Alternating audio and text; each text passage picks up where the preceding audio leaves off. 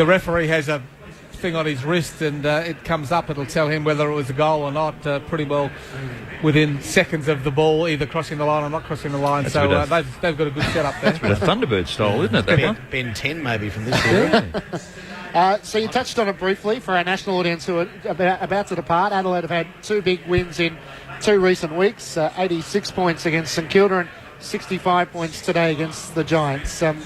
Is there enough there to suggest that they're turning the corner, or are they flat track bullies a bit at the moment? Oh, I'd probably go the latter. I think they're flat track bullies at the moment. They're going to play Western Bulldogs next week, then they play Melbourne, and then in the second part of the season, then it starts to get tough. They'll have a bye in round 8.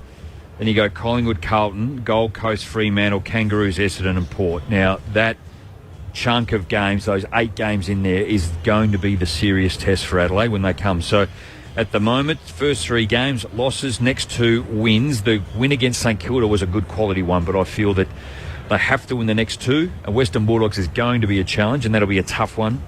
But the test will come from Adelaide in the mid part of the season.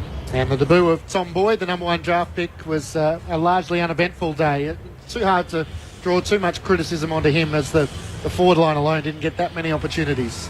No, they didn't get any quality opportunities. That was the thing. We look at the inside 50s, it finished up 47 Giants, 54 Adelaide. So the ball went in there enough, but just the quality of delivery.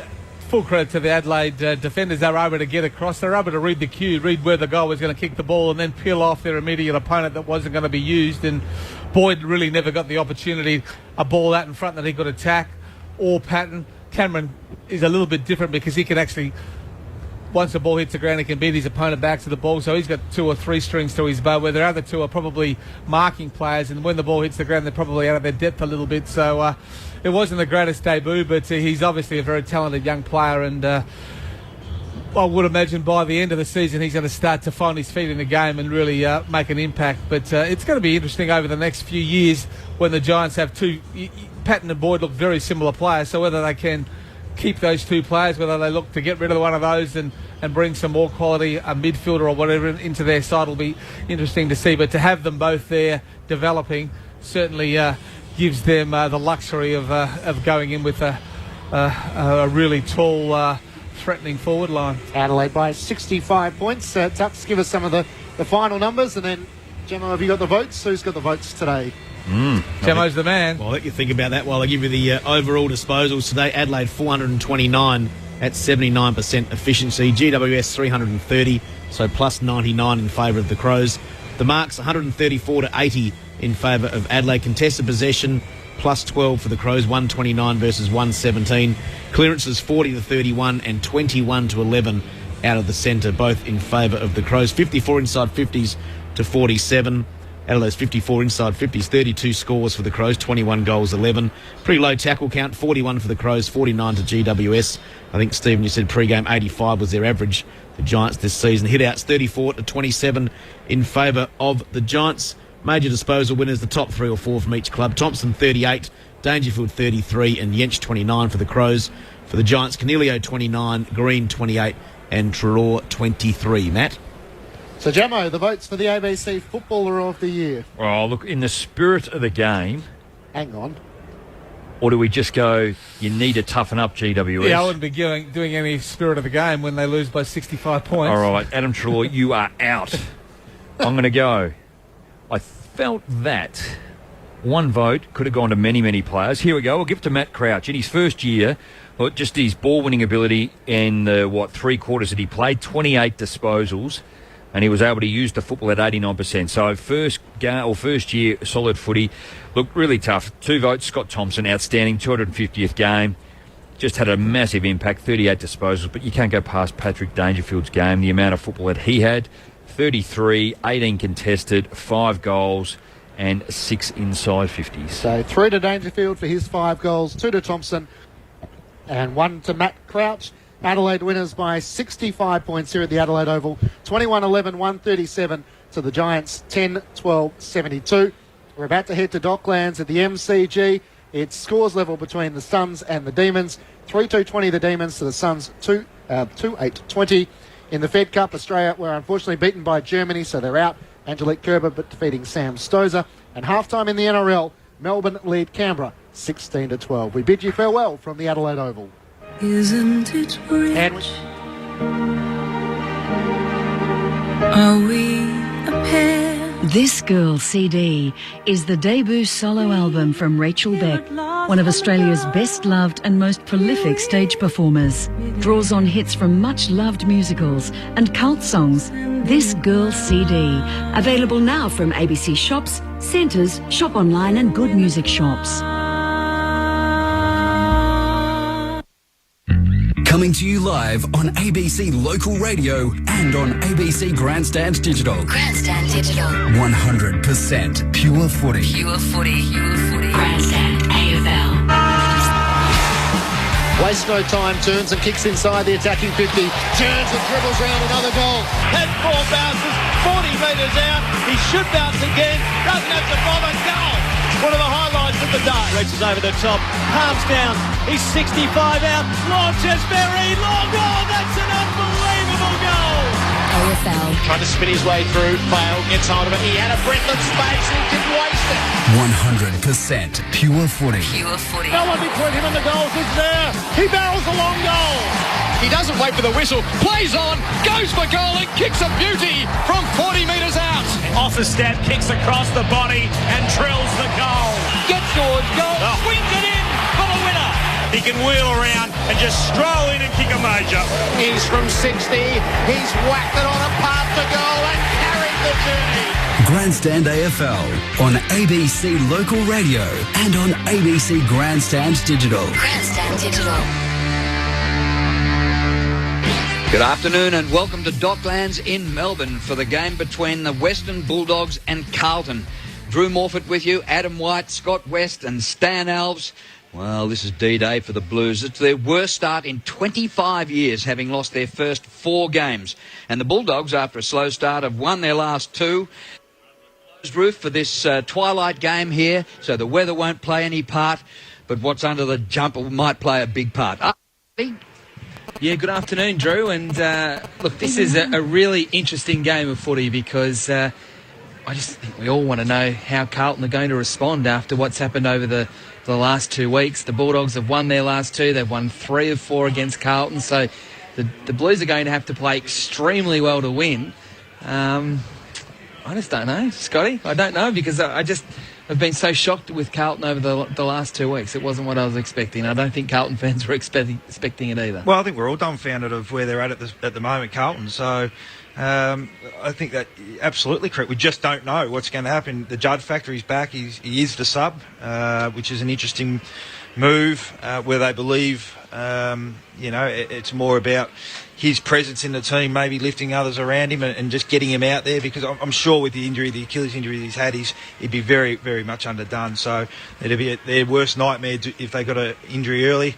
The Bulldogs, there's a lot on it for them. If they win, they're inside the 8 tonight. So, they'll want to continue it, and they've got to worry about, their processes and how they go about the game rather than where Carlton are at. So it proves to be a very interesting game. Well, you know what? The pressure's on or off, and off the field. That's the other thing. I mean, we've got to talk about the Blues. We talk about their lineup. The critical thing is how they respond. The heat's been on Mick. There's no doubt about that. The heat's been on people behind the scenes, the board members. I don't think anybody's immune from this. But so much of the response and so much of what happens will be determined by the actions of the players on the field. That's the critical component from that point of view today.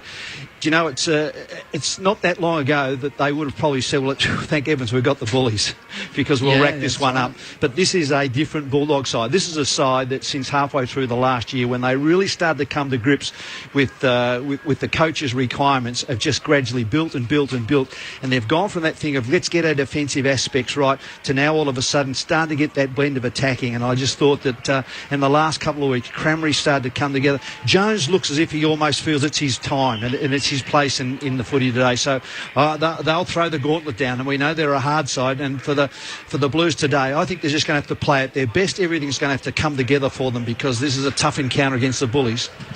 The team news, well, it's Judd is the sub, so he comes back for his first game, but he's going to start in the vest. There is one change for the Blues, and Dylan Buckley, Jimmy's son, is out as a last-minute exclusion, and he's replaced by Simon White in the selected side. And for the Bulldogs, no change in their lineup, and once again, Daniel Giansiracusa is the sub. Westy, I reckon he must just turn up, half an hour before the game, because he's not going to get a run till three-quarter time. Well, he started to, I think he started the last couple of games, and they said enough's enough, back to the sub. So, he's proved that he can play that role, and look, I never experienced it at all. It was it come after my time, but it'd be a difficult role, and he's got the maturity to be able to cope with it, and I think, as we said many weeks ago, he did it well the first time, so he's got the honour of doing it a few more times. Be very careful, don't do it too well. Exactly. In our pre-match, the start of the game's just over half an hour away. We'll be speaking to Carlton assistant coach Rob Wiley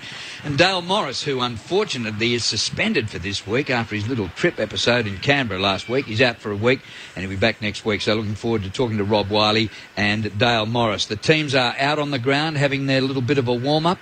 There should be a good crowd because surely the Bulldogs fans are buoyed by their last fortnight, and Carlton fans, I came up in the lift with a few, they stick fat, whether they're going well or not. Surely they'll be here to see them break through.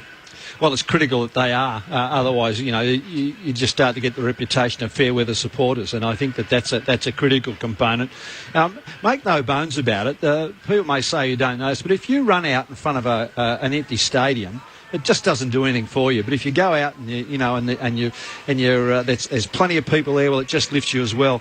The other question that I've got is that I'm going to be interested when they line up, Scotty, whether they will go with players playing in the positions that we've probably come to know, or whether Mick will say, no, I'm going to throw some things around. Players like Walker, will Walker stay down the back or will Walker go forward? I'm trying to look at their lineup and how they're just going to go with them. What will they do with a Henderson, for example, and a Simpson? What are the roles that they'd play? Because to me, it'll be interesting whether, like Mick said, they're training the house down. They're absolutely fantastic, but just how they're going to go line up. Are they going to be the same old thing as he just thrown the gauntlet, or are they going to try something different today? And I think that's where coaches can overcoach. I think they get too technical in trying to trick the opposition, and I think sometimes the moves are forced. Henderson, the first game I saw him play, started forward, all of a sudden the wheels fell off and he's had to go back, and ideally over pre-season, they come off 4 or 6 months of pre-season where he's probably trained forward for that entire time. All of a sudden it gets thrown out because of the situation of the game. But the predictability where players play, Simpson on a wing, Scotland on the other wing, row forward, Yarran at half back, giving him run. Let's not play around with it today. The time's coming this season where you play the players in their best position so you can get the best performance for the team. It's interesting, I reckon, that Scotland's is back in the side. He started the season as a rookie. He got demoted to being a rookie. And it's interesting, a bloke of his age and experience, has been around for a long, long time, that's his status in life. And I thought maybe he wouldn't get a game. He's in for the last two. Well, and they've gone on we're rebuilding phase, and I don't know whether you rebuild with a 31 or 32, and he's a terrific player and has been for a long period of time. And but Carlton have got to make a decision. You can't be in between, because the supporters don't cop that. You can't be saying, oh, well, we're rebuilding, and then, I think he was a rookie player being elevated. Yep. So, surely there's... And then Buckley's out of the team. Well, he's a 21-year-old just starting his career. And with speed, which I think they lack through the middle part of the ground, which actually might be their Achilles heel today with the speed of the Bulldogs through that part of the ground. So, I think they've got to stick strong to where they're at as a club. Well, it's sending mixed messages, isn't it? Certainly amongst your playing group and amongst even the supporters, if you've rightly just said that you would do that. I mean, it's the other thing too is that I think it's always probably better that if you've got young players that you're able to say to them, we're bringing in for 3 or 4 weeks and we're going to play you in those 3 or 4 weeks. There's nothing worse than a kid coming in and and all of a sudden he's out again, he's up and down. You just destroy them. You've got to send them a message that you're going to back them in from that point of view, and not because you've lost a few games that you go back and say, oh no, we'll go back because we've got to win this one. We've got to try and save this. It's what's your message, where you're at right at this point of time. I would suggest that Carlton are even got to ask themselves, in the very, very short term, are we thinking still about finals football? We were 4 or 5 weeks ago, or we're going to have to think more importantly about building something so we can make a real stand next year? Well, let's dive into the inner sanctum of the Blues, and we're going to speak to Rob Wiley, the assistant coach, and our man on the boundary is Martin Blake. Afternoon, mate. Rob Wiley, thanks for joining us on ABC Grandstand. What's the week been like at Carlton? It's one of those things, isn't it? Oh, certainly it's not the way that we planned or envisaged, the start. But the fact is we are 0-4. But, inside the club, we're still working hard. There's a lot of things that we've done right, and there's some things that we've done wrong. So, the week has been a really good week on the track. There's been a lot of hard work. There's also been some education. So, the players, they've been challenged, and certainly, as I said, that how they responded. You come into this week with a lot of confidence, Martin. Rob, you go back probably 30-odd years with Mick Malthouse. What's the old fox like when he's under the cosh like this? Always at his best. He's had success because of the fact that he's experienced many situations, and everyone's involved in footy. You go through these momentum shifts, but Mick's been great. He's really, as I said, he's got the boys out in the track, and we've gone through a few things just to make sure that they all understand their roles. And he's certainly coaching as good as ever. Dylan Buckley's dropped out of the selected side. Is anything wrong with him? And Simon White comes in. It was more about team balance, and Dylan in his third year has certainly shown some fantastic sort of football, and he's going to be around for a long time. But the way it panned out, it was more for that. Before I throw up to the box, just wanted to ask you about two players. One's Jared Waite, who you left out of the side last week. I would have thought it had been a long time since he's been dropped out of the side. Has he responded in the way that you would have liked? And the second one is Chris Judd. Was it an easy decision to run him straight back into the side, or what?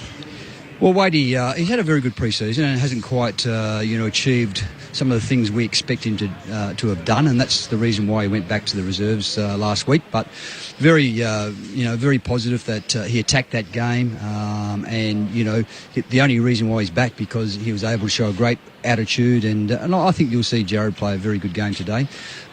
With Juddy, it wasn't a hard decision at all. He's obviously right, totally right. Well, he's right on the training track. You never know until you actually get into games. But, Chris Judd is Chris Judd. And, I think the players have just sort of grown with the fact that he's back in the side. The boys in the box might have some for you, Rob. Rob Scott West, how are you, mate? G'day, Scotty. Good. Good luck today. Thanks. As coaches, you'd sit down, you drill down on, your KPIs and, where you're at in your offence and your stoppages. What's the biggest part of the game that's letting you down at the moment from that point of view? I think probably our skill level, our ability to hit the right targets. And, you just take last week, for example, that most of the KPIs we won. So we've just got to tidy up and making sure that we make the most of our opportunities, Scotty, kicking for goals, hitting targets inside the 50 that makes an easier opportunity. And, sometimes that's just belief and a bit of confidence. So I have no doubt, the players have trained well in that area this week, that we can come out and improve in that area. Lockie Henderson's an important player for you. Ideally, would you like to keep him forward? Obviously, you've had to shore up the back end in recent times, but is that his best position for where you want him to play? Yeah, well, Lockie certainly proved that last year, Scott. And, it wasn't a terrific pre-season. He had a few injuries. He was a bit behind the eight ball. And as you know, the most important part of any year is the pre-season, and it just gives you a great start. I think, round 5 now that he's had those games, he certainly showed more last week. And it really depends on, I suppose, the flow of the game. If we can get enough football through the midfield, his ability to win marks and kick goals will certainly help us, and we do need to kick some more goals. But at the same time, we've got the flexibility if things aren't going that well, and if he's not sort of finding the football up forward, we can throw him back, and, he reads the play so well. Rob, Drew Morford here, mate. Hey, Drew. If Waite was good to come back after just 1 week, Jeffy Garlett didn't quite make it. Well, Wadey had 5 shots on goal and took a number of marks, Drew, and Jeff didn't have any shots on goal. And, Jeff's important to us, and definitely, we need him there because he's got great speed, he's got good defensive qualities, but, we needed him to do a little bit more, and, we just can't hand games to players, we've got to make sure they earn it. And it was really pleasing today that Jeff out at Whitten Oval played really well and kicked 2 goals. So, he's put his hand up, and there are other players that, probably, sort of just ahead of him. So that's the reasoning. Have you got enough depth that you can be doing that? It's about setting some standards, and we still believe each week that we pick a side that's good enough to win. We felt last week it was a side good enough to win, and we feel this week that we've got a really well-balanced side. Rob, it's Adam White upstairs. I just want to talk about Mark Murphy for a second, because there's been a lot of commentary about whether he's a good leader, whether he's not a good leader. I know internally he's very highly thought of. Can you just tell the Carlton fans as to why he's a good leader? Look, Mark has had enormous pressure, Adam, as you ever said, and look, we're really happy with the way he's developed. He's a very caring young man inside. He's, he wants to help all the young guys. He had a bad game last week, and so, the spotlight goes on to him. But, we've got great faith. He's a good footballer. In fact, he's a star. And I think, he'll lead. As I said, he's still learning, but he's got great support. Mick has really, sort of great, sort of belief in him. So, today I'm sure you'll see a different Mark Murphy. Does he have to play back into the midfield today to try and generate a little bit more ball, or will we see him play across half forward where he essentially played last week? Well, Adam, he can play in either role, and, he is a good goal kicker. He probably hasn't kicked enough goals this year, and so it's like a Lockie Henderson. It's depending how the other players. There might be a few roles that result in Mark going forward, but you'll definitely see today that he'll play a mixture of both. Okay, and finally from myself, for the Carlton fans that are coming along today, what can you tell them that you're going to see in the first 15 minutes that's going to be different to last week? Is there a few things that you can sort of identify that that you're on if Carlton's doing the right thing? I'd like to say, Adam, that we'll kick our goals. We've created enough opportunities, but look, it's not that we haven't practiced and given enough opportunities during the week. That becomes, once you cross that white line and the ball gets thrown up, that they've got to make those decisions and make the most of their opportunities. But what I will say is that, seeing them train and seeing their pride being really hurt over the first few weeks, so they'll come out and they'll play well together as a team. They'll certainly tackle hard, and we'll be aggressive in defence, but we'll also be aggressive, and when we get the football, that we want to use it and we want to provide lots of opportunities for our forwards. Good on you, Rob. Thanks for joining us on Grandstand. Thanks, boys. Rob Wiley there, speaking on Grandstand. Well, last week the Blues lost to Melbourne by 23 points. The D's broke their duck for the season. The week before it was an 81-point loss to the Bombers for Carlton. So the last fortnight in particular has been an absolute disaster. And Carlton aren't used to starting a season 0-4. It's their worst start for 25 years. We'll get into the Doggies Den shortly with Dale Morris, but in the meantime, I think that the Gold Coast Suns have had a bit of a run at the MCG. Joe Sullivan is there for us. Joe. Gentlemen, good afternoon to you for the first time. Well, the Suns have made a bit of a run in this second quarter. They kicked 3 unanswered goals. They lead 5-12-42 to the Demons 3-4-22. We've played 23 minutes in this second term, so not too far away from half-time. But one word that I'd use to describe the goal kicking from both sides is strength. Just kick it straight. Chris Stores just had a chance to get Melbourne on the scoreboard for this second quarter and sprayed it left. So they've gone goalless so far in the second quarter, the D's, and they trail by 20 points. 23 and a half minutes gone in this second term. Wasting opportunities. The Suns 5-12-42 to 3 goals for 22. Well, Robbie Wiley, what do you make of what he said to us about what's going on at Carlton? You got to play a straight bat and talk it up, haven't you? Didn't really give much away, did he? Look, he's in a difficult position. He's obviously a very good friend of Mixon, has been for a long time, and confident. And they've got to be positive, as positive as they can be, and they've got to, they've got to sell that to the supporters out there that are listening. And look, it's a real fine line, between good form and bad form. And, internally we don't know, they're training well. That's part of it. Obviously you train as you play, and, they need to transfer that to tonight to, give their supporters hope. I reckon that regardless of what they say, he and the coaching panel will be just in there, just almost fingers crossed, toes crossed, just hoping that all the signs turn. And you can just imagine people in there saying, are they on? Are they on? Because already this weekend we've heard just how critical that is. None more so than the Bombers. I mean, in that situation, a game that they openly say they should have won, but the reality was they really didn't come to play. St Kilda with less talent came to play. You get the top end of the scale and you get that clash between, I would suggest, two sides who've had big plans in store at the start of the year, and I'm talking about Sydney and also Fremantle. And the reality was the toughest it was going to be, and Sydney set the scene. We've smashed him in the tackles and those type of things. You do those, get those things right, you can just build on it. But if you play fluky, hope chances, one hand out and all those other different basic types of things, I think you're in real trouble. I think I would suggest that Carlton have almost got to play kamikaze football in the first 10 or 15 minutes. They've got to get in, they've got to feel the body, they've got to crash in. They've just got to get involved in some shape or form to give themselves a chance. So, Stan, as a coach, when your team... They've almost been shell-shocked the last 2 weeks after what happened against Essendon. I mean, they were competitive in the first couple of rounds of the season until it all unravelled. What are some of the techniques that you would suggest Mick Malthouse be doing during the week to try and remedy that issue of confidence? I would suggest that he's got to have a lot of one-on-ones first. I think that when you're talking to the group, that's fantastic, but I think this is a real time to get round people, just talk to them.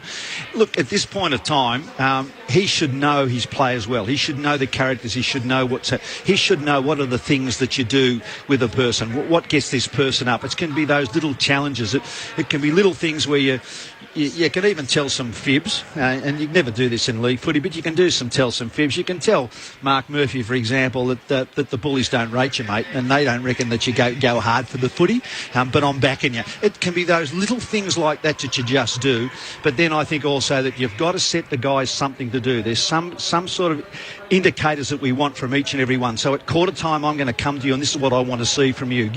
I don't care if you don't get a mark or a kick, but give me this, and that's all I want from you. So it becomes that, and then it's the overall team situation. But having said that, it's got to be basic. If it's based on some fantastic trick where we're going to play some game plan and do something like that, all you do at this point of time is confusion, because they, in their state of mind, I'm going to tell you, they are not receptive to mucking around type things. The insights of Stan Alves here on Grandstand. The game about 20 minutes away between the Bulldogs and the Blues. In other sport, in the NRL, the 53-minute mark in Canberra, and the Melbourne Storm lead the Canberra Raiders 22-12. Netball full-time today. The Firebirds 55 beat the Swifts 40. And I'll whisper this, in the Federation Cup, Sam Stosur was a set-up. She lost 6-love, 6-4 from there in Australia, knocked out by Germany in the Federation Cup. Well, Dale Morris, he's out suspended this week, but he's good enough to join us on Grandstand, and here he is with Martin Blake. Dale Morris, welcome to ABC Grandstand. You're watching this week, which you won't enjoy, but I know you can't say much about this, but what did you think of the MRP decision about your suspension? You're right, I can't say too much about it. And yeah, it's a weird feeling coming to the game and knowing you can't be out there contributing. And but I'm looking forward to seeing how the boys are going to go tonight, and how the things we put into place and how they go about it. But yeah, the match review panel, it is what it is. We've got systems set up so situations like mine get dealt with, and cop it on the chin, and away we go. In actual fact, I was told by someone from the club that your ankle was pretty sore anyway, so you probably would have missed anyway. Yeah, it did pull up pretty sore from the clash. This week would have been very much touch and go. So, I guess there's a silver lining in everything. How about the Bulldogs? You seem to be, making some ground this year. You won't be there today, but the kids are coming through quite nicely. Yeah, the way we finished off last year was really strong, and we hit pre-season really hard, and we knew that we had a lot we needed to work on, and that's what our pre-season was based on, just like every other club. And the way we've come into this season, the first round was a bit of a wake-up call, and we had to go back and really work on some things and identify some things, and we just look at building each week and getting stronger and stronger, and we just look for total buy-in from all the players. Marcus Bontempelli's playing his first game today. Tell us a bit about him. Yeah, I'm excited to see how Bonty goes. He's played some really strong games in the VFL, and he reminds me of Jackson McRae.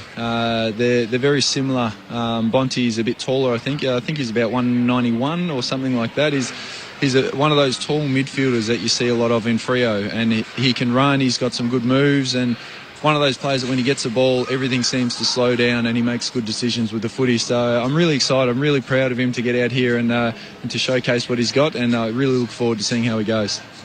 Guys up in the box. Moz, Westy, how are you, buddy? Good, Westy, how are you? Good, mate. Ryan Griffin, obviously injured over the pre-season, back, I think. How's he been going? Obviously, he's been playing a lot forward. Will we see him a little bit more through the midfield today? Yeah, I think we will. He missed a fair chunk of pre-season with his back and missed some games, and the move up forward, as you know, would be to get him into the games and get match fit, and so he'll move more and more into the midfield the better he's feeling. So I look forward to seeing him more in the midfield. Now, with the ground last week, was there any ill effects or different soreness from normal? Because obviously the real sand-based situation up there. How did the players pull up? Yeah, it was really sandy, surprisingly sandy, and a lot more grazes and scratches on the boys this week. It was kind of like going over sandpaper at times, and but I think there were a few more sore legs, sore calves, and these sorts of things, just with digging into the sand a bit more. Yeah, looked like you're playing at the beach. It did at times. Obviously, Carlton 0-4. I know you can't, and you'll probably give me the answer that I know you're going to give me, but have you concentrated at all on, or have you spoken at all about what their mindset will be and how they'll approach the game? Because obviously the game going to come out and want to get some pride early in the game, so it's going to be pretty physical early. Oh, no doubt, and that's where the older guys come in at the club, and you know what it's like approaching games like this, and the older guys really talk to the group, especially the young guys, and to just be ready for what's coming. You know, Carlton have copped it for a few weeks now, and they're a proud club and a proud team, and they're not going to sit around lightly and just let things happen. They'll come out really strong. We're prepared for that, but we're also working on our game and looking to improve on the things that we need to improve at, no matter who the opposition is. But we're well aware of what's ahead of us. Dale, there's no doubt that the word has gone out that under Brendan that there's been an emphasis on get the defensive aspect right all over the ground, which is great. But it must also fill you with a bit more confidence that you can put some scoreboard pressure on, and the key to that is getting some good tools in. And I think that Crameri, the last couple of weeks, has started to really show his benefit, and it was great to see Jonesy clunking him last week. Yeah, it was great seeing Jonesy flying for those marks, and when he didn't mark it, he brought it, you know, to the front, and that's what you want from your big guys, and that's what we expect. And Stu's, it took a while for him to warm up into the team and get used to the way that we want to play. But yeah, he's certainly benefited from the defensive mindset of the team and getting those inside 50s as a result of them. But and Stringer too, you can add him up there, and yes, to have the three big guys is something that we haven't had in a long, long time. You've talked to Scotty just then. You talked about Griffo, and just to sort of extend that out, I think so many youngsters coming in the critical component of you, for example, down the back line and up through the midfield and the forward line, just getting that blend of experience in that night. I was really thrilled for Matty Boyd last week. I thought that, you know, when the game was in the balance, he was one of those players who said, come on, kids, just follow me. He certainly did. He took the game by the scruff of the neck, and I watched the last quarter again, and he was unbelievable, and that was a leader's game right there, and he stood up when the team absolutely needed him, and that's why you're saying the experience across all lines. You need that. When things get tough, the young guys, the inexperienced guys, they look to those guys to step up, and, you know, with me out, a lot more falls on Murph down back, and you've got our midfield where you've got heaps of guys rolling through there, and Boydie and Griff and Coons and these guys, and up forward with Stu coming in, he's got some experience. He's been in a very strong forward line, and Gia also up there, the wise head of Gia, he can really help the boys out. Dale, beautifully expressed. Look forward to having you back next week, and thank you for joining us on Grandstand. No worries, boys. Thanks. I can't wait. Dale Morris, fancy him throwing out a leg and getting suspended for tripping, of all people, after missing a whole season with a broken leg. Broken leg, that's exactly right. You know, when he first did it, I wasn't even worried about the trip. I was thinking, don't do your leg again. That's, you know, because, I tell you what, he's done the wrong thing last week, but he's one of those players who, regardless of whether you're back for the Bulldogs or not, you love him. You love him because he punches above his weight.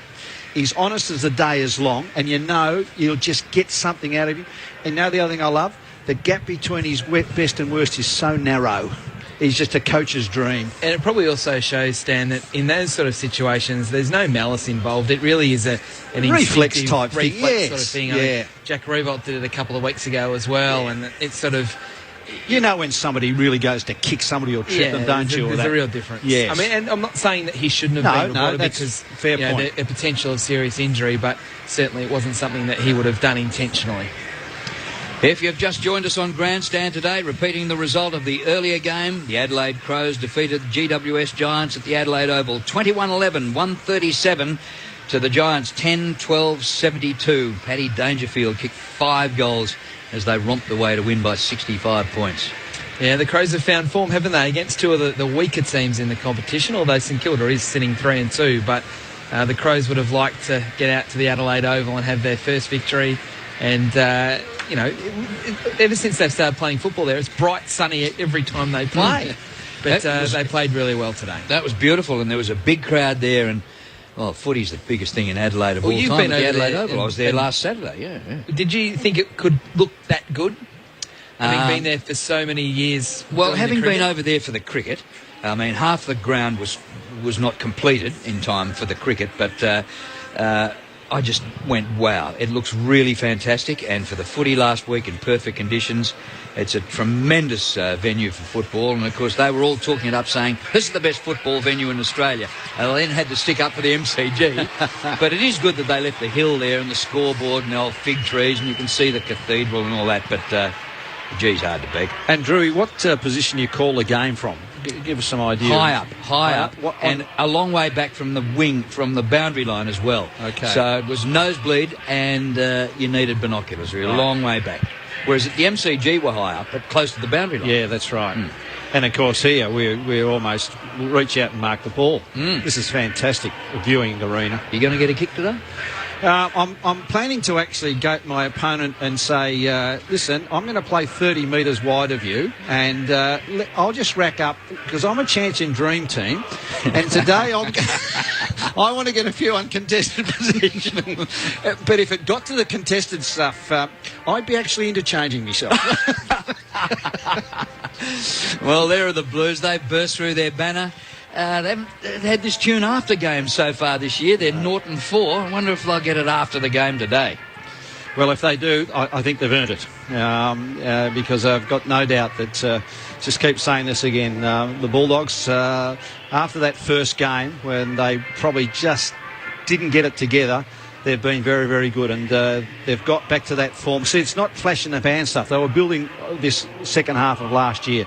Good, tough, hard, honest footy. So that's what I think. We're in for a real contest, and Carlton to win this game, we're going to have to match them in that area. And then they're going to have to be brave too. I think that one of the things that happens sometimes when you're not playing well, Nat, you play too much safety first, and you go back into your shell. And Scotty West has just time and again just told me about how to play this ground here. And honestly, if you play too much safety first, and I think the Bombers did that last night, if you go too slow backwards and forwards, the other sides can push across. You've got to be brave enough to take them on and get some run, especially through the midfield. Get it in quickly and give your forwards a chance.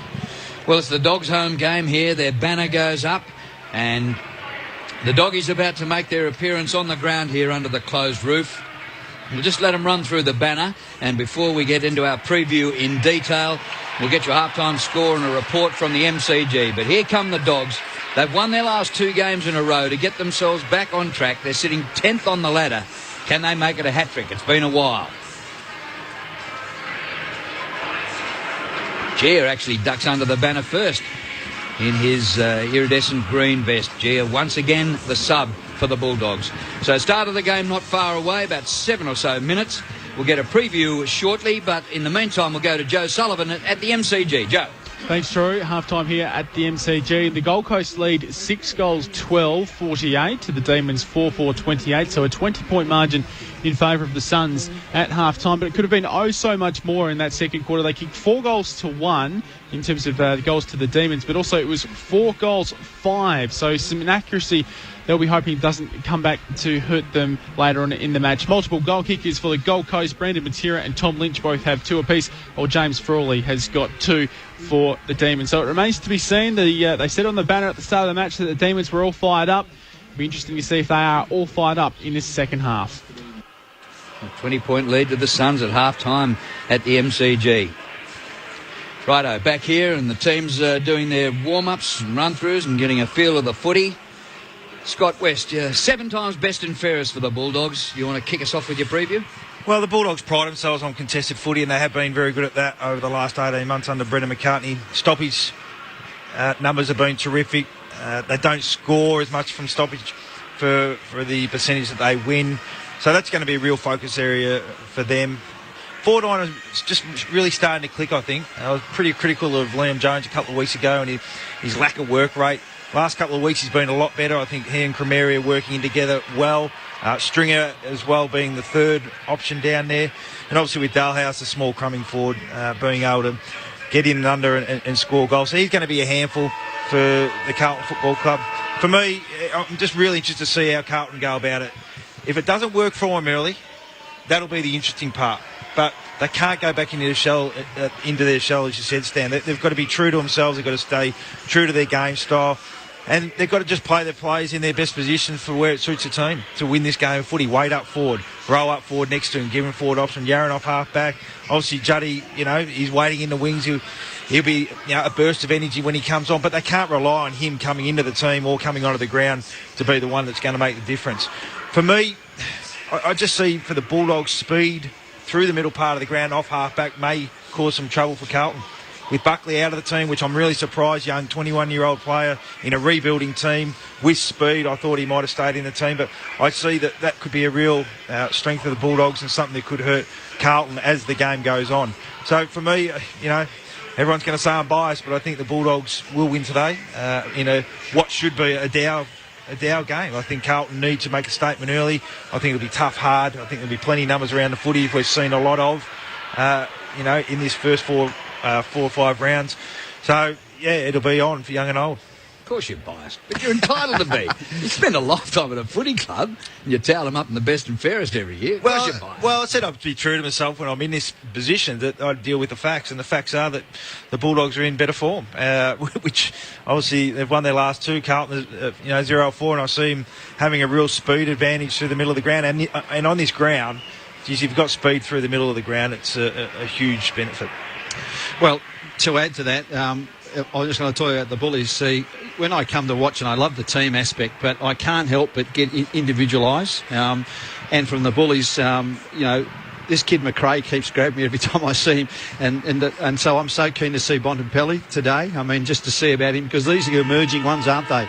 That will go the next step to just watch them. So I'm going to be really interested in kids like that. Young Jong has really seemed to have grasped his position, so that's going to be fantastic.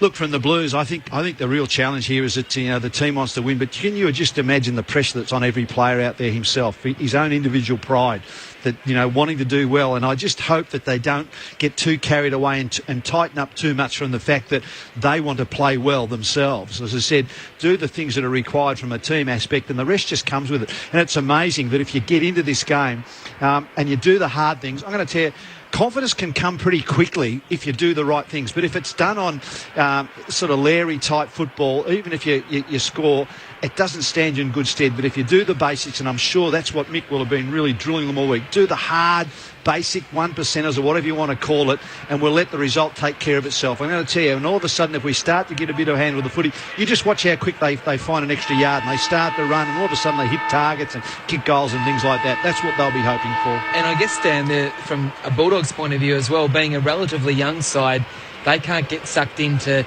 Lairising themselves because they're coming up against a team that's so wounded over the last 2 weeks. They've still got to very much stay focused on what they need to do and not get sucked in. And look, and he's very quiet, undemonstrative.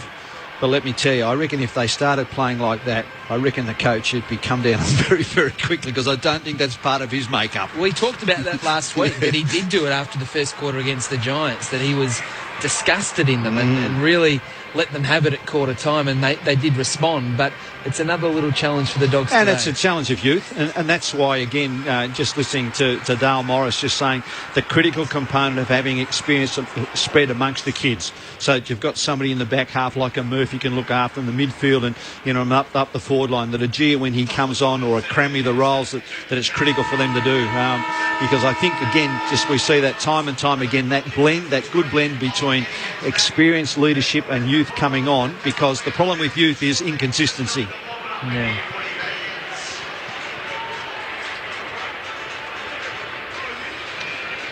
Well, it's that time. I'm just looking out here, and the Carlton blokes are just, they're in that huddle and they're just talking. I mean, it's a time where I don't know who, can't see from here who would be doing the talking. I hope it's Murphy. I mean, there's a tendency he might think that Juddy's going to do it, but it's really a time, if nothing else, to actually be prepared to look in somebody in the eye. And the comment is, when you come off the ground, can you still look your teammate in the eye, knowing that you've given it all? And you can't ask any more than that. Well, just on Mark Murphy, I hope the other leaders take on some of the responsibility of leading today so he can go and play footy. Sometimes when you're in these situations, you feel like you need to go over and above your own performance to prove a point. He doesn't have to do that today. He just needs to play his role, whether it's on someone, whether it's going to play, get the footy. I think Mitch Wallace will go to him. I think they will try and, won't give him a break. So I think that'll be a match-up. But I really hope the other leaders are helping him out. Martin Blake's our man on the boundary. Marty. Drew, it's pristine down here, 21 degrees, ground perfect. Mark Murphy won the toss, kicked to the left as you look to the Footscray end. So they'll go to the other way. The Bulldogs will go to the right, to the Coventry end. And amazing to see Chris Judd sitting here in the green vest. Looking forward to seeing him play his first game of the year, the 30-year-old champion. It's an unusual sight to see one of the greats of the game in the vest. Well, Henderson has gone forward. Down there, Waite's going to go deep. Young's picking him up. Here's Adam White to get us underway on grandstand. Curnow on Liberatore, Murphy on Wallace out on a wing as we start Sunday twilight footy from Dockland Stadium. Minson winning the tap down, looked for Griffin, got worried out of it. Warnock with the first handball of the match. Got a handball to Gibbs.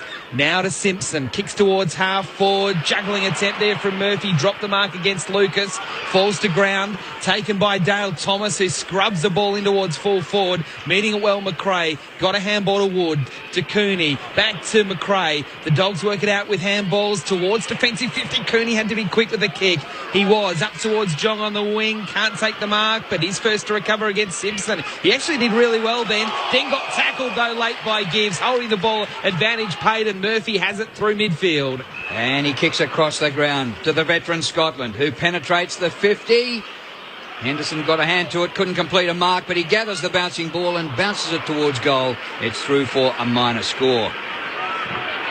Well, it's not a kick mark or handball, but the tackle from Bryce Gibbs would have been a real pleasing aspect for Mick Moldhouse early in this game on his centre wing.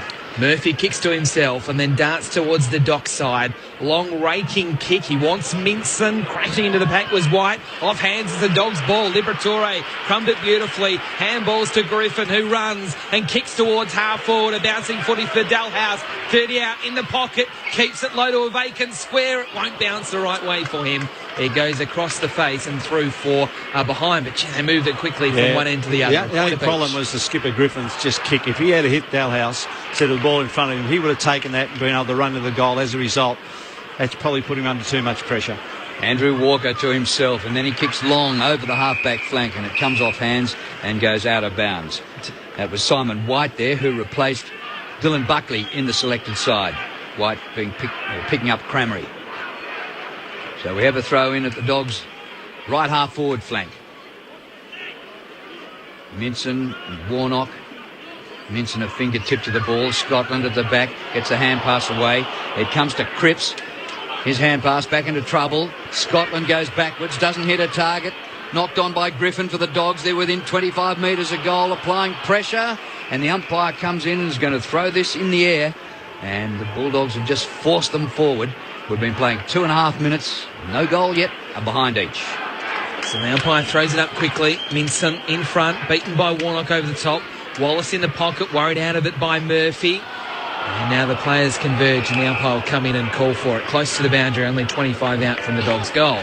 I mentioned Bryce Gibbs earlier. It's really pleasing to see him in the action. He needs to make a statement here early in the game for Carlton. Minson knocks it towards the corridor. Kobe Stevens onto the footy. Gets a quick handball, but it's knocked away from him in the end. And over for a throw-in still in the right forward pocket for the Dogs. Up to 3 minutes in the opening term. It's a behind a piece. Closed roof. Gee, my observation is a few of the Carlton fans have deserted. Plenty of vacant seats here at Docklands. Bulldogs in attack for this throw in the forward pocket. Minson gets a hand to it again. Ball bobbles, comes to Dalhouse. He's wrapped up by Curnow and taken to ground. And the umpire comes in to throw it in the air. It looks to me like young Cripps has been given the job on Griffin. Just trying to, it's early days, they may not have settled, but the young fella seems to be going to him every ball up. In just his second game. Made a good start last week. Minson plucks it off the deck. He's caught. He's saying, I'm trying to hand pass this out, umpire. And the umpire says, oh, I'm not fooled by that. You're not that good an actor. That's a free kick. You're holding it. The two dinosaurs with each other there in defence for the Blues. Warnock handballs to Walker, who takes a bounce, and from centre-half back, a good ball to Simpson, who marks. If he didn't, Henderson would have. Now the Blues running through the city wing. The kick up towards Casbolt. Dropped the mark he should have taken. He dropped a few last week as well, Casbolt. This time he decides to kick long towards full forward. There's a marking contest. It's going against Allard. And it'll be a free kick to the Dogs to be taken by Higgins, last line of defence. He goes for a run and bounce, kicks towards the 50. There was some danger about it, but it just cleared and finds Boyd. Boyd over the top. McRae marks. Hand pass. Higgins kept on going. Underground kick. Palm down in the path of Dalhouse. He gathers it half forward, centres the ball with a delightful kick, and Jones marks about 49 metres from goal. Great transition, wasn't it? Great transition and running. Beautiful kick out to Boyd. And then the Bullies was just on their way, and Dalhouse looked sharp already, pounced on it. Just a lovely little kick sort of around the corner. Nothing the defender can do that. And Jones just wrapped it right into the belly button. Liam Jones has kicked 7 goals straight this year. Distance, well, test him. 50 metres out. Drop punt. A bit right. And stays right for his first miss of the year. And the Doggies lead 2 behinds to 1 behind. So the Blues with Walker in the goal square. He goes long. He wants Waite, who jumps up high over the top of Higgins and dropped the mark. Would have been spectacular, but he dropped it. Blues still have the football, though, with Gibbs getting the handball to Carazzo. Now the kick coming up back towards Waite. This time he does hold on, going back with the flight. Handballs to Gibbs, defensive wing. Just chips it towards Casbolt. Still testing, spoil from Talia, but he used his hands. So a free kick to be taken by Casbolt. Handballs to Curnow. Back to Gibbs, getting a lot of the footy early. Almost to left half forward, kicking towards full forward. Very luckily falling in the hands of Henderson, who was at the back of the marking contest. It landed in his chest. And he's been able to take the mark. Only 20 metres out from goal, straight in front. It's really obvious Carlton want to go quick off half-back. They want to get the ball. We've seen Walker, we've seen Gibbs. They want to play on quick. We've seen Waite get up, handball straight away. They want to play fast. They want to get the ball moving so they can get one-on-one contest in their forward 50. So Lockie Henderson, a chance for the first goal of the afternoon. Straight in front. The umpire works a little bit to his left, but it's home. And Carlton are in front, 1-1-7. The Bulldogs 2 behinds after 6.5 minutes. Well, it's risk versus equals reward, and it's calculated risk, though, that when everybody knows it's going to happen, and that's the thing that you're going to do. And we've just seen players like Gibbs just take off straight away, run past without hesitation. The handball comes to him, and then it's a long kick into that dangerous area. It was a bit of a floater kick, and really Lockie Henderson was sort of at the back and just floated over, and he just marked it on his tummy and went back only for about 20 so metres out. So good signs by the Blues. Good signs. They're taking them on, prepared to risk and things like that. They certainly haven't gone into their shell in any shape or form. Blues leading by 5 points. They lead the disposals 25-16. Warnock wins in the middle, but it comes down to Boyd of the Bulldogs, who bounces a ball end on end up towards the 50. Taken by Cramery, the former bomber. Hand pass back, and he gets it back from Stevens. Cramery right to full forward with a kick. Ball at ground level. Slung out of there by Carlton. Bulldogs fans calling for a trip. A hand pass comes out the back door to Liberatore. Poor effort. And he blazed for goal and missed it away to the left-hand side, out of bounds on the full. One of those ones where I think he just thought he was under more pressure than he was. Yaron has the free kick. Plays on, gets into the field of play and then goes long. Out towards half-back. No mark. Off hands. It falls to the front. Dalhouse collects, but he's taken over the boundary for a throw-in. About 70 out from the Dogs' goal, out on the City side. So at the moment, Curnow locking arms with Liberatore at this stoppage. Thrown in. Warnock decisively wins it down. Scotland there. Simpson, all handballs now. Waite, who started very well. Kicks to the middle. It's coming back. Dogs have the football. Williams getting the handball to Pickett. Goes round the body over the top of Cramery. And it should let in the Blues here with Everett taking it on the bounce. Handballs to Waite, who goes down the line. And it's a good short pass. And it's Dale Thomas taking it in front of the interchange gates. Gee, Waite's pushing right up the ground, isn't he? He's really giving him a target. Kick by Thomas, about 20 metres. And he gets it to Everett. Former Bulldog himself and Sydney Swan. Everett across the ground, and he's found a lot of space out on the City side. Mark taken by Andrew Walker. He kicks over the wing. Simpson marks. Simpson goes the short pass. Good use of the footy. And Yarran has taken the mark at right half forward. Too far out to score. Over the top he goes towards the 50. Murphy skirts the boundary line and kicks to the goal square. Henderson takes the ball off a defender and snaps it from a metre out. Lockie Henderson gets his second. The Blues at 2-1 to 2 behind. Really good ball movement there. They took it to the fat side of the ground. But what they did, they did go sideways, but they got into open space and went forward. What I have noticed in this early part of the game is Mitch Wallace is being mauled by the Carlton Football Club. So, they're playing team football. They know Murphy's under the pump as a leader. So they're going to try and protect him. They're trying to give him every opportunity to play good football tonight. And not quite sure he's going for goal, but obviously he come off for Henderson, who's got two. That's where Carlton want him to play. They want him to play up forward because he just balances them. He gives them a forward target, and the combination of Waite and Henderson has been good already. Gibbs, Scotland, Walker, Simpson, all four disposals for the Blues early on. Back in the middle, it comes out to Gibbs, who gets another clearance, kicking it out towards the City wing. Murphy in front of Wallace, takes possession, sort of half shrugs the tackle of Wallace, but good enough to get the handball to Carazzo. His kick was a little messy towards Thomas at right half forward. It misses him and trickles out of play for a throw-in. At that centre bounce, Murphy free. This is a player that they cannot allow to be free. The Carlton Football Club, they've got to go and man him up. Thrown in. Minson takes the front spot. Wins it down, although sharp by Carazzo. There's a free kick off the footy. And it is going to be... The umpire hasn't flown either way yet. He's waiting. He's not sure. That's coming back. It's a Carlton football. It's going to Murphy against Wallace. So if the player wanted to take advantage, why wasn't he allowed? Well, Carlton had the ball, didn't they? Scotland was streaming through the 50.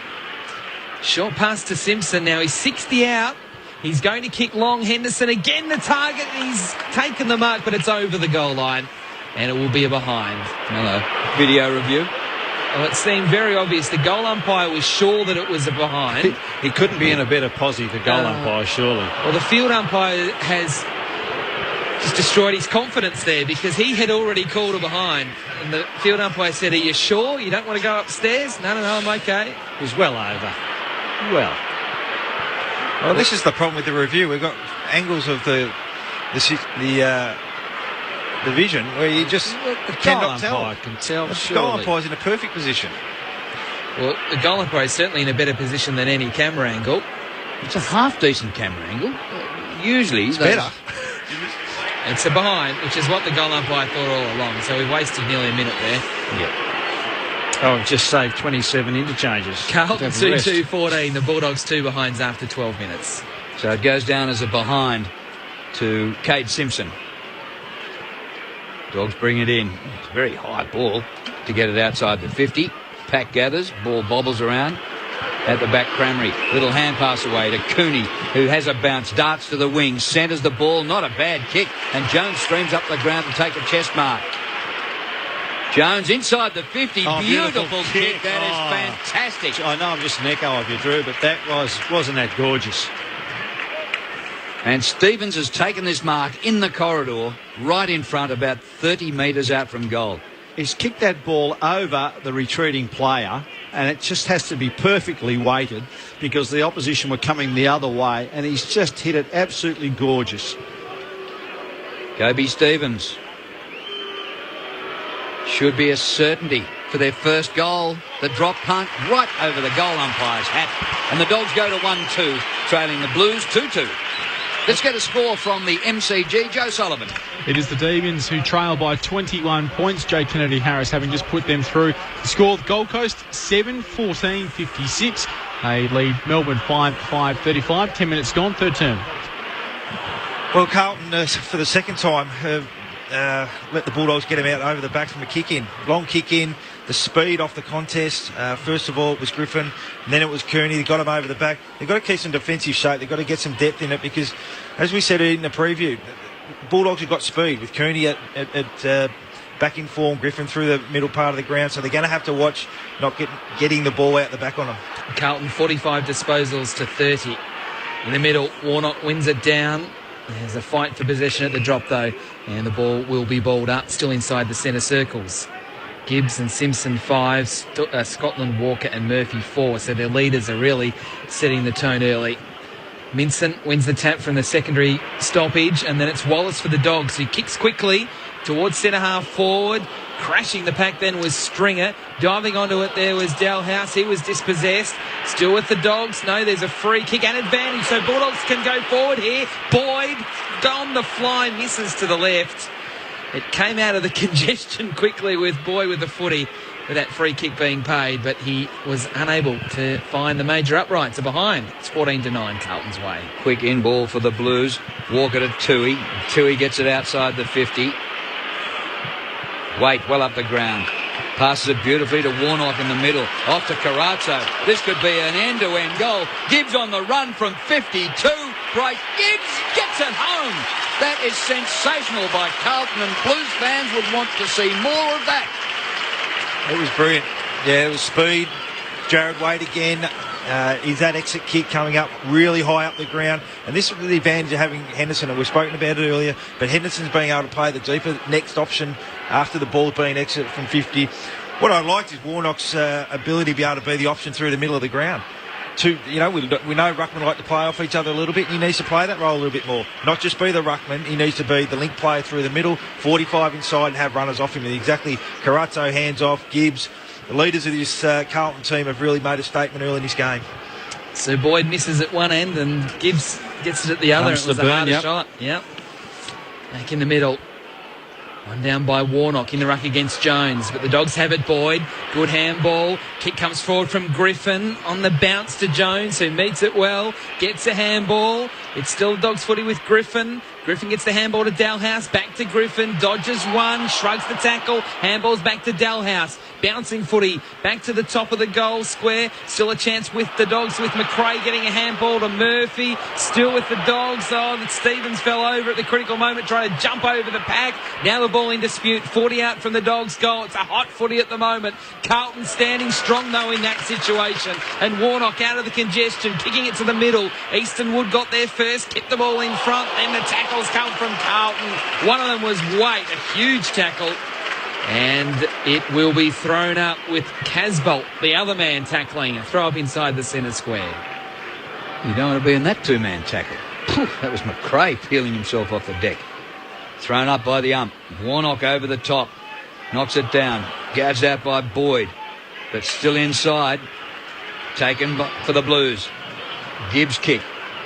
No distance. Murphy's there for the Dogs. He drops it red hot in the tackle. Ball, say the Carlton fans. Through Griffin it goes.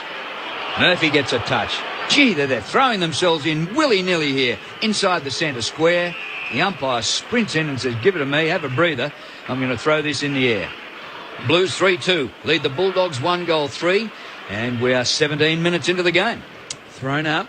Warnock just gets Jones out of the contest.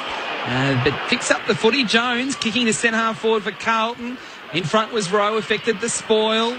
Handball came out from Tui. It's okay because it's with Thomas, who takes a bounce. Caught on his left, kicks towards the wing. In front, Bell, strong mark.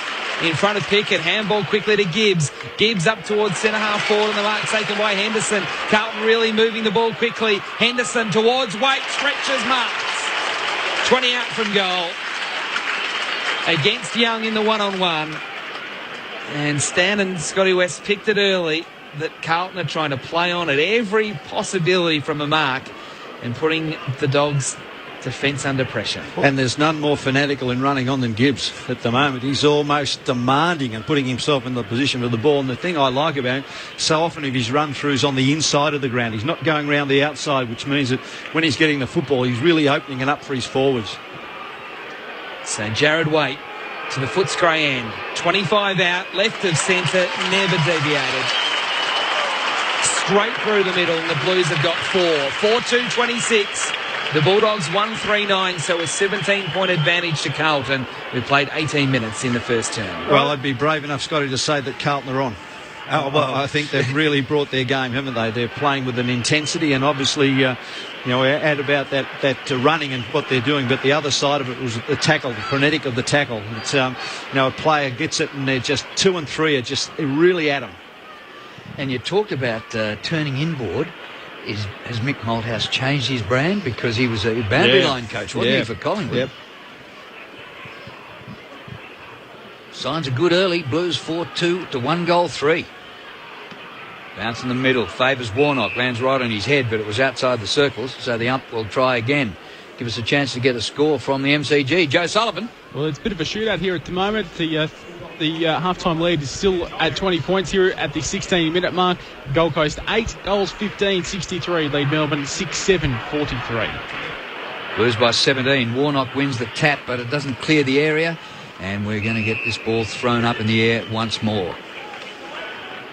Earlier on today, Adelaide defeated the GWS by 65 points. Danger Man kicked 5. This is palmed down. Comes to Cooney. Griffin has an airy. Swept off the deck by Lucas. He goes back to Tui. Great kick out to Murphy. Running forward of the contest. He kicks inside the 50 and Waite looks as though the spell on the Magoos has done him the world of good. He takes another mark. Goes for the short pass. Ellard is there. Has it punched away. Comes to the Dogs. Higgins a little hand pass. Wood back to Higgins. He's run down from behind. And that's a good sign. No, he's in the back. Well, oh, crikey. It was a good effort by Yaron. Well, they might have got out of jail, the bullies. He did flying tackle. I reckon he pinned him. That's a beautiful tackle. It's almost an art form. If you're caught behind, just bend in the knees and fall forward. You've got a chance of getting away with it. Higgins short to Cooney, into Young in midfield, handballs to Wood through the circles. So the Dogs moving it quickly as well. Long kick inside the 50. Stringer's dropped the mark. It bounced off his chest. Should have done better there. Falls to wide of the Blues. Tackle came late from Stringer. Onto it, Curnow though for Carlton, close to the boundary. Handballs to Everett at defensive 50, running the wrong way. He handballs to Walker, who decides to change direction and kick back towards Ellard, who was strong in the contest and marked against Young in a one-on-one between wing and halfback. Ellard kicks it all the way back to fullback. Everett marks and they start again. He's got no one on him, so he has a bit of a waltz and a couple of bounces and a weave. Now he picks out Simpson, who peeled off Dalhouse and takes the mark over half-back flank. Going down the city side. Simpson to the wing, to the Irishman Tui. Got support on the outside. But his choice is to go long to the 50. Talia is there to get away from his man and take the mark. Dashing back for the Bulldogs. Talia straight up the corridor. Didn't hit his man, but on the bounce, it is gathered by Griffin. He goes for the short pass to Murphy. On defensive 50, he takes the mark. 26 plays 9. The Blues have started well. And the Murphy goes out wide to the Docks wing to Picken. He'll chip over the top. The ball hangs in the air a long time, but Stevens made it good and marked against Walker. Walker came late and spoiled it out of the hands of Stevens over the boundary, but the mark was paid. A good effort by Walker because he slowed the whole game down. Yep. Stevens inboard to Griffin. Again, Waite came late with the pressure, but Griffin took the mark. First time we've really seen slow ball from either team. Griffin looks up. He's going to have to kick to a contest. He wants Jones to run at it, and he does, and crashes the back, and he's given away a free kick. It was a terrible kick by the skipper. It was a nothing kick.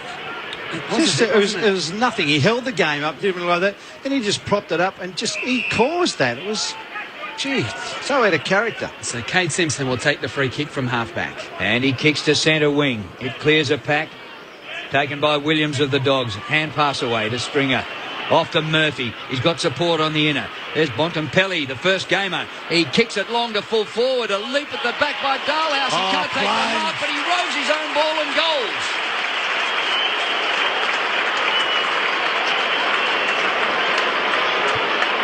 Oh, that is sensational footy. The Dogs at 2-3. Carlton 4 goals 2. Well, Griffin's kick was terrible forward.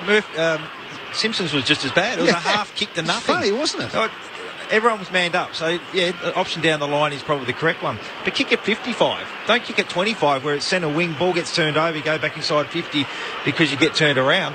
But a great contest from Dalhouse. That's what he needs to do. That's why he got such big raps on him in the Bulldogs, because he competes in the air, competes on the ground, and he just kept his feet. He sure did. Great awareness. You mentioned everybody manned up. Unless I'm mistaken, this is one of those games where they haven't got extra men back in defence. Yahoo! It's good footy. Best footy I've seen this weekend. Free kick from the middle. It's a Carlton ball. Carazzo's handballed it to Murphy, who kept running and kicked it to Casbolt, who also goes long and quickly to full forward. It bounces in the square, gets away from the pack and gets away from the forwards and goes through for a behind. Murphy's enjoying coming off this wing and just running around the back, and anything out the back just coming to him. They've got to wake up to that, the Bullies. He's had 8, Mark Murphy. Carlton by 2 goals. Stan, there's a new dawning. There's 18 pairs of players around the ground. I love it. The kick straight up the centre. Could be a worry. Walker gives it a big leap and thumps to the ground. Gathered by Bell, but his kick smothered about 2 metres away. I reckon off the groin by Boyd. Good on him. And he gets it back and kicks it. Oh, what a grab. Sensational mark by Jones, who's taken 3 beauties at the start of the game. He puts the ball out in front. Getting after it is Cramery, just near the boundary line outside the 50. He gathers. Does a circle, centres the ball. Zhong is there. Hand pass away. Boy, does he cover some ground. And Boyd got a high tackle, said the umpire. He's really dropped it too. Matty Boyd has the free in front, 40 out. Now this is what Matty's got to do. He's got to finish it off. He was lucky he might have got out of jail on that. But this is the one, very important one. Full time in the NRL, and the Raiders have come over the top of Melbourne Storm and won 24-22. A try in the 79th minute. Damn. Here's Boyd. Kicking from 45. Beautiful.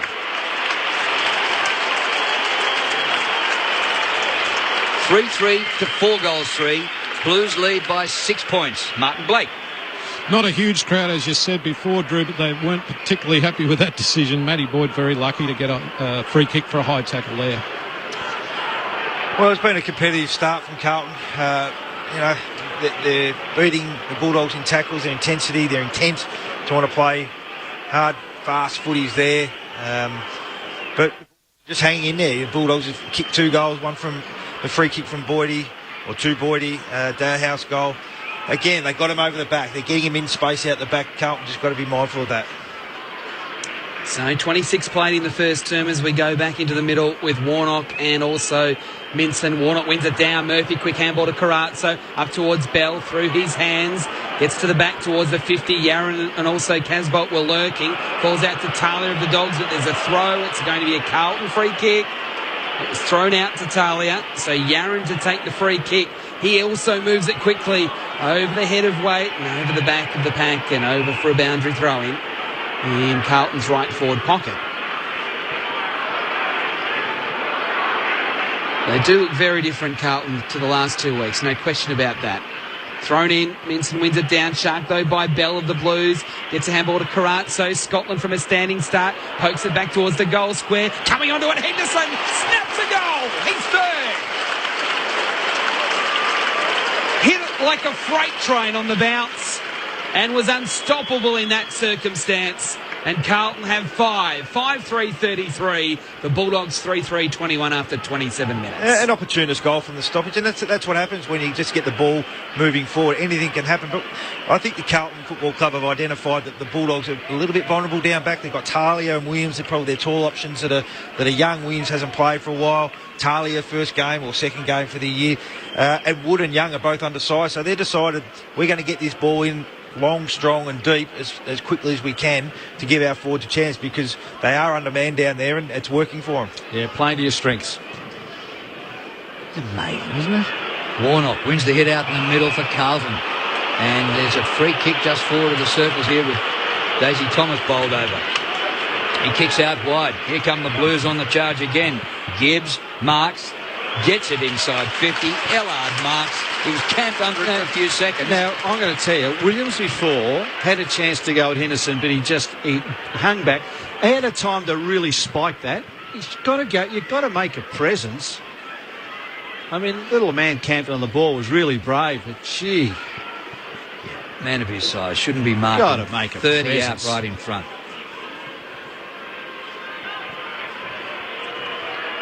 Been kicking a few goals this year. He's kicked 6 goals.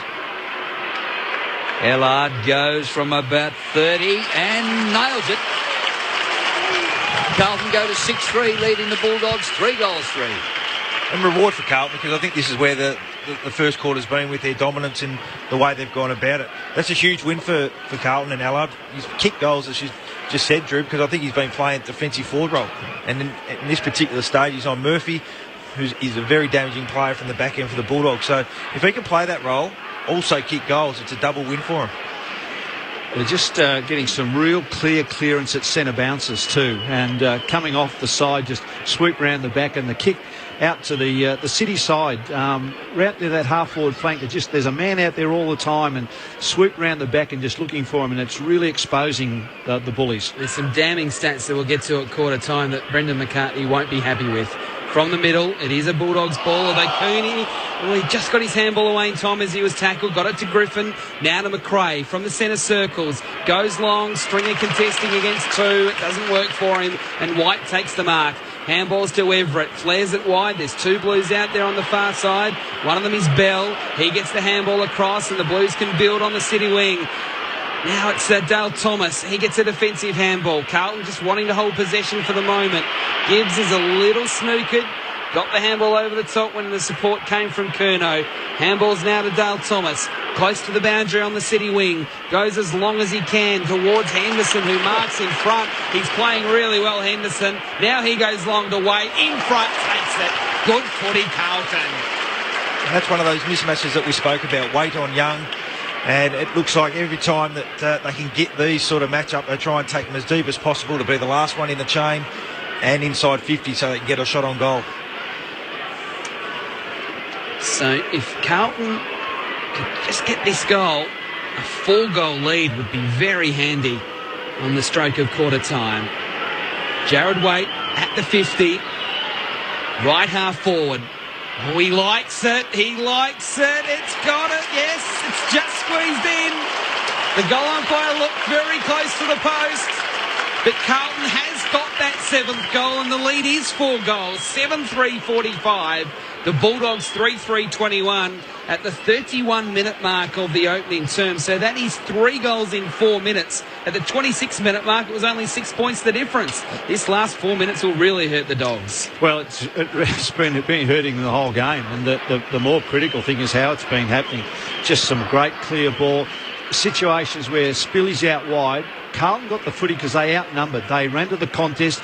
Bulldogs just players holding off rather than making a contest, and the ball going in, and all Carlton wants is one-on-ones, because in the air, Henderson and Wade are having a picnic.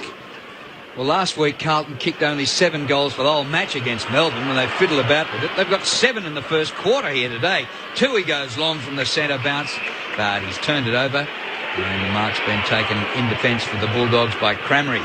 He kicks across the ground. And he's had to go down to try and stem the blood a bit. Williams.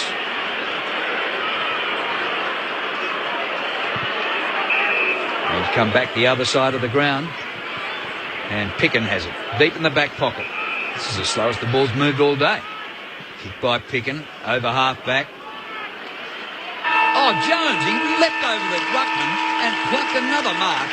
But it'll count for nothing because the siren sounds for quarter time. And Liam Jones, he's come out firing. But he hasn't been able to match Henderson and Waite on the forward line for the Blues, who've marked everything. What a quarter of football it was. Carlton 7-3-45. The Bulldogs 3-3-21. We'll hear from Scott West and Stan Alves in a moment, but let's get a score from the MCG and Joe Sullivan. just gone three-quarter time here, Drew, and Gold Coast hold on to their lead. They lead by 19 points. It is 8 goals, 17-65 to Melbourne, 6-10-46. Both teams continue to waste chances. It's really frustrating to watch. But at three-quarter time, it is the Gold Coast Suns who lead by 19. And here we've got Henderson with 3 first-quarter goals, Waite with 2, singles for Gibbs and Ellard.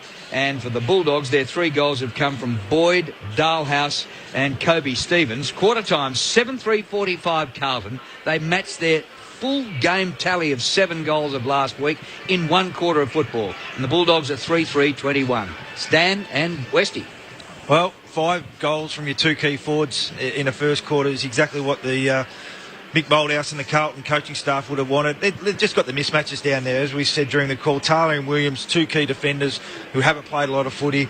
Wood and Young, both undersized, playing on, Waite, Casbolt, who haven't mentioned a lot, but he's taking an opponent, which allows him to play 6 forwards. Bulldogs have, gone one-on-one with him. It just hasn't worked with them except for late in that quarter when they wanted to stem the flow.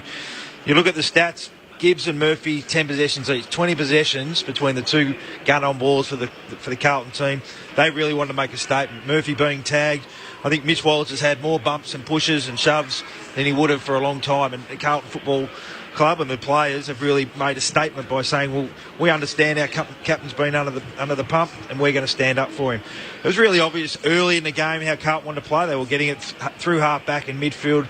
Lead up, handball inside, get inside forward 50 and see if we can get one-on-one contests. That's what they got, and they got the result on the scoreboard. For the Bulldogs, probably didn't have as much clean ball away from the stoppages, probably even around the stoppage numbers, but weren't able to get a free run straight towards 50.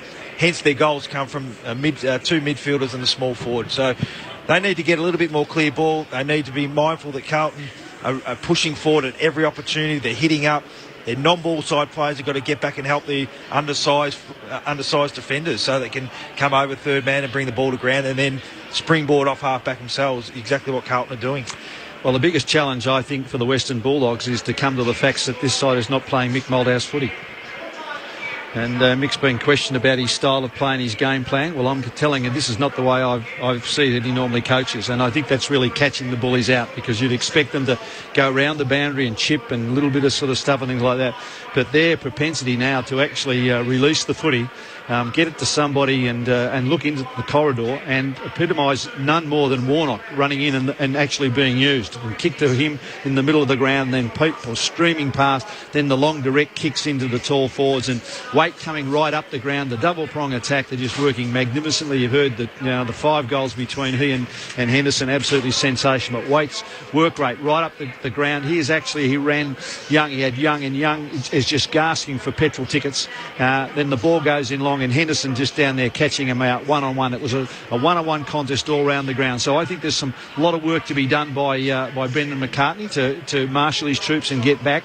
They've looked okay at times when they've had the footy, but they haven't had it enough. And I thought that the clear takeaways around the packs and around the grounds, Bulldogs might be winning a few, but when it is at scrambly and under pressure, when Carlton's got it, be it with Gibbs or with Murphy or whatever it is, it's clean, it's clinical, and it's going to somebody in a really good position. So fantastic effort by Carlton. This is the sort of footy. If the Blues members have stayed away today and disappointed, well, you've done yourself a disservice, because your side's playing the best they've played all year. And they look as though they're enjoying themselves. They certainly do, don't they? Well, that clearance, that 12 clearances to 5. There you go. The cleanness that they're coming out of the contest with, they've got run off the back of the stoppage, they've got run sideways at the stoppage, which allows clean ball inside 50, doesn't allow the opposition to get numbers back. So that's a domination for Carlton. We'll have a look at some of these stats. Total disposals to the Blues, 103 to 80, so plus 23 in the first quarter. Contested possessions, 33 to 28. The inside 50s are 16 to 13. The tackles are 18 to 10. Every stat in favour of the Blues. Even the free kicks, 8 to 5. Some of the individuals. Gibbs, 10 possessions in the first quarter. 7 kicks, 3 hand passes. Murphy, 10, 5 and 5. Carazzo, 9. He's kicked it twice and hand passed 7 times. Simpson, the opposite, 6 kicks, 1 hand pass. He's taken 4 marks. Waite, 4 marks, 7 possessions, 2 goals. And we'll go down to Henderson, who's had 5 kicks, 3 marks and 3 goals. Terrific stuff. For the Bulldogs, Ryan Griffin, is 9 possessions. Dalhouse with 8. Boyd and Cooney 6 each, and 5s for Higgins, Murphy, Stevens, McRae and Cramery. But a cracking good game, and I reckon the Blues avoided the boundary line like your smelly uncle. One of the stats, Scotty, that would have to be worrying McCartney, there's 2 really that stand out. The tackles, 11 tackles only for the Bulldogs, but clearances 12-5. Now, and Minson hasn't had a disposal. Yeah, and that'll be, as you said, they prided themselves on the clearances, and it's the efficiency that the Carlton team are coming out of the stoppages that will be more concerning, because there's lack of pressure around that contested area, which again is an area of the game that Brendan McCartney has really spruiked and been a real teacher of, having come from the Geelong days. So that's a number that would have been shown on the whiteboard there at quarter time, and it's a number that they'll want to reverse in this second quarter. Marty Blake. Italia's gone to Henderson, boys. 16 inside 50s that quarter. Carlton for 7 goals. So the Bulldogs' defensive setup hasn't worked, has it? All-Australian ruckman Will Minson faces Warnock for the opening bounce of the second quarter. It's a 24-point lead to the Blues after a blistering first term.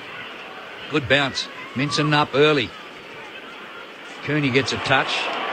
Tackle's laid in there. Ball bobbles forward. Goes the Dogs' way. Socket off the ground by Walker. Doesn't clear the area. Taken by Scotland. He kicks over the wing. Thomas gets after it. Gets an awkward bounce. Has to leap up like taking a high mark. And they come from all directions to pull up Daisy Thomas, the former Magpie.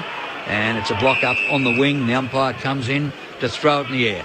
Carlton leads 7-3 to 3-3, opening minute of the second quarter. First 5 or 6 minutes will really be important for the Dogs. Third man up here, though, Gibbs. Knocks it away from the congestion. Wallace gets there first. Well tackled by Murphy, though. Ball again now under a number of players, and the umpire has to come in and call for it again. Really pleasing from Murphy. He's had the touches, but he's tackling the tagger. He's right in this game. 10 disposals, but 4 clearances as well, just for one player. Griffin here gets the clearance for the Dogs. Back towards the wing.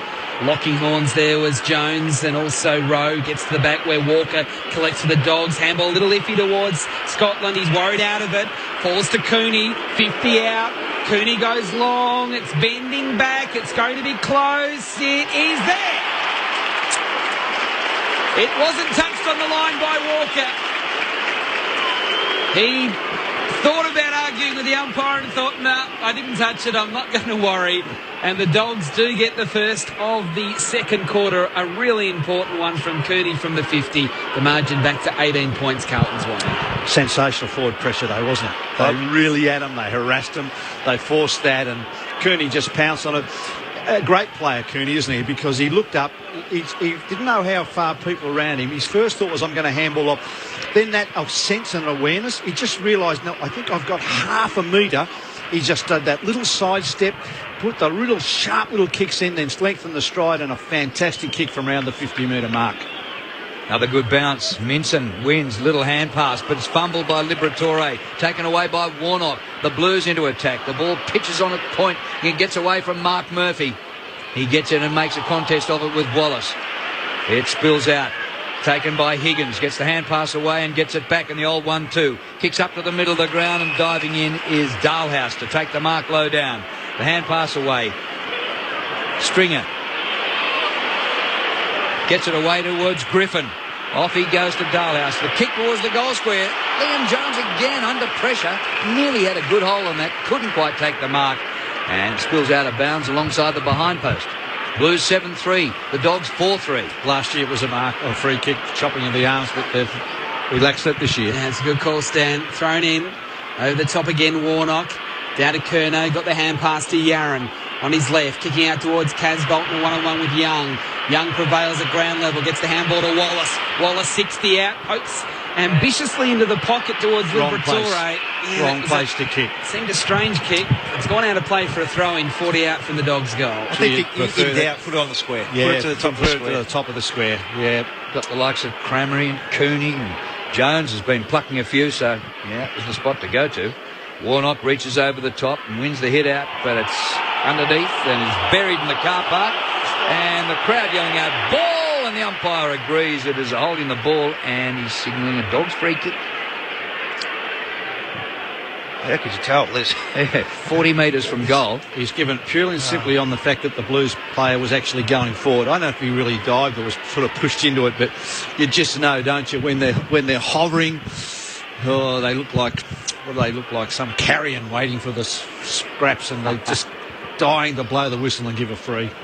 Shocking, that might cost a goal, that decision. Lin John has the free kick, and he goes off the right and kicks the goal. Terrific goal considering. Might have been lucky to get it in the first place. Dogs have kicked the first two of this term. It's 7-3 Carlton, 5-3 the Dogs. Well, we can't really argue about the decision because, I think, how do you get that ball out? There's 3 Bulldog players not allowing him to punch the ball out. I think it's the common sense got to come into that situation where umpire's got to deem that, you are trying, but the Dogs are holding it in. So I think I said I wasn't going to talk about it, but I just did. So, but, Lin Jong, good enough to go back and convert. It's his first kick. But again, pressure. Their pressure has been very good the first few minutes. Minson wins the tap down. It falls out actually to Griffin of the Dogs. His handball is initially knocked down, so Griffin goes again. He's got McRae in support, elects to bypass him and keep running and dodging and weaving and kicking towards the 50. Again, it's out wide to the right half-forward flank.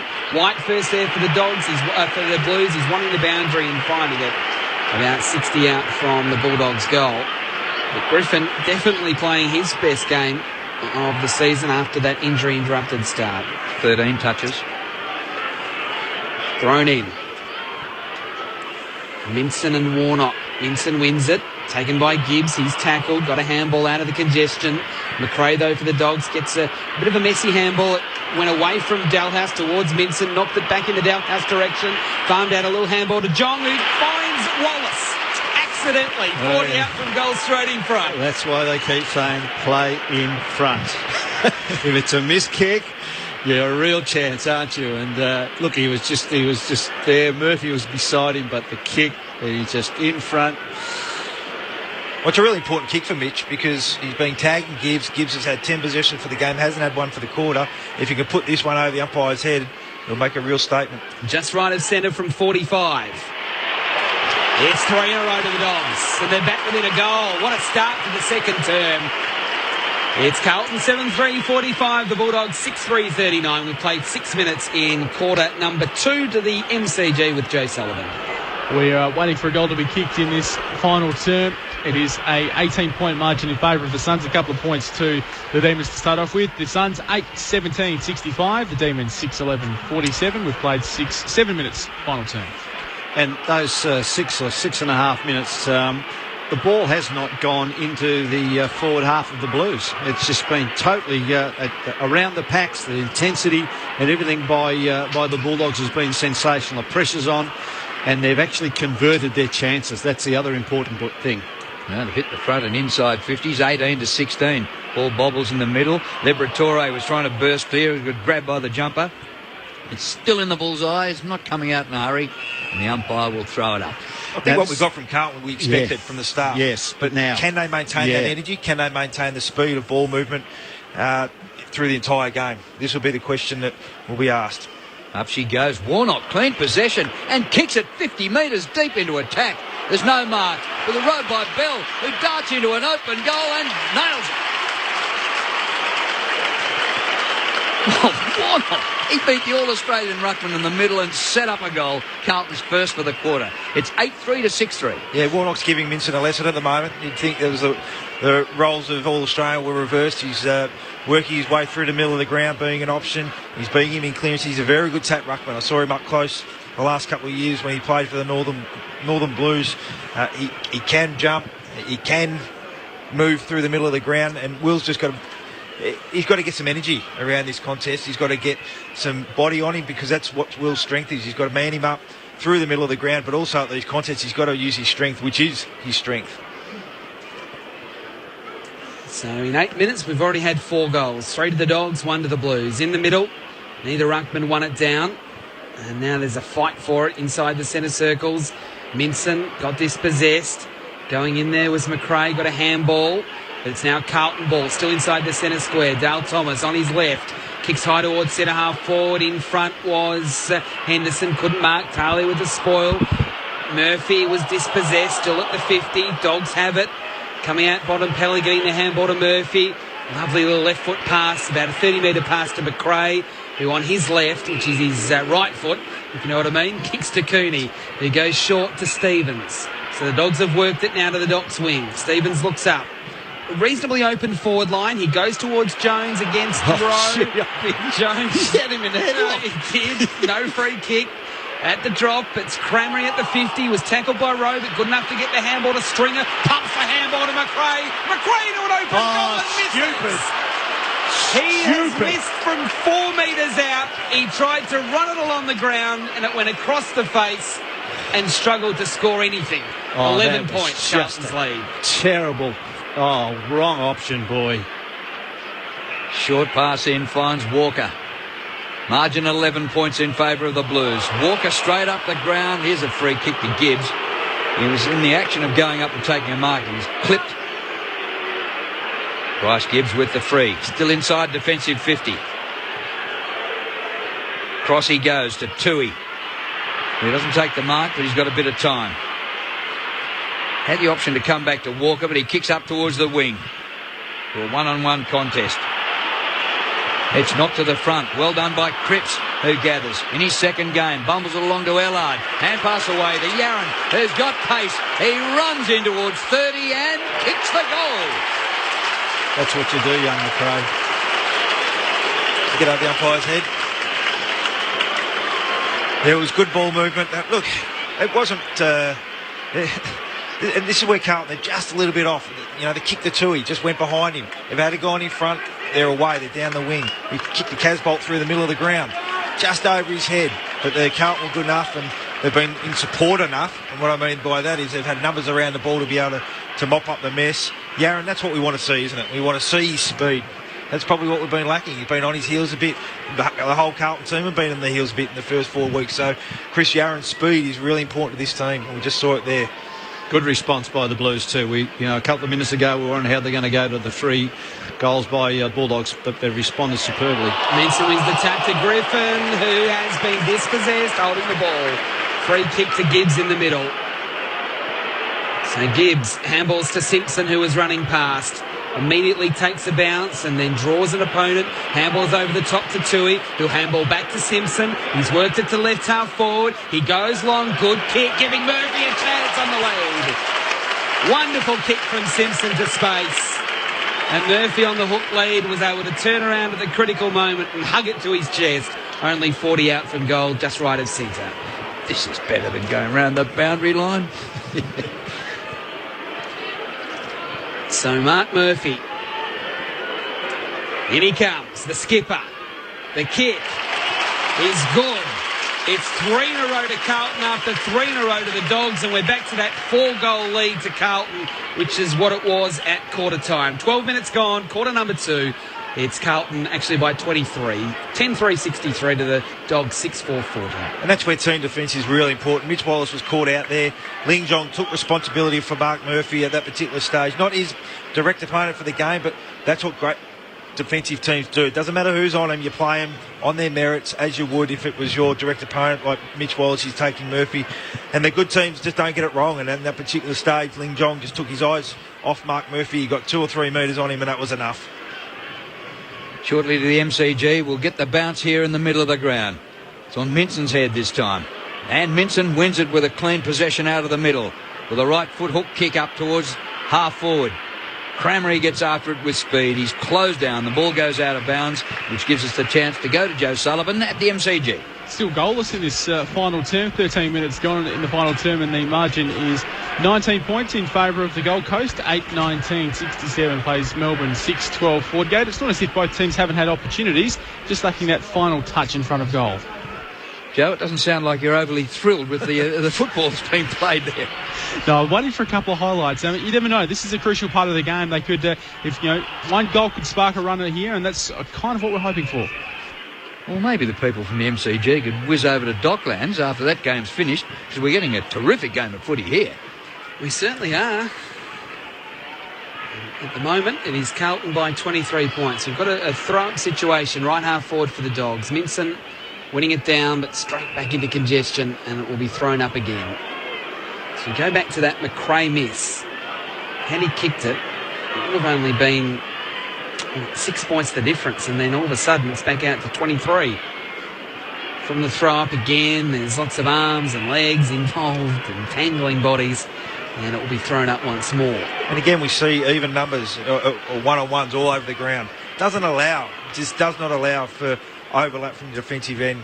Minson wins it down to Boyd. Clearance here for the Dogs. The kick inside the 50 from Boyd. He's very wide. Simpson got a hand to it, then actually lost it. I thought initially he was going to go back to Cooney, but Simpson did butter up his bad work and made it good work. And Tui can clear for the Blues under a little bit of pressure, but getting it back out to half-back. No, it's coming back to the Dogs. Oh, no, great tackle. Great tackling from the Blues. Advantage paid, and they're away. And Gibbs playing the game of his life. Runs forward to the wing, kicks to full forward, but not the best kick of all time. And is marked by Young in defence for the Dogs. Gibbs is up to 15 possessions. Young, the short pass, finds Liberatore on defensive 50. 23-point lead to the Blues. We played 15 minutes of the second quarter. Little Libba out towards centre wing. Young drops an absolute pudding. Leaves it there for Cripps. Hand passes back to Scotland. He's got a touch of the fumbles. Cripps fumbles. Turn it over. Young gets it away. On the give and go is Higgins. Over the top he goes. Bontempelli. Good pick up, son. Hand pass over his shoulder. Didn't quite hit the target with Crameri, but he's strong. He gets away from Yarran. Yarran comes again and gets him. Play on, says the umpire. It's got to be rewarded. Spills to Lucas. Blues on the rebound. Curnow sweeps a hand pass. Warnock, the galloping dinosaur, kicks from half back to half forward. Gets through. Talia's there for the Dogs. Oh, he might be beaten here. Ellard plucks it off the deck. Away to Curnow. Poor old kick, but it might work out. And the mark's taken by Everett. About 40 metres from goal. Geez, I wish Warnock had a bounce, and would have reminded me of Harry Madden out of Wavey that day. I called that one against Sean Wren. Yeah, it was a ripper. It was magic. Well, against his old side. Andreas Everett, not far off centre. 40 out. Kicks for goal. And kicks another one for the Blues. They're 11-3 to the Bulldogs. 6 goals for.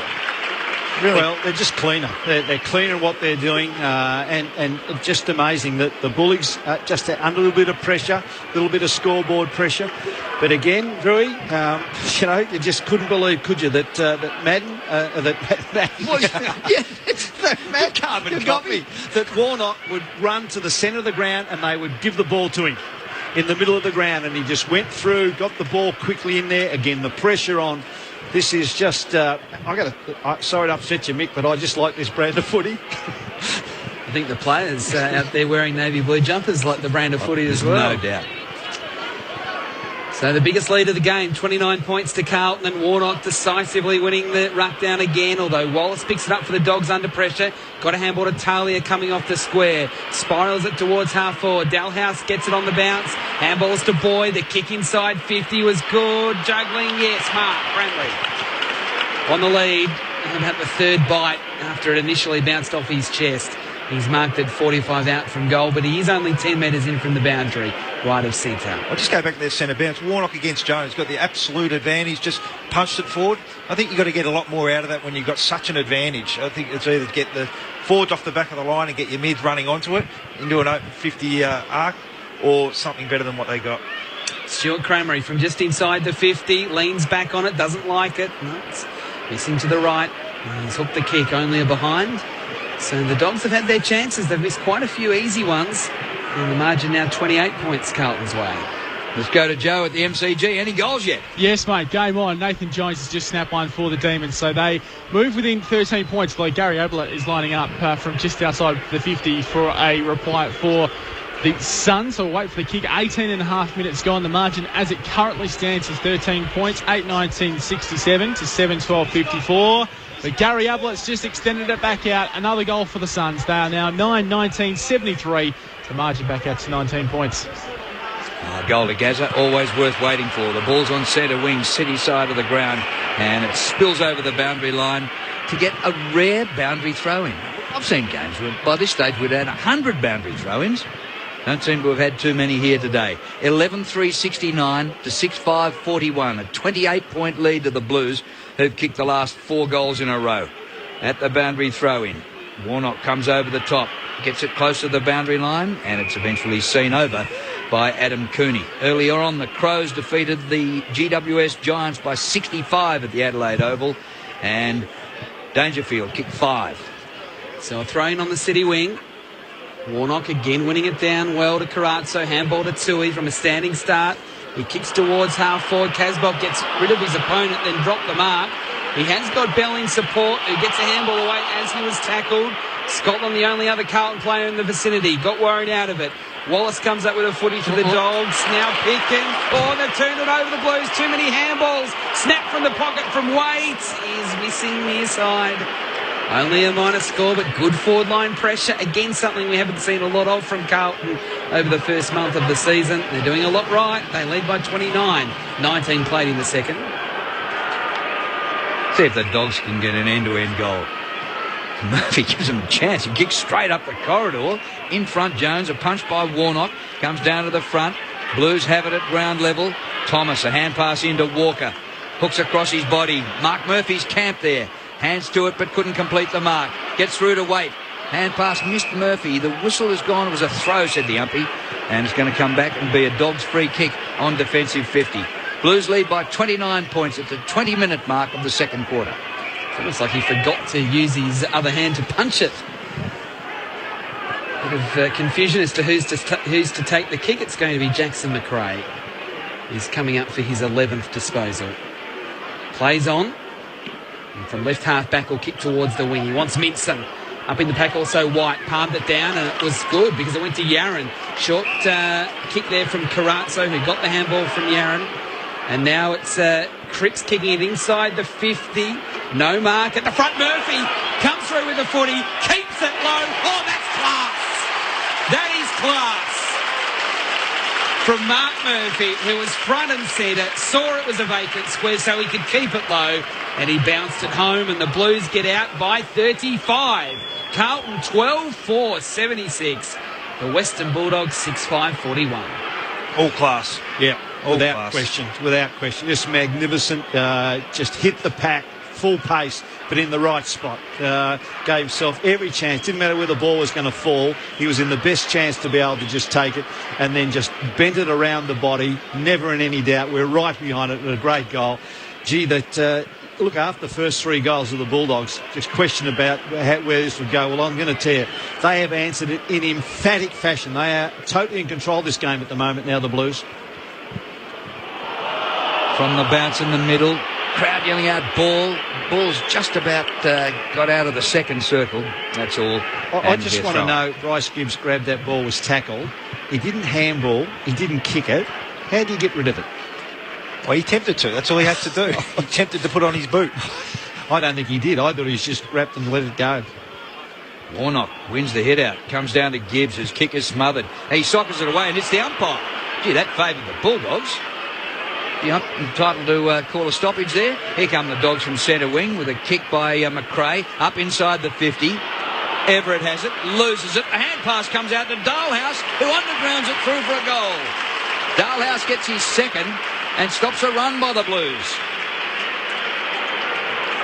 If a kick hits the umpire, is it just play on? You just rubber the green? Well, we saw it yesterday as well. It hit the boundary umpire and it stayed in play, and I think the Collingwood went down and kicked your goal. So, no, I don't think it's any rule, and maybe something they should look at. But when you're not going well, when you're not kicking goals, you've got to manufacture something. And the Bulldogs, got a bit of a lucky break there with the ball hitting the umpire with the kick off the ground. Just got it going forward, got it going their way. Cranberry's been strong. He's been tackled a couple of times, but the strength in his core has been able to get the ball out to a player that's been free. And it's been really important in 2 goals that the Bulldogs have kicked this quarter. It's broken a run of 5 unanswered goals from the Blues. Carlton will go forward here through Gibbs. Bounces a footy towards half forward, but the Dogs have it. Griffin, Boyd linking up with hands. Now Murphy. Handballs back to Boyd. Boyd kicks towards Dalhouse, over his head in a one-on-one with Simpson. So at the back, it's first there. Dalhouse went off the ground and missed it. Let Simpson in, but a big crashing tackle. Fantastic. I thought he was in trouble there, Stringer with the tackle. I thought Simpson could have been pinged for holding the ball, but the umpire said no. No prior opportunity, I guess, is deemed. Yes, he deemed that. Whether it was right, I'm not sure. That was my choice of words. Vincent wins it down out towards Cooney, but he can't control it before it goes over for a throw-in right half forward for the Dogs. Score from the MCG, Joe Sullivan. Guys, we've only got a few minutes to go here, and the Demons are a sniff. They've kicked back-to-back goals. They trail by 13 points. The Gold Coast, 10-19-79. The D's in 9-12-66, and all of a sudden I'm on the edge of my seat. Menson wins a hit out. Picken gets a hand pass to Boyd, who goes long for goal, and he's away to the right-hand side and misses. 1 goal, 2 to Matty Boyd. He had 39 possessions last week. He's not quite on target to get that this week. Let me see. 11. He's got 11. Everett kicks to himself and then goes extremely long and effective. Simpson takes the mark for the Blues. Kicks up towards Scotland, who marks. He's on the wing, so they're moving it quickly again, the Blues. Scotland goes long. Where's Waite? Oh, there he is. Thanks for coming. He's marked it. 40 out from goal, straight in front. Edged out his opponent with a good use of the body, and then it just stuck in his hands. 3 kicks. End-to-end, 3 kicks. And that's been the theme for Carlton all day. Get it inside 50, as we mentioned earlier. Mismatches everywhere down there, and they're giving their forwards a chance, and they're repaying them. Most goals Carlton have kicked in a game this year is 12. I'll beat that before half-time here. They will if Jared Waite can kick his third. He absolutely can. So Waite with 3, Henderson with 3, Carlton with 13. 13-4-82. The Dogs 7-6-48. We've played 25 minutes in the second term. Well, they just really dominated this game. Their confidence level is up. It's been built on some real hard work. But again, just the impressive thing is just ball movement. The ball movement, once they've got it, releasing players. Simpson's been a fantastic out there. Just to go to him and he gets the footy, takes off, and just the ball, as soon as we've got it, look up, go long, and just down there, if Waite doesn't get it, well, Henderson's there, and they just got that superiority over there to direct opponents, and Waite used his body terrific. I thought really that his opponent went to ground a little bit far too easy. Warnock, what a hit in the middle, down to Bell, who thumps it long to full forward. Waite was caught behind. It's a scrap at ground level. It's going to be a Dogs free kick to ease the pressure. Let's go to Joe at the MCG. Well, Brett Broughton's just given the Suns a little bit more breathing space with a goal. 11-19-85 are the Suns. The D's are 9-12-66. We're just about to go 27 minutes gone in the final term, so maybe not quite enough time for the D's. Zhong tried to run away and didn't realise that Yaron was close enough. Yaron got him red hot. And why that isn't a free kick, Umpy, I have no idea. Boo, your loudest, Carlton fans. Brilliant tackle. Reward it. Reward it. I mean, that's got. If you take off, you've got prior opportunity, surely. Very, very strange. Thrown up, 55 out from Carlton's goal. Again, Warnock winning the tap down. Falls out the back of the pack. I thought Stevens was going to emerge with the footy, but then gets put back into the pack. And the umpire will come and throw it up. They'll pay a free kick for a poor bugger who's on the bottom of a pack with 5 blokes on him, and they don't pay that. Umpire throws it up. One down again by Warnock. Bell for the Blues. Round the body, back inside the 50.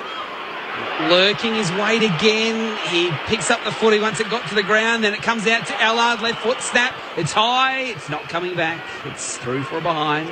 Carlton 13-5-83. The Dogs 7-6-48. We've played 28 minutes now in the second term. That's been a win, Allard on Murphy. Murphy hasn't had much of the ball, and Allard's had a couple of shots on goal.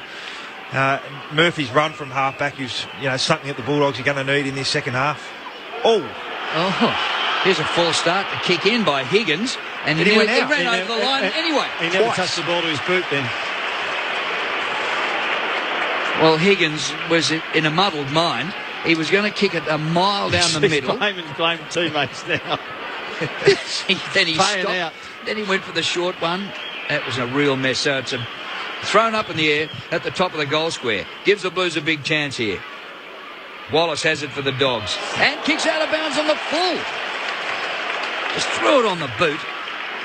And this will be a shot for goal or an inboard pass from Carazzo. He's only about 30 metres or 25 metres from goal.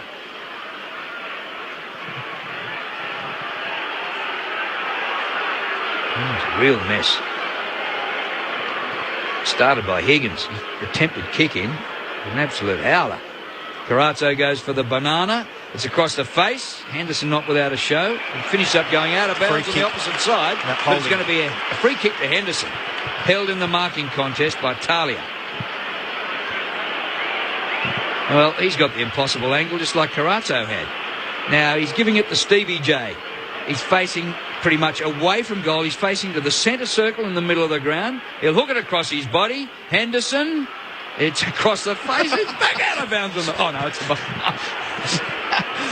That was a bit funny. They need the half-time siren, the Bullies. They need to be regrouped and settle down because they just lost it at the moment. A long kick this time back into play. Oh, Jones into the pack. Jumped till they couldn't mark, but loved the jump. And it's gone out of play. Martin Blake.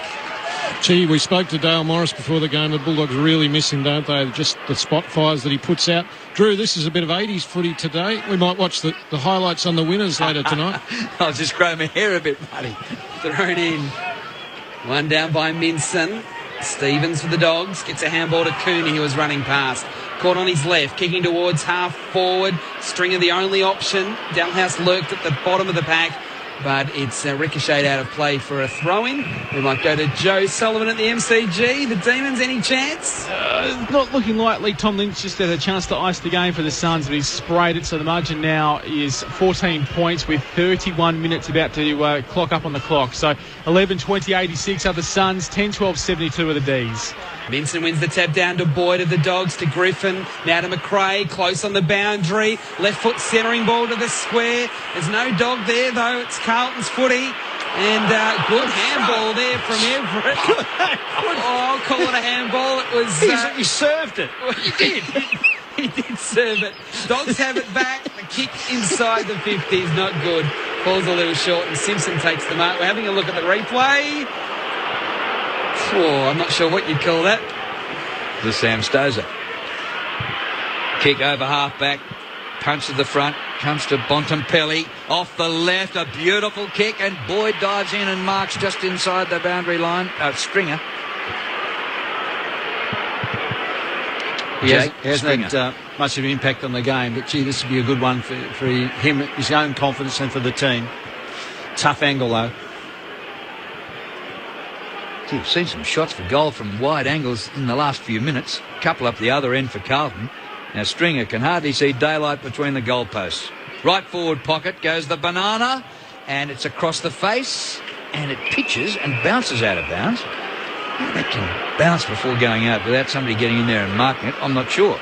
So it's a boundary throw in, and still the Bulldogs with a chance. They trail by 36. They need a goal from this. The throw in will get the ball back into the corridor. Warnock and Minson. Scotland has it for Carlton. Hand pass is good, and they're going to be able to get out of trouble. Yeah, Simpson on his non-preferred foot, though. The kick wasn't great, and Murphy's knocked it out of play. Joe Sullivan, you said Melbourne couldn't win. They've kicked another goal. They have, but it was right on the final sign, I'm afraid, Whitey. So full-time here, the Ds, 11-12-78, have gone down to the Gold Coast. 11 goals, 20-86. It was those 8 missed shots in the end that proved to be the difference. I'll be back with Lindsay Gilby for a full wrap a little bit later on. Okay, so the Suns over the Demons from the throw-in.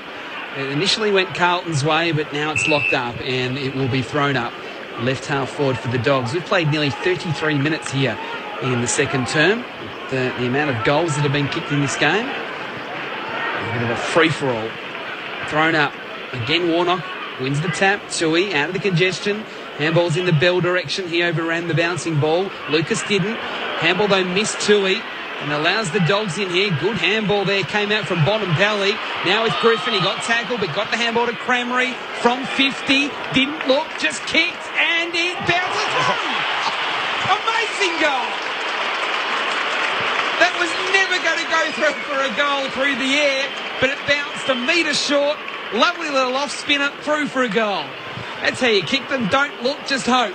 Carlton 13-6-84. The Bulldogs 8-6-54, so the lead back to 5 goals to Carlton on the stroke of half-time. Well, just the ability of the Bulldogs to be in support of each other. There was about 3 or 4 tackles, good tackles from Carlton, but they were able to get their hands free. Bulldog numbers were there. They just edged it forward again. And again, lucky bounce, but you've got to be, you've got to have the ball to get it through the big sticks. And Cramry, and reward did for that. effort. He's for done effort. some terrific hard bullocking work. He's been fantastic. It wasn't a Nathan Lyon off spinner, it was a Matoma Elitharan that it threw. A bit more spin than Nathan Lyon. Yeah. Dogs coming forward from the centre, bounce again. Hand pass comes to Stringer. Back he goes to Boyd, who kicks wide. Cranberry on the lead. Oh, he should have gobbled it. He dropped the chest mark. Close to the boundary line, and he is bundled out. He's got to be marking those. A bit of to-do there with Andrew Walker. Chest-to-chest stuff between Cranberry and Walker. He'd be frustrated. That's why you come across. Bulldogs get you because they're a forward. They want you to be kicking goals, and he has kicked 6 in the last couple of weeks. And fresh off getting his first for the day, should have been kicking for his second. He's going to pay for you. Well, we should see Carlton just kick the ball around here, take some time off the clock. They're the ones that don't want it. Well, they're not going to get a chance. Just as Lucas got up to take his free kick, he needed to because he only had 4 touches in the first half, and he hadn't had a kick. So he's looking for his very first kick once he won that free, but the siren beat him. There's only 2 players on the field that haven't had a kick, and he's one of them. So half-time here, Carlton, they've kicked 13 goals, 6. Now, their highest goal tally were in round 1 and 2, where they kicked 12 and 12. The last 2 weeks, they've kicked 8 and 7 for an entire game. And here they are, 13 goals, 6 at half-time, 84. The Bulldogs, 8 goals, 6, 54. Terrific game of football. The goal scorers for the Blues, Henderson, 3 goals, Waite, 3. Mark Murphy has kicked 2. And singles for Gibbs, Yarran, Bell, Everett and Ellard. And for the Bulldogs, their goals have come from Dalhouse 2, 1 each to Wallace, Boyd, Cramry, Cooney, Stevens and Zhong. And the Blues are going off to their rooms to warm applause from their fans who've been frustrated in the first month of the season. Carlton coming here 17th on the ladder, 0-4, and what a display they put on in the first half. Let's hear from Westy and Stan Alves before we go to other commitments and a summary of the game at the MCG. Well, we've seen good football. We've seen one-on-one football. We've seen corridor football. We've seen free-flying football. We've seen lots of goals, and it's exactly why people want to come to the game for those aspects of the game. Carlton have been terrific. Their pressure, their forward pressure to start with has been great. Their stoppage work. Warnock's been terrific. He's nearly been the most influential player on the ground with his ability to be able to give the Carlton players first use. The leaders of Carlton, they've really had an influence, and we were looking for that, and we haven't been let down. Gibbs has got the 18 touches, Murphy's got the 14 and 2 goals, being closely checked by Mitch Wallace. He needs help. Team defence is really important. Ling Jong let Murphy get out at one stage. He just needs to take responsibility when Murphy, who they've identified as a key player to stop, just didn't do the job. Jared Waite, mismatches that he's been able to create with Young and Wood and Talia and Williams down back has been a real bonus for Carlton today. And they're playing with direct football, which is giving their forwards an opportunity to be one-on-one. The Bulldogs need a lift. Griffin's played well, probably his best game for the year. Dalhouse down forward's been terrific. Mitch Wallace needs a chop out. They're obviously a real emphasis on getting the ball to Murphy, so he needs a chop out. Will Minson in the ruck needs to lift, and Robert Murphy off halfback, they probably need to get a bit more run off him.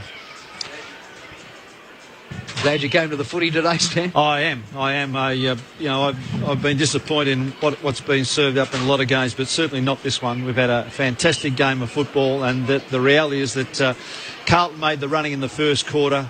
Terrific effort by the Bulldogs to fight their way back. 3 goals in a matter of minutes, but then Carlton answered in emphatic form, and I agree totally with everything you said, Scotty. Just reinforce it again. The dominance of Warnock, their running players probably cleaner. Gibbs, Murphy, and Simpson have been fantastic, and they've just got those key blokes up there. Not that the Bulldogs forwards haven't been good, but it's just that the dominance that Waite and Henderson really have had over their opposition down the other end of the ground, and it's been the style of play that's probably impressed me from a Blues point of view. So I would say that there's some some work to be done by both coaches. Certainly the Bulldogs will be looking for a lift from a number of other players. I think they've just got to get more effort out of more players to get back into the game.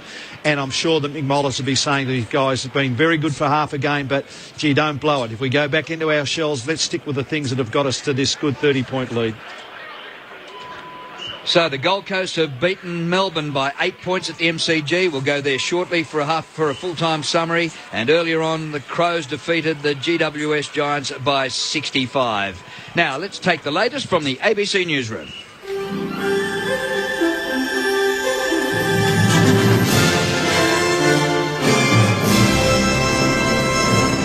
ABC News read by Paul McCarthy. 2 children have been found dead in a house in Melbourne's northeast this afternoon. Police were called to the Longmuir Road home at Watsonia at around 2:30. A man has been taken into custody. It's believed he knows the children. Advocates for people with disabilities have slammed the timing of the federal government's decision to flag possible changes to their benefits. Eliza Borrello reports from Parliament House. Currently, family doctors provide reports supporting claims for the disability support pension.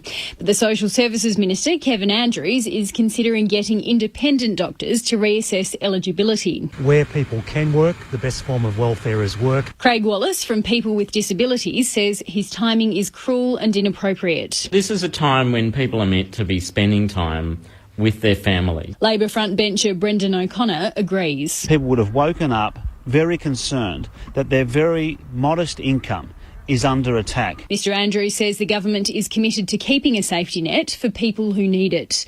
Eliza Borrello, ABC News, Canberra.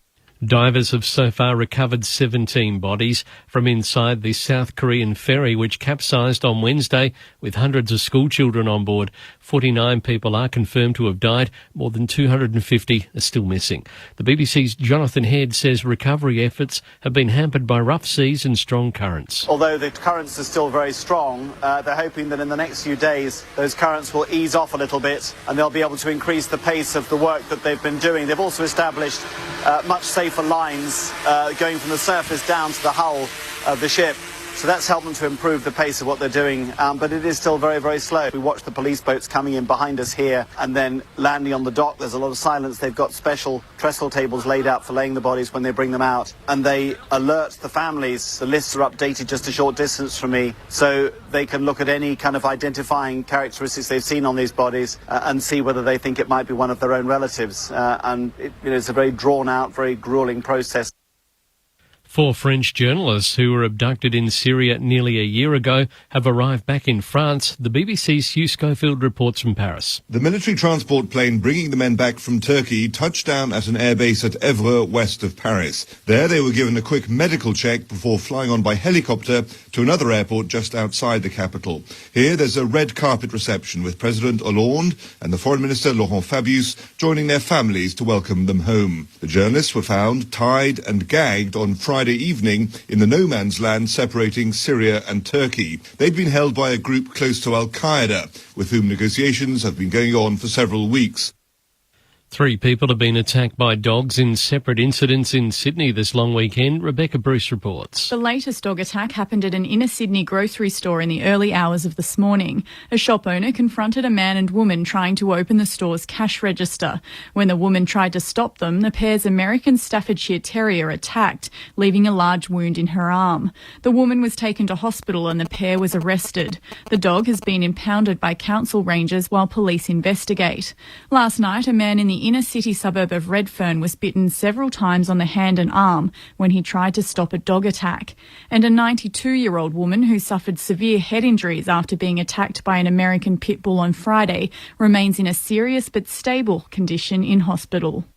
The Duke and Duchess of Cambridge and their son Prince George are heading to Canberra after spending their last day in Sydney at an Easter church service in the zoo. Antoinette Collins reports. It was the first public outing for Prince George since arriving in Australia last week, visiting the Bilby enclosure at Sydney's Taronga Zoo with his father Prince William and mother Catherine. The 9-month-old prince wriggled with excitement at getting up close to the native animal. Senior keeper Paul Davies says he seemed very interested. George wanted to grab the Bilby's ear. When he had the opportunity, I said, oh, look, you can let George touch the Bilby, but they said no. he'll have one ear less. He'll to grab it and probably not let it go. The royal couple then continued their tour of the zoo baby-free, feeding some kangaroos and watching a live bird show. Earlier in the day, they attended Mass at St Andrew's Cathedral and signed the First Fleet Bible. It's been a hectic schedule for the Duke and Duchess, who will have a rest day in Canberra tomorrow before a trip to Uluru. Now to the capital city weather for tomorrow. Sydney will be sunny, 23. Melbourne, chance of showers from late morning, 22. Brisbane, sunny, 29. Perth, partly cloudy, 24. Adelaide, partly cloudy, 28 with wind easing. Hobart, evening rain, 16. Canberra, partly cloudy, 18 after some early fog, and Darwin, afternoon showers tomorrow and 33 degrees. ABC News. Hi, I'm Simon Marnie. The ABC Delicious Magazine Produce Awards are on again. Nominations are open in the following categories: Outstanding Farmers Market and ABC Local Radio Community Award. Go to deliciousproduceawards.com.au to nominate. Nominations close 11th of April. The 2014 Delicious Produce Awards, proudly supported by ABC Local Radio. Sunday footy. Grandstand AFL. To the back where Walker collects the Dogs. Handball a little iffy towards Scotland. He's worried out of it. Falls to Cooney. 50 out. Cooney goes long. It's bending back. It's going to be close. It is there. Towards Midson. Knocked it back in the downhouse direction. Farmed out a little handball to Jong, who finds Wallace. Accidentally. 40 out from goal straight in front. That's why they keep saying play in front. Just right of centre from 45. It's 3 in a row to the Dogs, and they're back within a goal. What a start to the second term. Good enough to get the handball to Stringer. Pumps the handball to McRae. McRae to an open goal and misses. He has missed from 4 metres out. He tried to run it along the ground, and it went across the face and struggled to score anything. 11 points, Carlton's lead. Terrible. Oh, wrong option, boy. In his second game, bumbles it along to Ellard. Hand pass away to Yaron, who's got pace. He runs in towards 30 and kicks the goal. That's what you do, young McRae. Cripps kicking it inside the 50. No mark at the front. Murphy comes through with the footy, keeps it low. Oh, that's class. Grandstand AFL. On ABC Local Radio, online and on ABC Grandstand Digital. Well, what a half of football. It produced 21 goals, and the Blues have exceeded their previous best for the season by half-time. They're 13-6 to 8-6 and lead by 30 points at the long break. Well, earlier on, Adelaide beat the GWS Giants by 65, and Melbourne had a close one against the Gold Coast at the MCG. And here's Joe to chat it out. Thanks very much, Drew. And Lindsay Gilby joins me alongside here in the commentary box. The full-time score here, Gold Coast, 11 goals, 20-86. They defeated Melbourne, 11-12-78. So it was 8 points difference, with the Demons having led at quarter-time by a point. The Suns then overtook them and led by 20 by half-time. It was 19 at three-quarter-time. And the D's almost got over the line, Lindsay. They a couple more minutes and they might have got even closer. Yeah, you're right. I think the Gold Coast kept them in it virtually the whole game with their inaccurate kicking. There's some great performances. Gary Ablett was just Gary Ablett. Nathan Jones, he was the one real four-quarter contributor for the Demons. He was fantastic. He kept them in the game, then virtually got them to a point where they could have won the game. He was fantastic. Gold Coast dominated the game. They probably should have won by more in the end. I think the review system will come under place. It was probably one of the worst decisions I've seen in football. Just to take it back, I think it was in the first quarter. First quarter, correct. There was a goal that was given, despite the fact it had gone to review, and from what we could all see, it was clearly not just touched, punched through for a behind. It was a 2-metre ricochet that's gone over the goal line that the umpires called a goal. But anyway, the Gold Coast Suns, they did what they had to do to get the result, and they were fantastic. If you were amongst the coaching staff in the Melbourne camp, the likes of Paul Roos, what do you take out of today's result? Because obviously the spotlight is on them. They knocked off Carlton last week and got their season on the board. But what would you take out of today's performance? I think their team defence was a lot better across the ground. Early on, they were playing probably too much uncontested football. They went back to man-on-man, I reckon, at half-time, but their backs pushed up the ground a lot more. They were cutting the ball off. Gold Coast couldn't get it through. That's when Melbourne got back into the game. So I think, looking at the game, I think Paul Rees would be reasonably happy with their team defence, even though they've still got a lot of improvement left. What about on the other side of the coin? I know you mentioned that the Gold Coast just sort of did what they needed to do today, but I was very impressed by Matt Shaw. He covered a lot of the ground. Aaron Hall before he got subbed off, and also who was the other one that's really sort of Brandon Matera up forward as well. He sort of caught my eye. And whilst Gary Ablett was the leading possession getter with 32 for the Suns, I don't think he had necessarily the impact that we're sort of used to seeing him having on a game, even though he did get a lot of the footy. You probably don't notice a lot of things that Gary does in close. His hands are very good, but he puts players in good positions by little dinky kicks, little dinky handballs that people don't recognise. Surely the coaches do, but you spoke about Shaw. He was the guy that got off the leash today with guys like Ablett, Rischitelli, Prestia. Koladashny was good again, O'Meara and Swallow. Shaw kind of found himself running around on his own at stages and using the ball really, really well. He was placing it for his forwards to run onto, and he was very damaging through the midfield. Didn't get a lot of it, but what he did was quality.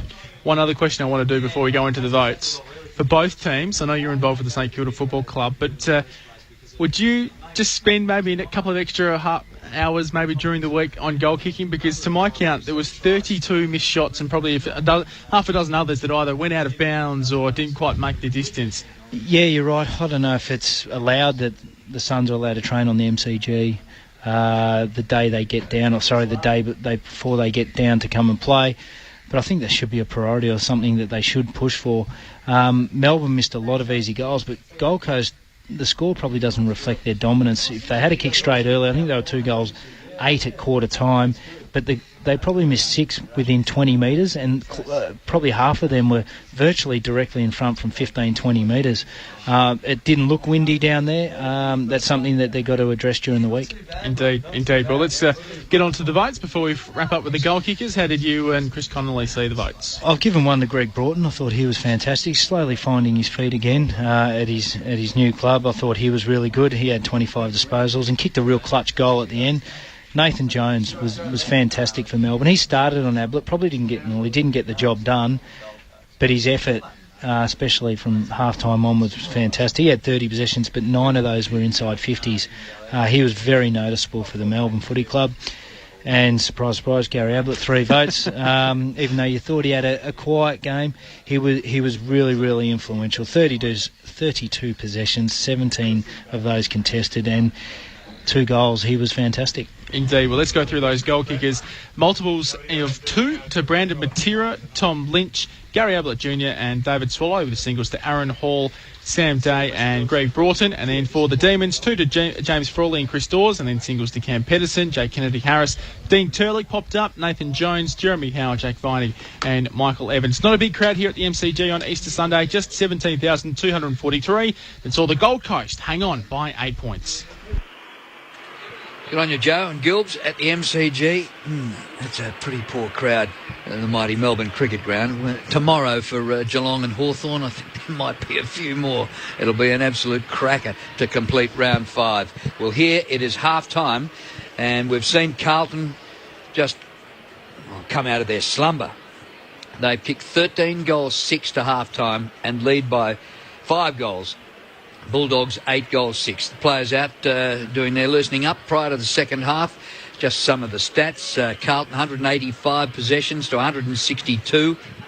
The inside 50s actually 28 to 27 in favour of the Bulldogs. The free kicks favour the Blues 13 to 9. Some of the individuals, hard to split Gibbs and Murphy. In fact, Gibbs has had 18 possessions, Murphy's had 14, and if you've got them in Dream Team, they're both 70 points to half-time. Simpson, 14 possessions, Carazzo, 12, Curnow, Bell, Scotland and Toohey, as well as Andrew Walker with 11 possessions each. For the Dogs, Ryan Griffin leads the way with 16, from Dalhouse 14, McRae and Boyd 13, Higgins, Cramery and Cooney each with 10 possessions. I don't know whether the Dogs are totally out of this game, but the way Carlton played the first half, they might be hard to rein in. Well, they're not totally out of the game. They've just got to be close enough at three-quarter time, and that's what I've written in my notes, are just, they've got to peg back the lead. Don't think it's going to happen all this quarter. They're 30 points down. Look, they can score quickly. They've just got to defend better. We know they're good when they've got the ball in their hand. They're free-flowing. They can move the ball quick. But, Carlton averaged, before today, 72 points a game. They're 84 already at half-time, and the Bulldogs have averaged 99 points against. And, they've just conceded too many goals, too easy. It's almost like, Scotty and Stan, that Carlton are playing like they used to under Brett Ratton. It's almost like just you know what they're doing. They're actually playing instinctive footy. It's a sort of footy that you just brought up playing, and that's what's happening rather than the robotic situation. Just take those options. But for me, I'm going to be interested to see. It's one-on-one all day. How long will the Blues go before they start thinking about saving the game? That's going to be an interesting one. Will they continue to push on and just really ram it home, or will they get in a situation where they think let's drop a man back, let's go in that situation? That's the thing I'm going to be looking very carefully for. And that's what I said also in my notes about stay brave. Yes. Because they were brave early. They moved the ball inside. They used the corridor. They run from behind. They went quick, got it inside forward 50 to mismatches. Inside their forward 50. That's why they scored quick. So they need to stay brave. And especially when the Bullies kicked those three in the 6 minutes at the start of that quarter. There must have been a temptation in the group to say, look, let's just push somebody back at this point of time. But they didn't, Scotty. They stayed brave, and then they responded by kicking the next three unanswered. And what I'd like to see, the Bulldogs will, at times push the number back. I'd like to see Carlton have 7 forwards. Even the numbers up. They've got the game on their terms. Don't allow the Bulldogs to create that run from behind, which is what they want. So we're ready to go for the second half here at Docklands, with the Blues in front by 5 goals. As we start with Warnock winning the tap like he did so often in the first half. But immediately the ball went down to Wallace, who was tackled, and it will be thrown up. Hit-outs were only 25-20. It seemed a bigger margin. Yeah, it does, doesn't it? Warnock winning it down again to Thomas, and he's locked up. Dale Thomas was a little quiet in the first half. I think the difference is that when Warnock has won them, so many they've just been clear and they've had a real good break, whereas if Minson does, they're just falling at his feet, and that becomes a real dogfight. Minson did win that one down. Warnock tried to get a kick. It went straight back into the congestion. Griffin got a handball out to Stevens. Handballs to McRae now to Picken from the logo. Kicks it high. And Dale Thomas is in the best position to mark and dropped it once he edged out Stevens. He was able to get it at ground level. Got a handball to Waite. Goes to the outside of his boot towards Bell, who knocks it onto Everett. Now to Carazzo from the logo. Very short pass to Yaron, not 15. Runs around in a circle. Kicks the centre half forward. Murphy kept running. And he's marked it 45 out from goal. He was involved in that stoppage out on the wing. And he just kept running once Carlton won the footy. And away he went, and Wallace couldn't keep up. Oh, what a game he's played, considering all the flack that he's had during the week for the captain and the lack of leadership and all that was going on in the public eye. He's come out and played footy. Coming up for his 15th disposal. And this would be his 3rd goal. Straight in front. The kick is out to the right. He went the buddy arc. He really went wide to try and perhaps get the extra distance from the top of the 50. And he's pushed it to the right. And only a minor score. It's the first score of the second half. Carlton now by 31. Now, if you've just joined us, just repeating the subs, Gian Siracusa is the sub for the Bulldogs, which is a surprise to nobody. But Chris Judd is subbing for the Blues. And his first game of the year hasn't had a run as yet. Dogs bring it out slow from defence. McRae has it on defensive 50, slightly on the City side of the ground. Kick by McRae as a pack gathers on the City wing. Punch from behind by Rowe. Jones in the middle. The Dogs have it. Griffin breaks free and kicks towards half forward. Awkward bouncing ball. Stringer, good pickup. Well played, son. He puts it out wide. Easton Wood up from defence, gathers the bouncing ball, delivers the hand pass to Griffin, back to Wood, busts the tackle, gets the hand pass away, Cranberry from 15, goals!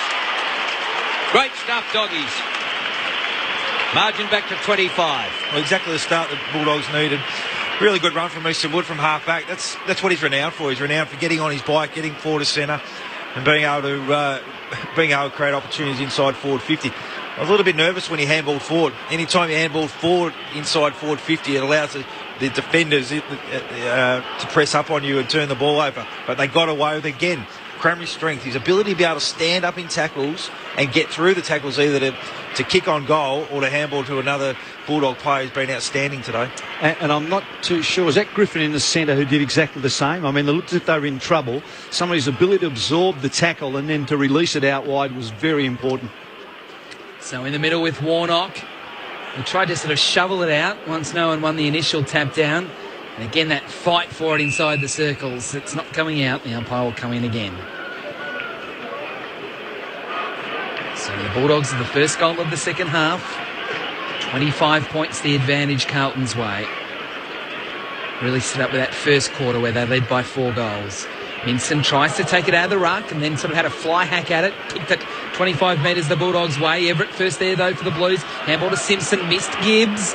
Now there's a fight for it. Picken with a big tackle. And it's locked up, a 2-man tackle. McRae was the other dog to come in and make sure that ball wasn't going anywhere. And it'll be thrown up just forward of the wing for the Dogs on the dock side of the ground. I've just got a feeling Picken has gone to Gibbs. Yep. Yeah, he was in the centre bounce with Gibbs at the last bounce. Ball comes out to Bell of the Blues. He kicks towards the wing. Ugly looking kick. Bounces through a few people. Spills off Ellard. Straight into the lap of Mark Murphy, who kicks towards full forward. Henderson's there. Ridden into the ground. Good tackle. Well done by Young. But it's grabbed by Waite. The hand pass out wide. Daisy Thomas across his body for the goal. His first goal for the game. And only his second for Carlton. Well, Murphy involved again. I think a move needs to be made. Mitch Wallace, he's tried his heart out, but he just hadn't been able to get the job done. Maybe it's time to get a Griffin onto him to go the other way and make Mark Murphy defend, because at the moment, Mitch Wallace is just following him around wherever he goes. He's come off the ground now with him. Sometimes when you get a proactive player on you, when you have been being tagged, you can be exposed. So maybe a Griffin to Murphy to try and make him defend the other way. The problem the Bulldogs might have is if they've got too many players tagging through the middle of the ground, they become very reactive, not proactive. 5 minutes gone in the third. Warnock winning it down again. Gibbs got a handball. Missed Tui. Loose footy picked up by Cooney. Scooping a handball out. Now the kick from Picken. Bouncing towards full forward. Rowe there against Jones. Rowe gets back first. Retrieves the ball. Gets tackled by Jones in the square. The handball was a little iffy, but it comes out okay with White. His handball also a little iffy. Carlton, though, still with the football, and in the end it's Curnow that's getting it out wide now towards the wing, and Henderson marks on his chest. So it's a couple of anxious moments, but they got out of it okay, Carlton, and now it's 50, I think. It's 50. Henderson was taking the kick, and a player got too close to the kicker. A Bulldog player got too close to the kicker, so it's 50 metres. That player was Easton Wood, I believe. So Henderson has been marched to 45 out from goal, just right of centre. And if he was to kick this, it would really hurt the Dogs. Henderson kicked 3 in the first quarter. He now has 4 for the match. And that does hurt the Dogs. They kicked the first, they got within 25 points, and the Blues have gone bang, bang. And it's the biggest lead of the match, 37 points at the 7-minute mark in the third. Yeah, look, and just a little observation about, I know it was great playing, Henderson got it, but just again, the ball was coming to somebody who's had a massive impact in this game, that's Warnock. Because again, Warnock ran to the centre of the ground to become the target. What's happened is, of course, this means Minson's getting caught out all the time, because Minson doesn't know where to go down. He knows they're short down the back half, but by going down there, he allows Warnock in there in that situation. So all of a sudden what's happening is that Minson's not affecting anything. He's not on Warnock, and he's not getting down to help his beleaguered defender. So it's great play by Warnock. Warnock wins this hit out. Hand pass comes further afield for the Blues. It's chopped off by Kobe Stevens of the Dogs to Minson, whose kick is smothered. Spills to McRae, who's rolled over in a tackle. Crowd saying ball, but the crowd pretty happy. Most of them, the Carlton fans, happy with the Blues' efforts in there. And Gibbs was last man up. Umpire throws it up near the logo. And Stevens goes up, wins the hit out. Ball comes out to Curnow, showing a bit of pace. Shares the ball with Carato. Curnow ducks a high tackle. on all fours, gets the hand pass to Scotland, who delivers a good pass. There's no mark. There's a free kick to Carlton. Leading down the ground is Cripps. He played last week, had 16 touches, or 17 on debut, the West Australian. Not as prominent today. Inside the 50. Cripps gets another one here. Little underground ball. Curnow was blindsided. Nearly caught holding it.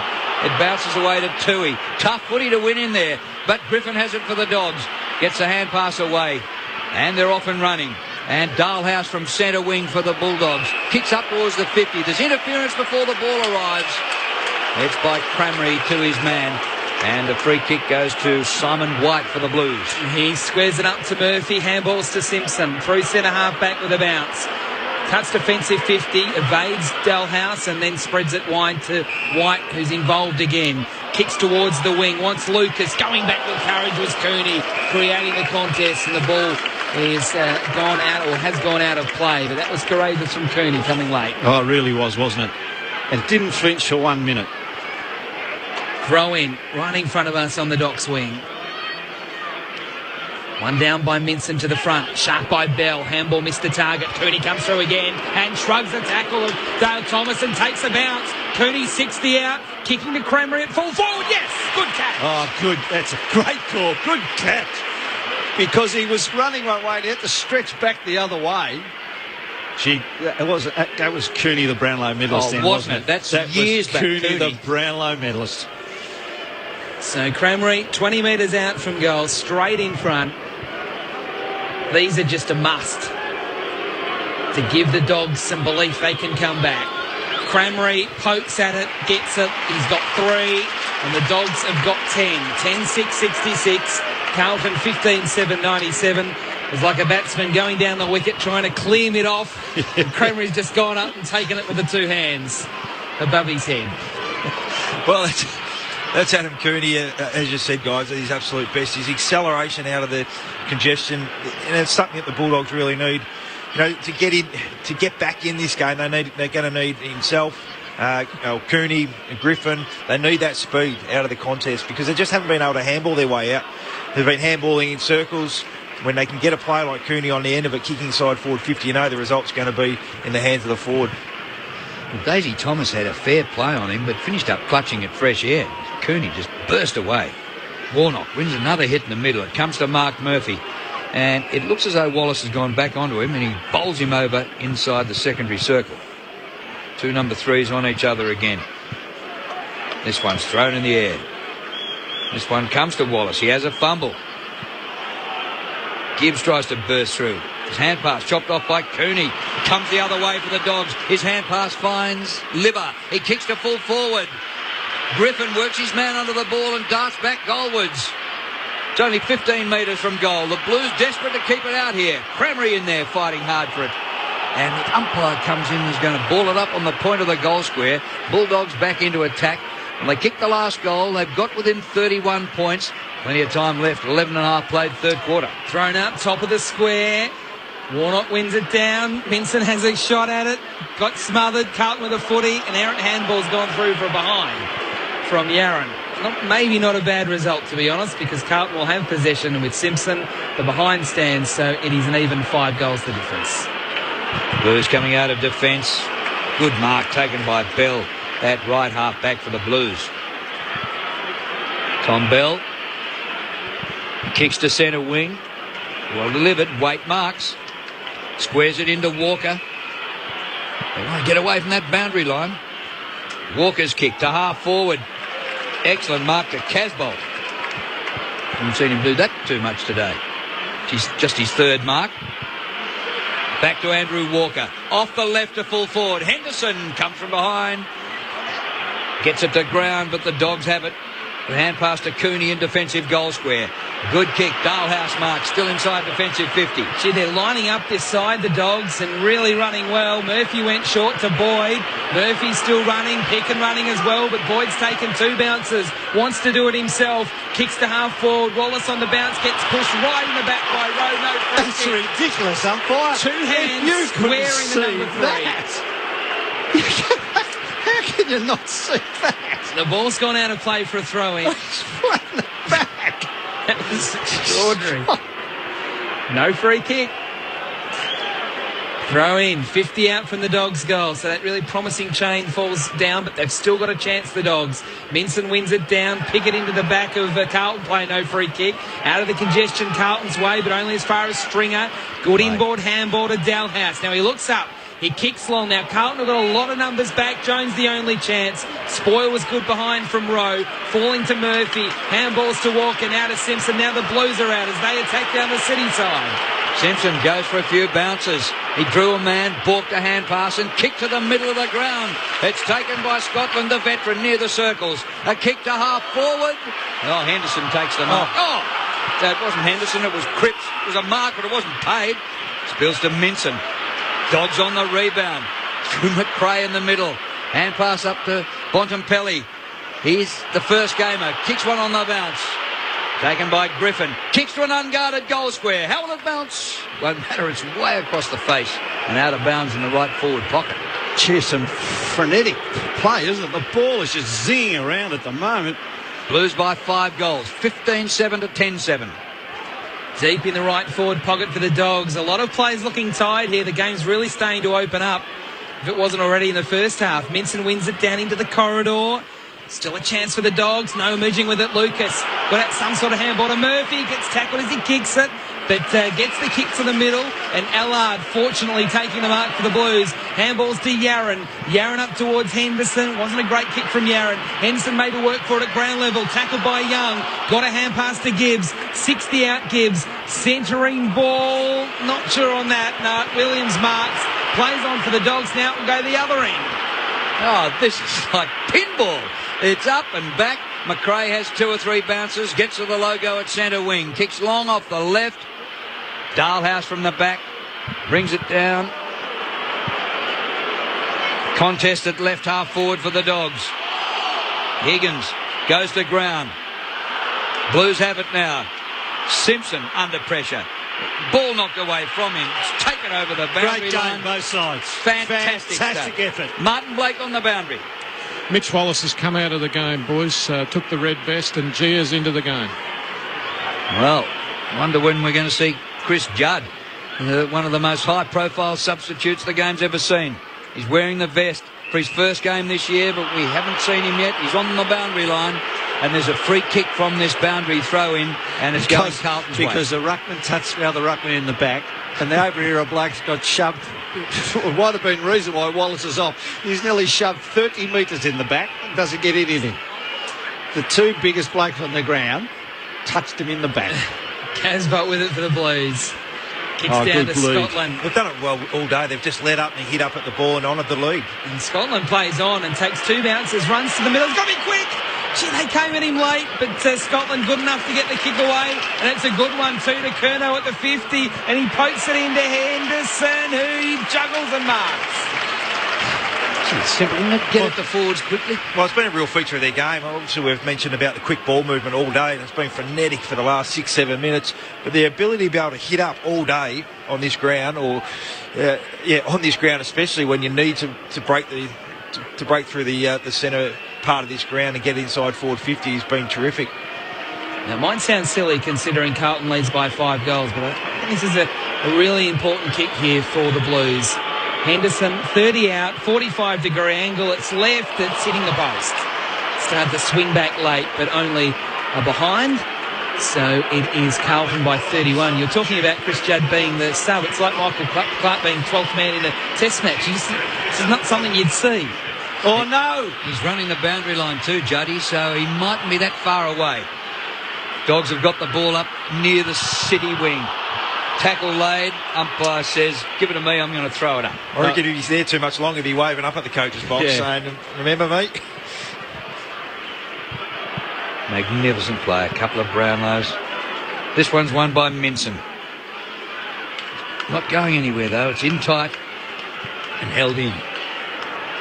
Juddy doing the side steps and the running round the boundary line. Saying, Mick, look at me, mate. Up it goes on the City side. Bunted forward for the Blues. Taken by Mark Murphy. Here's kicked out wide down towards the pocket. A spoil away by Higgins. Sees the ball over the boundary line and a throw in. Martin Blake. You're absolutely right, boys. Juddy very keen to come on. Ring a rosy on Henderson there. Tom Williams has gone back to him after having 3 goals kicked on him in the first quarter. Thrown in with Warnock and Minson inside the 50 for the Blues. Comes towards Thomas. Dalhouse coming in the other direction. Actually won that. Handball, though, straight back into congestion. Tui fumbled it. Bontempelli has it now. Gets tackled by Lucas. Got a boot to it. Still in the scrimmage, though. 50 out from Carlton's goal. Tui coming out with a footy. Picking with the tackle. The umpire letting it go a long time before calling for it. At the top of the 50 for Carlton.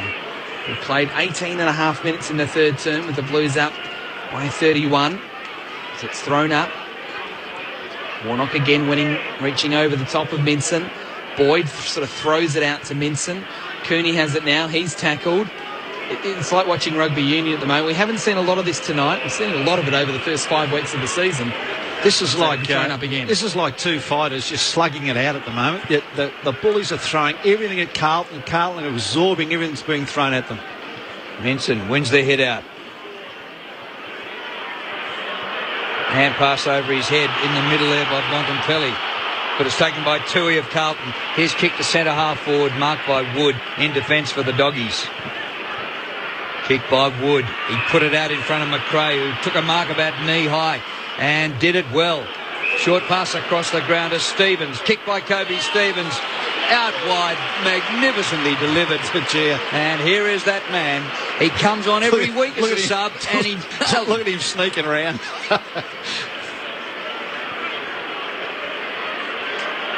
He's only kicked 3 goals in his 4 games for the season, but he's made impacts when he's come off the bench and has discarded the vest.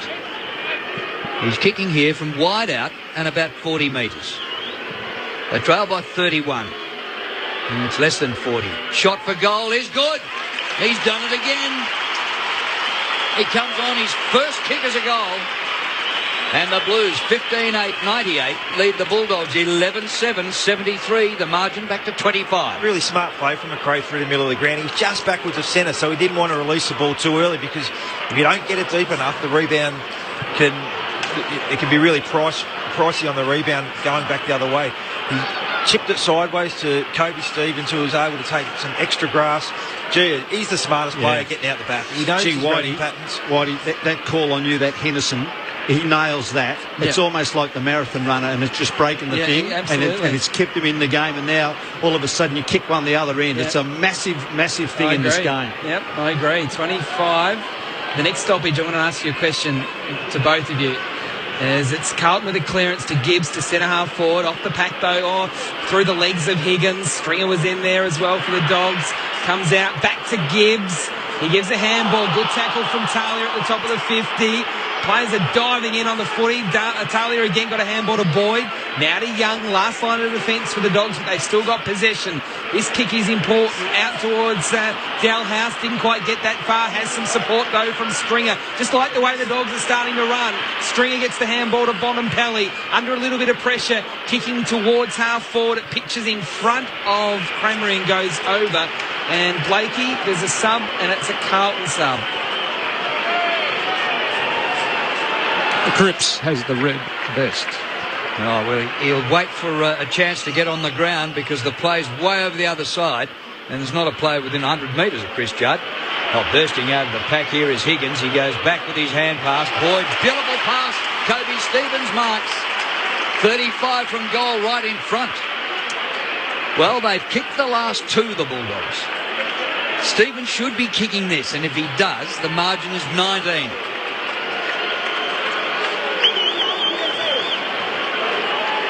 A lot of eyes on Chris Judd as he's about to come onto the ground. Had to wait till the 22-minute mark of the third quarter. On goes Judd. Stevens goes for goal and kicks it. So Judd's got to play his part in arresting this momentum. The Dogs have kicked 3 in a row. And it's 15-8 to 12-7. Yeah, game on. Yeah, absolutely.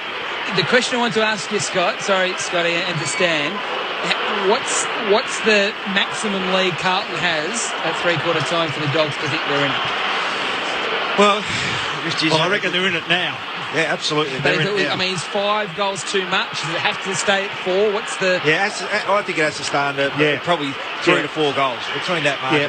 But Carlton spent a lot of energy early in this game, so it's going to be a matter of maybe who's the fittest team and who's got the best fitness coach. Better the Dogs. Absolutely. Judd straight into the middle 4. Okay, so Boyd and Judd, the 2-5s, stand alongside each other at this bounce, and it's a Bulldogs ball again to Griffin, kicking up towards Jones, stretches straight through his hands, couldn't mark. Fights on, tried to knock it the Dogs' way, didn't have any success there. White look at that. White's getting a free kick. And he's touched. Is that the umpire missed the push at the back? I'm on his case. I'd like to hope it's a different umpire because that shouldn't have been a free kick if the other one wasn't. Anyway, he's gone backwards to Everett. A high ball back towards the wing. Off hands Murphy with a footy for Carlton. Then he's away and running. Cutting inboard with 2 bounces. Inside the centre square with a third Murphy. Now to the middle. Kick off the side of the boot. Oh, Henderson's taken it. Henderson has marked it. It was a raffle between Henderson and Scotland. And Henderson has got it 50 out from goal straight in front. But that kick from Murphy was off the side of his boot.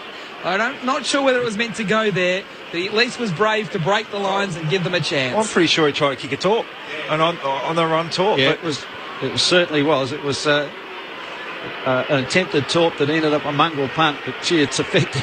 So the Dogs have kicked the last 3 goals.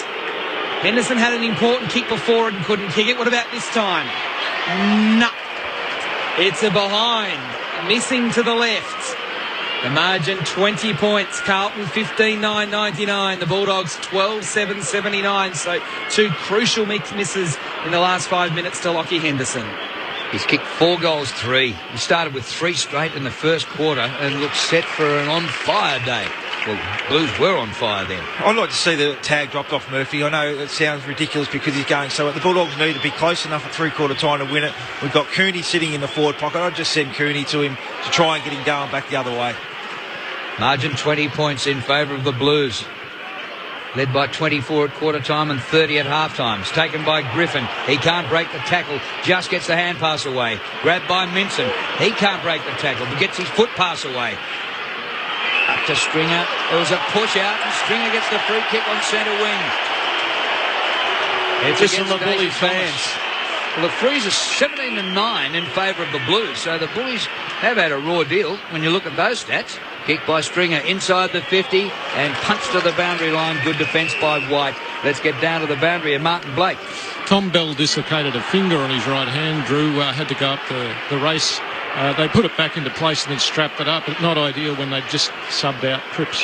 Thrown in. There's a ruck contest free kick here. It's going Carlton's way. In fact, it's off the ruck contest and it's to go to Simpson. I think two field umpires working together and they eventually work it out. Simpson's kick to the middle was good to Tui. Now to Yarran. A foot race between Yarran and Eastonwood. Yarran decides to kick. Oh, it's a good option too. It sits on the bounce to Scotland. Got some space. Settles. 30 out. Yes! Henderson was no. Scotland was yes. And the Blues back out by 26 points. Well done, Chris Yarran. And well done, the Blues, to get that goal to snap the 3 goals in a row from the Dogs. And as I said, 26 points the difference, 26 gone third term. Well, we said they had to be brave. Kate Simpson there was absolutely brave. He had Tui in the middle of the ground, and yeah, it was terrific by Yarran. Unbelievable work rate from Scotland to be able to get that space. But Kate Simpson set that up by being brave and kicking the ball through the middle of the ground. At this particular stage of the game, you would have given him an out by kicking it down the line because of where the game's at, and they probably need to contain the Bulldogs at this stage, but they just want to keep scoring, and it was a brilliant kick from him. He set that up then. And Higgins, I might say, caught napping. Higgins was watching the ball, lost his man. Great experience by Scotland. Warnock gets the ball down to Judd, but he's ripped off it without getting a possession. Socket off the ground by Griffin. Up to Jones, good pick up, but he's straight away cornered in a great tackle. The ball's there near the front edge of the square for the Bulldogs. And the umpire comes in to throw it in the air. Drew, you think of important moments when Jones came out from half forward and dropped that mark, having kicked 3 in a row, the Dogs. Menson wins this hit out. There's Judd getting his first touch. It's a hand pass going backwards. He'll get it back from Daisy Thomas. Judd wheels around, gets away. He got Dalhouse chewing dust behind him. The kick up to the middle of the ground. The mark is taken by Casbolt. Back to Judd. Oh, he's hurt. And he's no good. He's hurt. done a hamstring. Or something of that ilk. Juddy's only been on for a minute or two. The ball's inside the centre square. There's a push. Gee, I hope it's not the Achilles. And it's a Dogs free kick. He's going to come off. I thought he grabbed high up rather than an Achilles. Oh, this is criminal what's going on here. Judd coming off. The Bulldogs going forward. Kick by Wood. Mark dropped by Stringer close to goal. It's on the deck. The hand pass comes out. And it's going to be a ball up in front of goal. Martin Blake. Chris Judd indicated his right hamstring, Drew. He's gone for the day. Oh, that would make you cry, wouldn't it? Well, yeah, and they're one short for the final quarter now. Minxon winning the tap down for the Dogs. Lots of players around the contest, and it will be thrown up again. Martin Blake. Whitey, Tom Bell hasn't come back from up the race with his finger as well. I'm sure that he will come back, but right at the moment they are totally down. Too short. So, very interesting finish to this third quarter indeed. Warnock wins it down again. It's just still 20 metres out from the Dogs' goal. They're fighting for it. Minson picks it up. They tackle him, and it'll be thrown up for the third time. Now, there's only 5 sets of players outside 50, so 28 players inside the Dogs' 50, and Griffin can still have a shot and miss. Oh, Griffin, left foot snap. It was under pressure, but he was only 15 out. He's missed to the right. It's 25 points Carlton's way.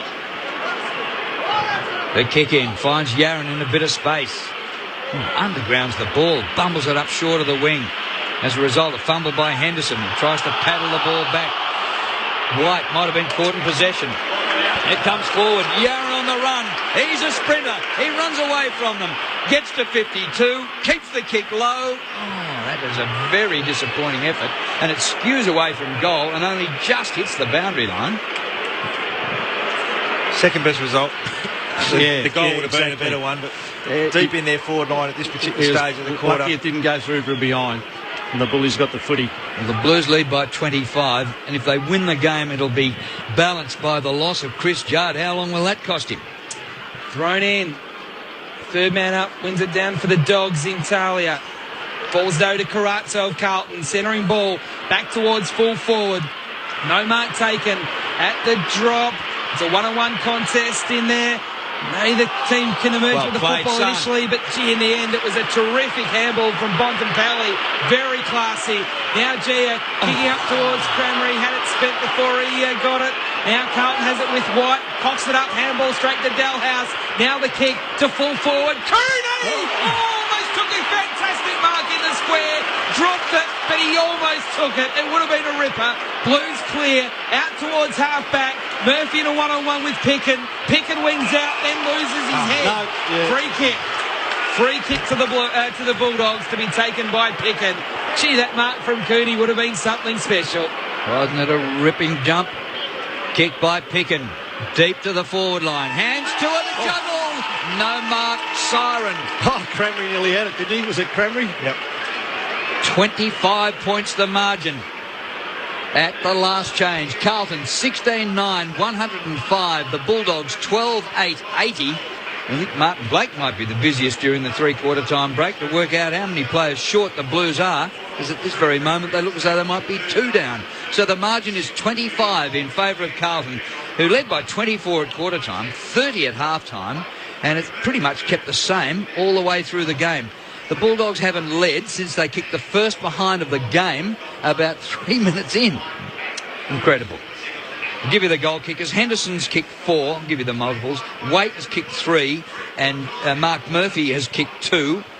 And for the Bulldogs, Cranmery's 3 and Dalhouse 2, as well as Kobe Stevens 2. So at three-quarter time, Carlton 16-9, 105. Lead the Bulldogs 12-8, 80. This is Grandstand AFL on ABC Local Radio and Grandstand Digital.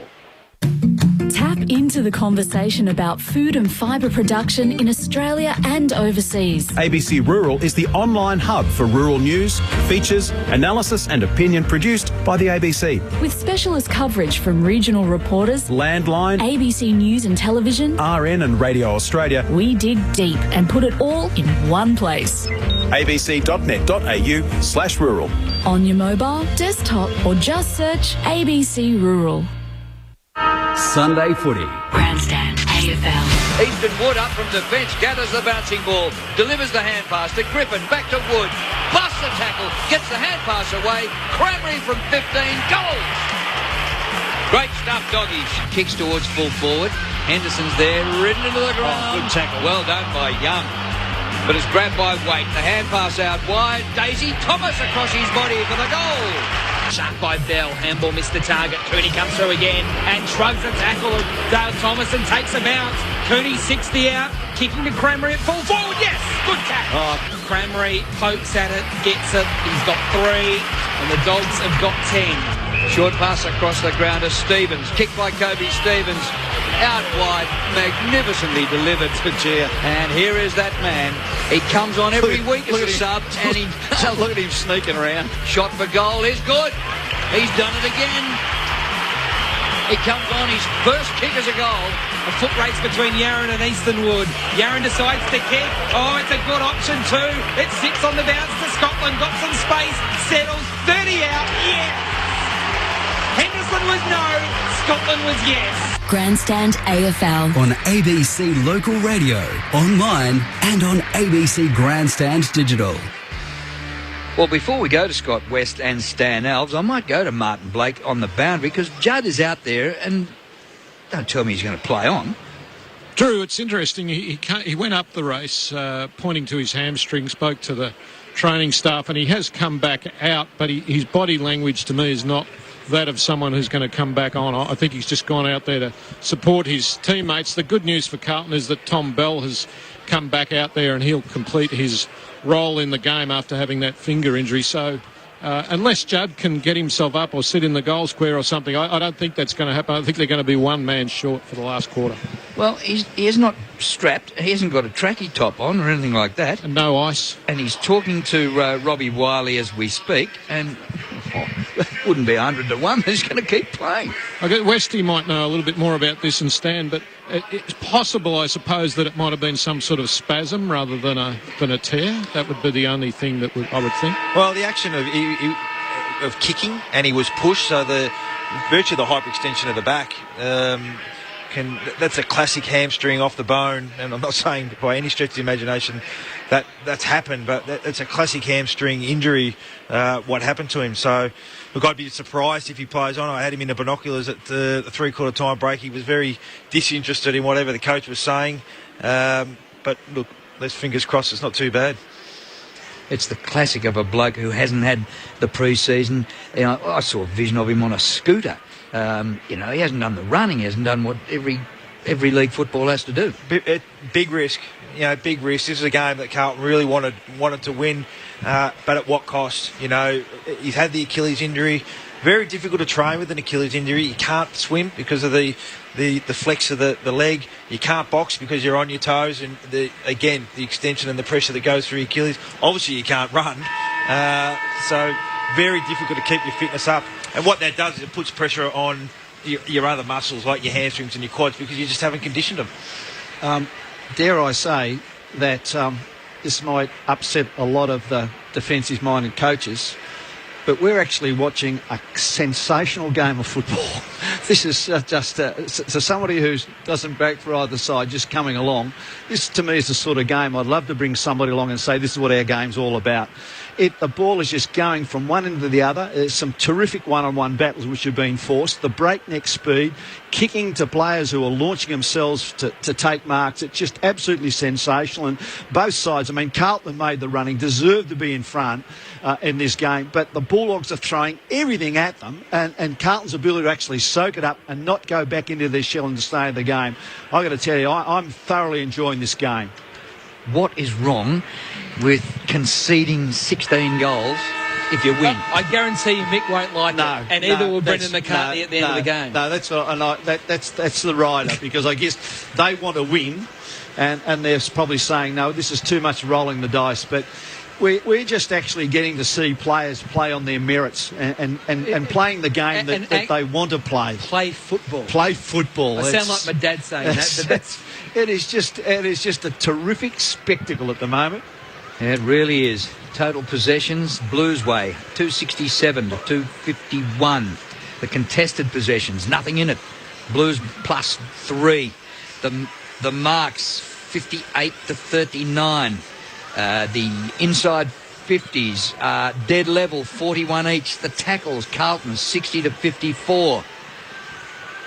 Hard to pick a winner. Only the fact that Carlton lead by 25 points, they'd have to be hot favourites. Well, it was 24 points at quarter time, and since then it's been a fairly level contest. Yep. That's why it is sort of, in general play at the moment, Drew, hard to pick.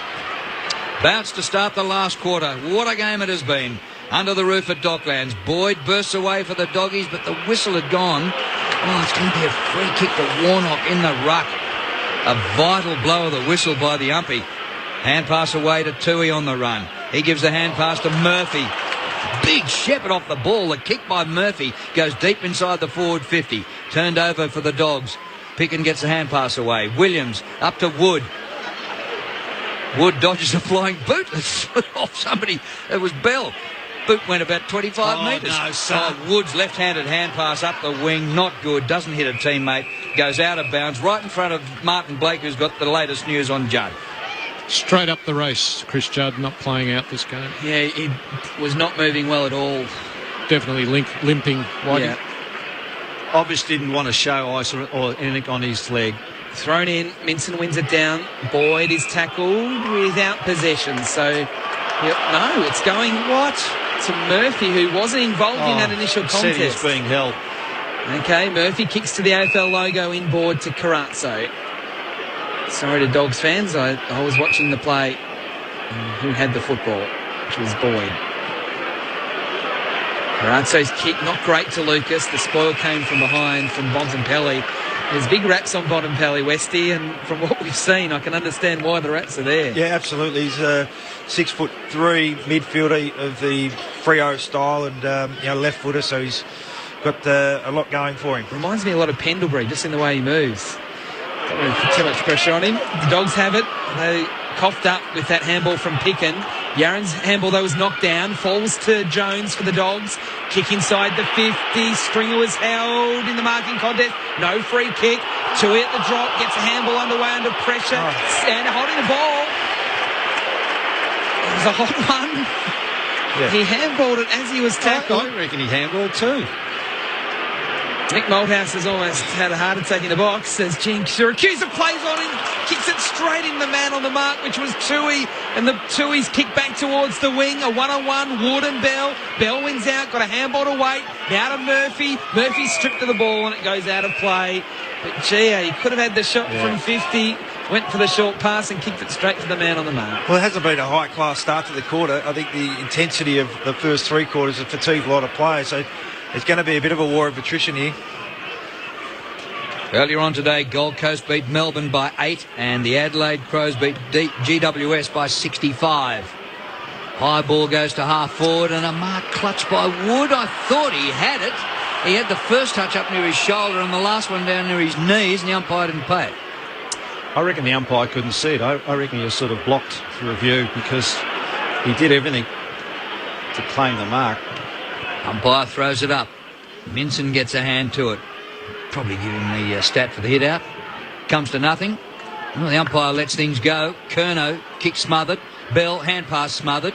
Wood gets the hand pass through to Griffin, who dashes through that pack.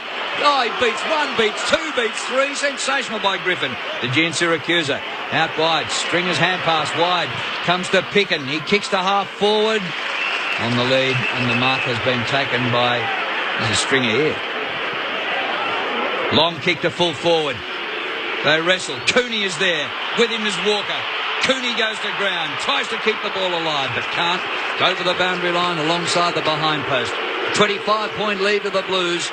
Scoreboard hasn't moved in the opening nearly 4 minutes of this last quarter. Gee, Kearney very unlucky not to get a free kick. Walker grabbed him by the arm. Thrown in. Minson wins it down to the front. Liberatore's there, takes it. Handball to Boyd, who immediately gets tackled. Carazzo now for Carlton. Handballs to Waite. Gets a hurry kick down the boundary line, and a good kick because he's found touch on the bounce between wing and half-back right for Carlton. But Kearney could only go at it one arm then because the other one was pinned. Anyway, there was no free kick, so we won't dwell on it. Thrown in. Minson this time gets to the front, knocks it down to Jen Siracusa. His kick was smothered by that man again, Tui, but it has gone at least to the 50. Jones fires out a handball. Jen Siracusa kept running. This time he goes long, but it's out to the right. Behind, just on the 50. So the Dogs get within 24. 105 Carlton, 81 the Dogs. We've played 4 minutes. Brought in by Walker. He kicks long. Through Wade it goes, but he's pushed out.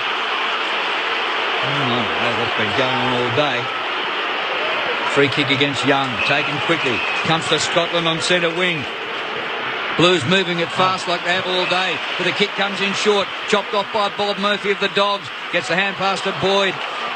Up to Higgins, back to Murphy. Boyd. Griffin. Out wide to Liberatore. Cranberry a mile in the clear. Had time to drop a mark and regather. Cruises to 50. Goes long off the left. He's nailed Stuart Cranberry kicks a beautiful goal. That's his fourth. Gives the Dogs hope. They trail by just 18. Yeah, really poor kick by Heath Scotland on the wing.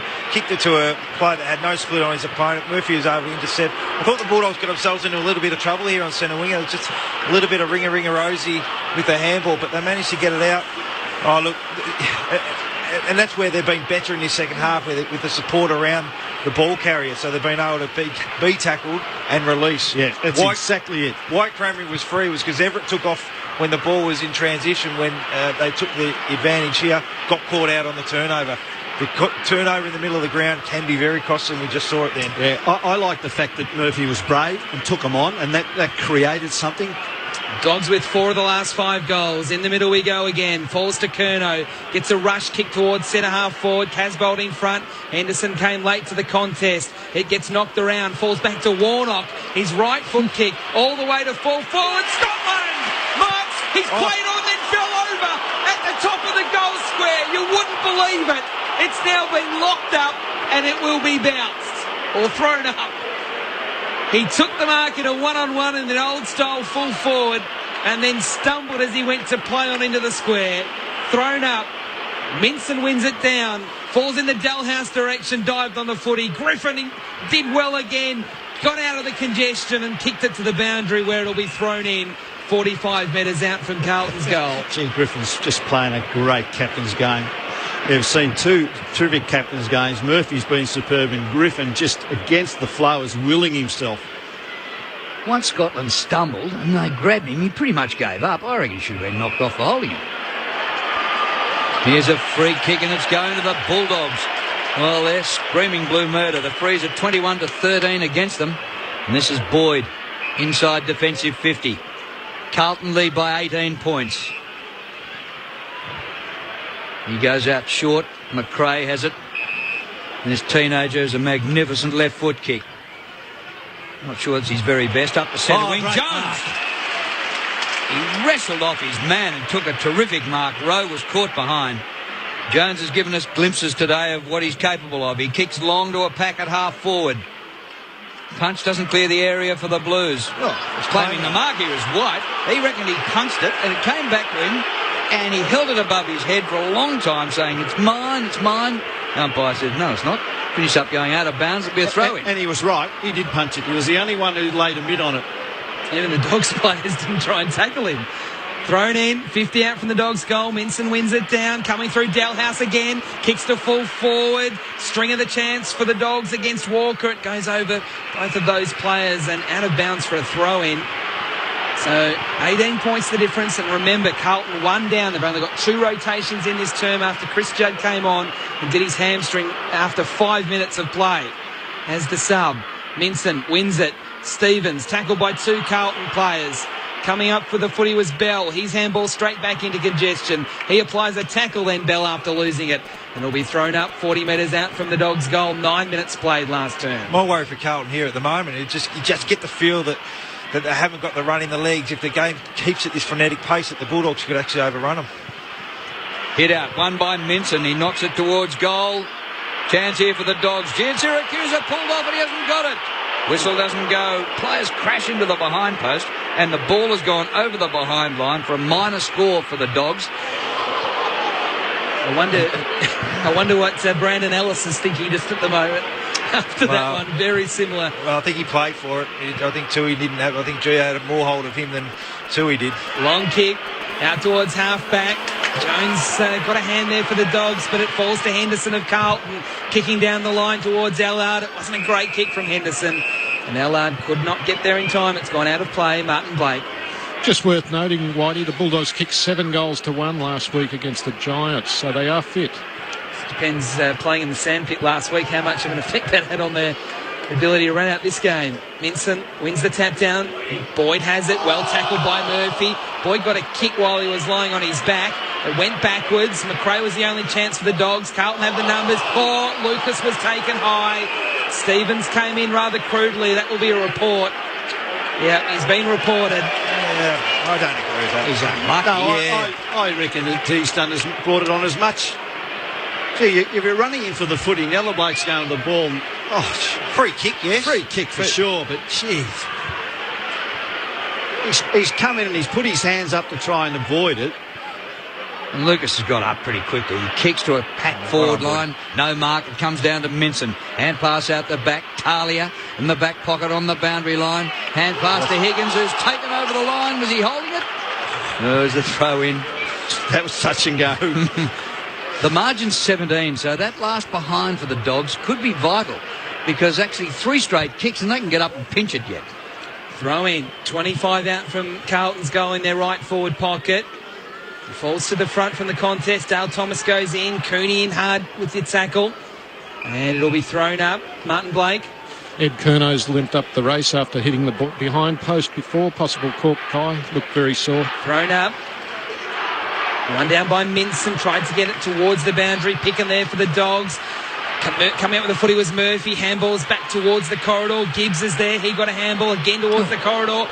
Going in hard was Bontempelli one direction. Casbolt the other. Ball still ricocheting around. Lots of players. It's now 40 out from Carlton's goal. It won't come out. It'll be thrown up. I'm interested in Chris Yarran's position here. He's got a 2-on-1 with Walker and Griffin. One of them needs to get back and help the quick kick out, which we see Walker doing now. Better positioning. We've had just 1 goal in this last quarter. The Blues are scoreless in the opening 12 minutes of the term. So the Bulldogs coming back at them. Can Carlton hang on? They're looking for their first win of the season after losing their first 4 games. And the Bulldogs trying to win 3 in a row. It's punch goalwards for Carlton. It's gathered by Daisy Thomas, who swings it towards goal. He's offline to the right-hand side, through for a minor score. His tally today, 1-1. The margin back to 18, Carlton lead. So Sean Higgins with the job to kick it back in for the Dogs. He's coming the Dock side with a long kick. He wants Murphy or Stevens. Stevens flies. Can't mark. Murphy though at the drop for the Dogs. So they've worked it out okay here. A bounce from Murphy. Then a kick towards the wing. Jones in front. He is edged out of it by Rowe. No free kick. And then Griffin That's holding free it. kick. Yeah, Griffin's kick for sure. He looked up wanting to know where the umpire was and looked at him and said, is that a free kick? And the umpire said yes. So Griffin kicking into the pocket, stringer up, can't mark at the drop. Cooney runs around in a circle. He sees a vacant square. He goes at it. It's close. It's just missing to the left. It was from in the pocket, but Cooney does often kick those. 17 points, Carlton's lead. Waite kicks in. Simpson marks just inside defensive 50 for the Blues. He kicks to Gibbs at centre half back. Bryce Gibbs is at a ripper. 27 disposals coming up. It's a kick. Back. Walker in a bit of space. He kicks across the line and misses the target, which was Casbolt, and the ball pitches and bounces out of bounds behind the wing. Marty Blake. Ed Curnow very bravely came back on the ground, but he's very, very sore. Boundary throw in. Warnock in front, wins it. At ground level, couple of Dogs fight for it. Actually, Minson goes in and wins it. Hurried kick to half forward, where it's taken here by Lucas for Carlton. He loses control of it. Grabbed by Dalehouse. He's pulled off his kick. Finishes up again with Lucas, who clears for the Blues towards centre wing. 2-1 Dogs. And the mark has been taken by Young. Young centres it up into midfield to Stevens. Stevens goes short. And McRae stretches, can't mark, but he's able to recover. Tried to take on the Lucas tackle. Got the handball out. The kick from Liberatore up to full forward in front. Crameri couldn't mark on this occasion. Crumbs to the front. Scotland did well for the Blues. Handballs to Walker. Walker from the defensive goal square. Must be precise to Dale Thomas, and it is. And Daisy Marks low down on his chest at right half back. Blues have scored just the one behind in this last quarter. Shot by Dale Thomas a while ago. His kick over the wing to Waite. Nudged out of it by Wood. Waite comes at him and dispossesses him in a good tackle. Comes to Zhong of the Bulldogs. Hand pass to Young. Outside of the boot. Finds Robert Murphy on the logo. Here they come. He's got a bit of room. He delivers a low and hard pass. Crameri marks. Hand pass to Higgins. Kick smothered by Scotland. Hit him in the back. Comes back to the Dogs. There's a tackle laid low in there. There's no whistle on the play. Now, this is just absolute ripping football. Hard, tough, and both teams desperate for the victory here. It's going to be thrown up at half forward for the Dogs, who trail by 17. Marty Blake. Ed Curno's gone, boys. They're treating his right knee. He can't run at all. So they're down to one interchange. Okay, so it's a battle of attrition now. From the throw-up, Stevens has it, handballs to John. He's immediately tackled, loses it. Carlton with a footy with Gibbs, who takes a bounce. Now, he should go long here, waiting a one-on-one. Gibbs sees it now. He actually goes to wait a little bit late. He had to lead at him. He's taken it, but he's too far out to score. Now the kick to Henderson, and he's marked on his chest. Henderson centres up. This is really good from the Blues. The experienced players working together. Henderson in centrally to Scotland. And Scotland has it 45 out from goal, just right of centre. So Gibbs to Waite to Scotland. Old heads, experience, just under pressure, some mistakes being made everywhere, and just the cool heads and things like that. And players like Scotland, just I know he played on for that one down the goal square, but he's done some very good things in this last term. So as I look to the Carlton bench, they have one rotation left. Now I look at Scotland. He has a chance to put the Blues 23 points up. Such an important kick from the veteran. He's hit it well. He stands and he delivers. Carlton by 23. 17 played in the last term. 17-10, 112. The Dogs 13-11, 89. How important was that? Well, that was the one he owed him. Yeah. I thought it was a really good decision from Henderson. He was on that, ugly angle, that 45 degrees where it wasn't a certainty. Get it inside.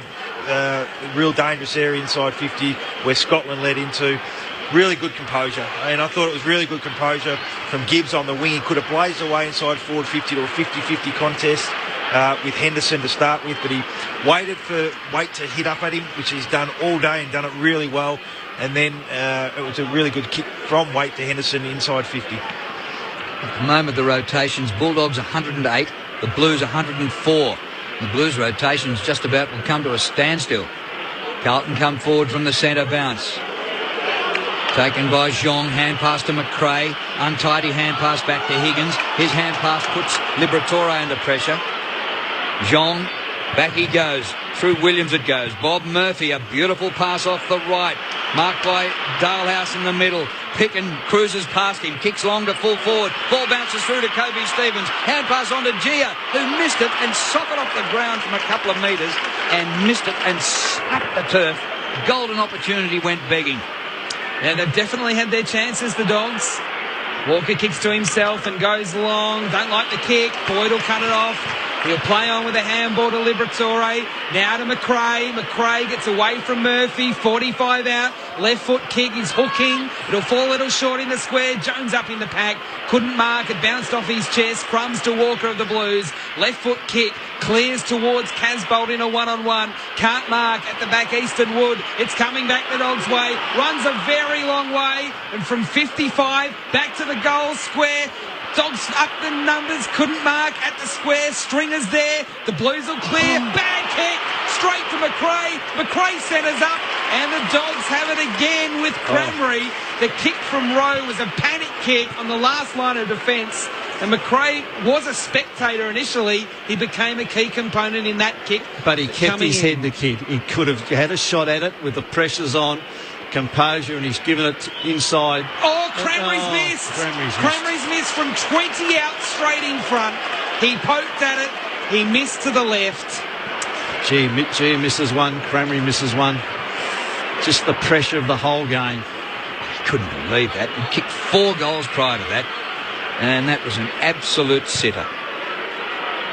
Bell clears for the Blues up towards the wing. Robert Murphy puts pressure on from behind.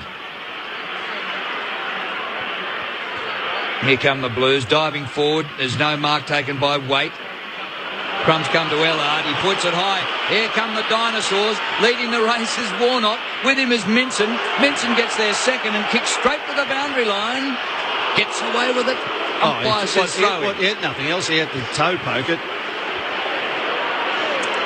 Heath Scotland thought he was having another shot at goal. It's to be thrown in. Warnock wins it down again for the Blues. Lucas got a hand to it. That was it. Boyd kicks to the wing for the Dogs. Rowe against Jones. Rowe gets there first. Handballs immediately defensively to Tui. That's okay. Tui's left foot centering ball is okay. Back to Rowe. Not 15. He's got to be quick, Rowe.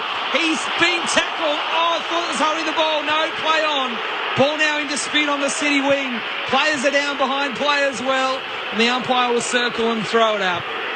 Rowe went to try and avoid the tackle from Stevens and put Stevens down.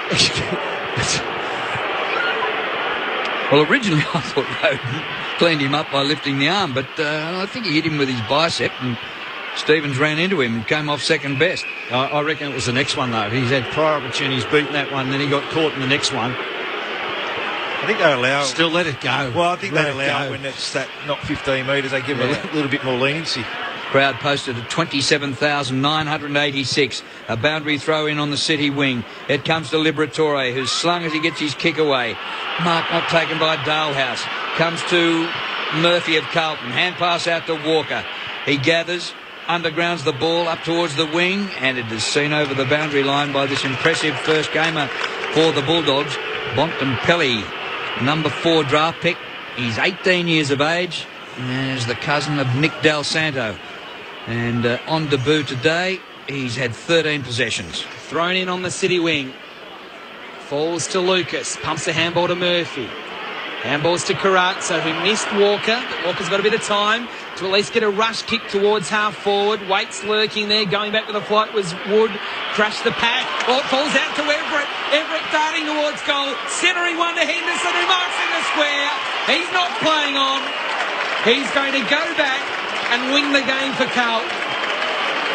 Everett running towards goal from the pocket, centred it up to Henderson, and Henderson from the top of the square. I'm going to mark it down. All eyes on Lockie Henderson.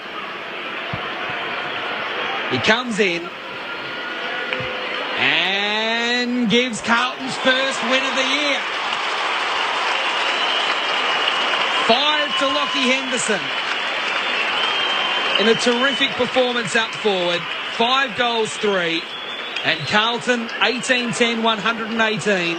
The Bulldogs, 13-13, 91.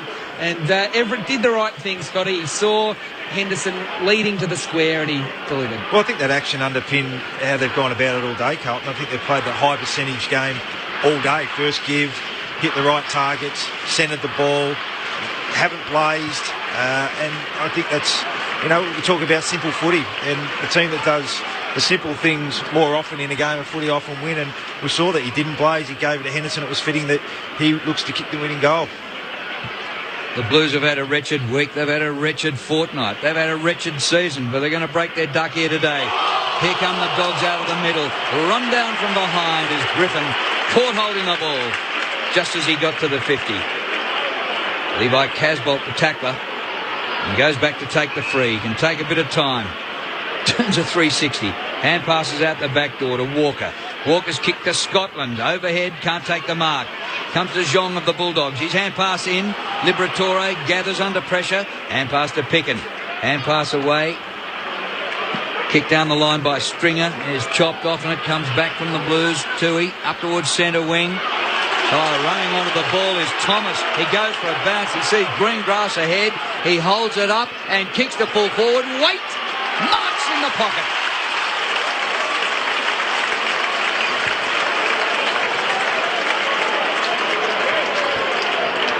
He got him going. He kicked 3 goals before half-time, Jared Waite. No more since then. 3-1 for the day. They sent him back to the Magoos. He lasted there only a week. Came back this week and has paid his way. Near the boundary line when he starts. He kicks from 35. It misses to the near side. Through for a minor score. Shouldn't make a difference. Blues lead by 28 at the 25-minute mark. So 8 goals between Henderson and Waite.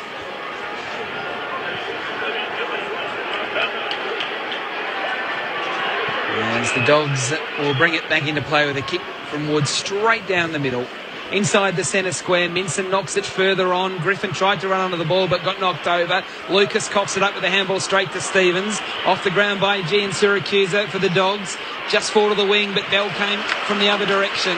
Took possession of the football and kicks up towards half forward on the bounce to Henderson. He met it well. Handball to Bell that kept running to full forward. Poor kick. And Talia takes the mark for the Dogs. So the Blues will get to sing their song after the siren. And the Carlton fans who came today have been well rewarded. Here's a tackle, a rugby tackle around the bootlaces. Been legged, yeah. And Picken will take a free kick against Daisy Thomas. Picken at half-back for the Dogs. Kicks towards centre wing. Minson takes the mark. A few steps ahead of his man, Warnock, who's probably beaten him today. The hand pass away to Griffin, under pressure. The hand pass to Jones, he was under pressure. He's coughed it up. Gibbs has it for the Blues. Kicks to Ellard, but Ling Zhong gets a spoil on the ball and gets it over the boundary line. Throw in right half forward for the Blues, who lead 119-91. Earlier on, Gold Coast beat Melbourne and the Adelaide Crows beat the GWS Giants. There's a lot of very tired players out on the field from both teams, particularly the Blues, considering they're down to 1 on the bench. Murphy now for the Dogs. Handballs to Griffin. Now to Boyd through midfield. He takes the bounce, looks up, kicks to an open forward line. Oh, up goes Simpson. Dropped the mark from behind, but he's first to recover. The only one to recover as Stevens stayed on the ground. Simpson took 2 bounces. And he's deciding to give it to Murphy, who kicks to Henderson, who takes it on the half volley. He kicks into the middle to Casbolt. Handballs to Carazzo. Looks up. He kicks short. Doesn't quite get to Ellard, at least on the full, but he takes it on the bounce to full forward. Wait there with Talia. Talia with a spoil. Stays in the play. Talia falls to ground. Wait comes in. Free kick going to Talia. Wait, when he went to try and pick up the footy, actually jumped into the head of Talia. Dazed and confused at the moment, but he'll take the free kick. Last line of defence. Blues have kicked 2 goals to 1 only in this last quarter. Earlier on it was a goal fest and we were absolutely loving it.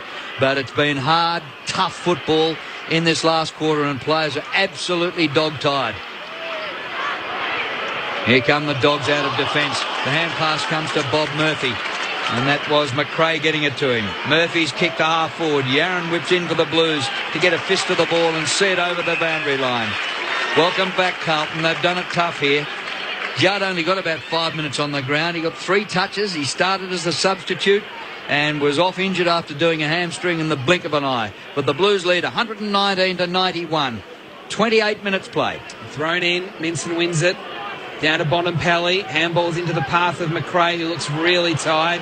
He gets tackled by Carazzo. The ball's not coming out. Now it does. Stays in the field of play. Boyd has it for the Dogs. Rushes a kick towards half forward on the bounce, and it's coming back. No, not quite. White had the footy, but it went out of play for a throw-in. 70 out from the Dogs' goal. And what looking now, you're seeing a lot of tired players. Just the body language of both sets of players. Minson winning it down. June Syracuse overruns it. Griffin has it, handballs it out to Liberatore, now to Boyd.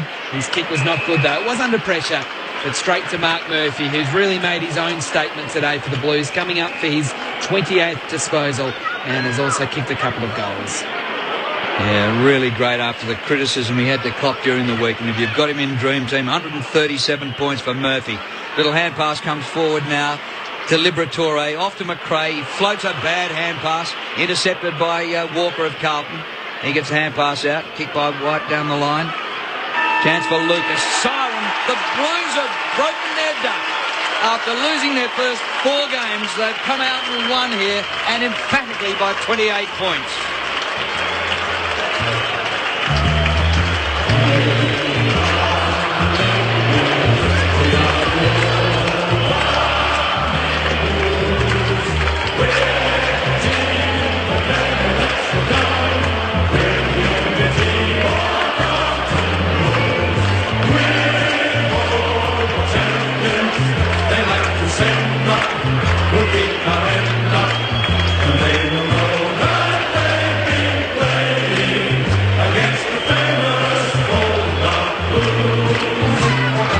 What a game it was.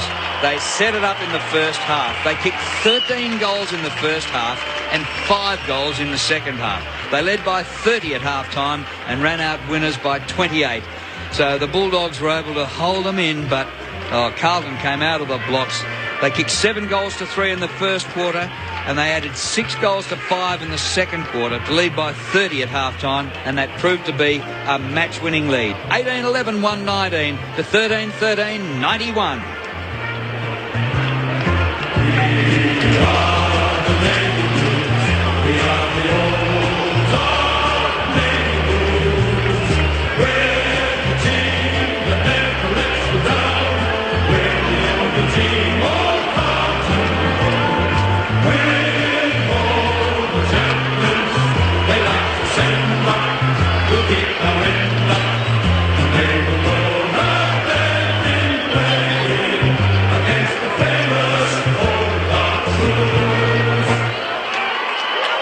Boys, it was as much the way they did it as the fact that they did it. Well, these wins are relief. Just pure relief. I know there's a lot of joy in it as well. Probably joy for the fans, relief for the players and coaching staff. But look, they set the tone early. They played real fast footy off half-back through the middle of the ground. From up here, and we'll try and ask someone later on whether there was a real focus through the middle of the ground to get a handball received, running forward and getting it to their forwards as quickly as they can, because they realised or identified that they had a couple of really good mismatches down in their forward line with a couple of Bulldogs being undersized as defenders. Look, they just set the tone early. I thought Wade and his ability to lead up, the combination with Henderson. Kaz bolts down there, but really doesn't have much of an influence in the forward line. But I thought Yaron's speed early, Allard's job on Murphy down back was terrific. Didn't allow Murphy to get the run that we know he can give the Bulldogs. But yeah, look, it was a really good performance. Tested as well, Carlton, in the end, having minimal players on the bench. But yeah, it was a real brave win, and what it does this season, only time will tell. 1-4 is a long way back, but they should get a lot of confidence out of the way just their game style. And I know, Stan, you just love the fact that they played up, they played on, they used the corridor, they run, overlapped, and got the ball inside forward 50. And the thing I was impressed with is their want to play one-on-one footy. Not give anyone an excuse to have a spare back so they can create overlap and run from the back end. They played one-on-one footy. Even when the Bulldogs put one back, they played with 7 forwards, which I think is a brave move, and they should be congratulated on that. Well, to me, it's as much as the fact that today they played a brand of football that suited the personnel. And I think that this is an important thing. You can talk about the sort of footy that you want to play, but perhaps you may not have the personnel that are able to do that. But today we saw the brand of football they play suited the personnel, and I thought that it was absolutely sensational. They just took them on, and that's what you could see. They just liked doing it. And I think Drew made the point. You could almost see that they were enjoying playing that way. Certainly, that looked like Murphy and Gibbs did, and certainly it looked like Waite and Henderson liked it. There's no doubt whatsoever. And let me tell you, we like watching it. And the other thing I liked about the fact was that the Bulldogs were thrown the challenge and they came back, and they were terrific, the Bulldogs. But everything they threw at them, that Carlton had the answers. And look, the game was really in the balance from my point of view, and when the Blues were certainly a man down in that last quarter, and then Curnow was off, and it was just the game was up for grabs. Even though they had a 25-point lead, you just didn't know it was going to be that last quarter. When Crameri kicked that goal, you knew that they were in it. Then it was really tough. Thought Scotland had a chance, and he played on and got nailed. And then I thought that the Bullies, any chance they had, he flummed one that was given to him, then off the ground he missed it, and then Crameri just missed one. And then it was almost as if the wind went out their sails. And with Scotland and Henderson, who'd been a great player, just came back and kicked those goals. Then it was just a bridge too far. But a great game of football to watch. Scotty, you just said that deep down you don't think either coaches are going to like it. But I tell you what, the fans liked it. We liked it. It was terrific to watch. And the Blues, great game of footy. I loved every second of it. Just saw players at their merits. It was lovely to be able to see the ball kicked in long and players go for marks and players crumbing if it wasn't marked, and a great exhibition of our game. And the Carlton players went to their fans. They were high-fiving them over the fence. Now they've disappeared down the race, and Martin Blake is in the rooms. I reckon it'll be a riot down there. Drew, this is one of the great wins for Carlton, I reckon. Chris Judd's limping around. He had a long conversation with Mick Malthouse just a few seconds ago. The indications are just hamstring. They won't tell us any more than that. But Ed Curnow's here on crutches. I reckon he's got a broken leg, Ed Curnow. He's strapped up just below the knee on the right leg after that collision with the behind post. So they've done it with 2/3 of a side almost. And here they go. They're just pouring all the the sports drink on young Patrick Cripps, who's played in his first win. And Daisy Thomas as well. There you go. We're just about to get the rat-da-da-da-da.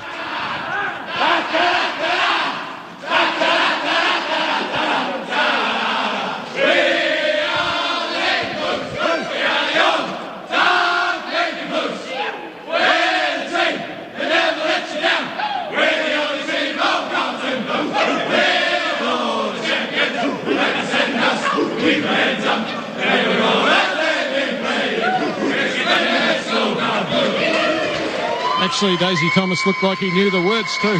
We'll be back soon. I think I'll have Lockie Henderson for you, probably the match winner. He was great. Lockie kicked 5 goals, 3 here today. And, compared to what they've been doing earlier in the season, they kicked a cricket score. 18 goals. Their previous best had been 12 goals in their earlier losses. They kicked 12 twice, 8 and 7 in the last fortnight, and today they were 13-6 at half-time. So they released the shackles and played a great brand. Well, I think the ability to be able to have Henderson and Waite in the forward line, look, whether you agree with it, whether you don't agree with it, Jared Waite, makes this team better. Had he played last week, they might have been, 2 in a row.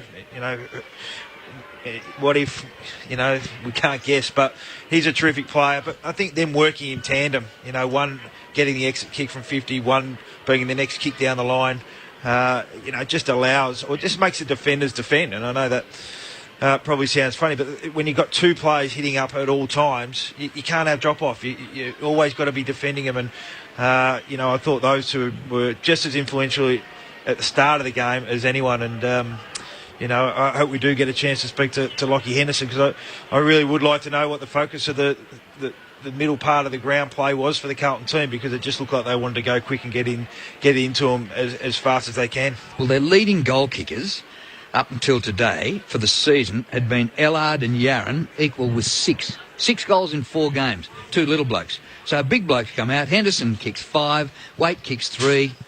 Isn't that how footy's supposed to be? Well, it is, and I know you'll go through the stats, Drew, but the Bulldogs had nearly 20 more handballs than kicks, and it just showed that different ways that they wanted to move it. Carlton had 200 kicks to 147 handballs, so they just kicked the ball. They kicked the ball and they honoured the hit up, and they did it all day, and it was pretty obvious from up here that it was a real focus for them. Well, soon we'll get Lockie Henderson. Just repeating the earlier results today. Gold Coast have defeated Melbourne at the MCG by 8 points.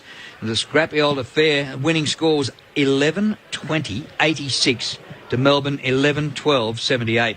So the Demons couldn't follow up their win of last week over the Blues with another win against Gold Coast today. So good win by the Gold Coast at the G. Absolutely. I just wanted to make mention before we speak to Lockie just about Carlton's leaders that have been put under pressure for so long. Just from a statistical point of view, Gibbs 29, Murphy 28, Walker 26, Simpson 23, Carazzo 22. Now I know it's not all about disposals. Throw in Scotland's 2 goals as well.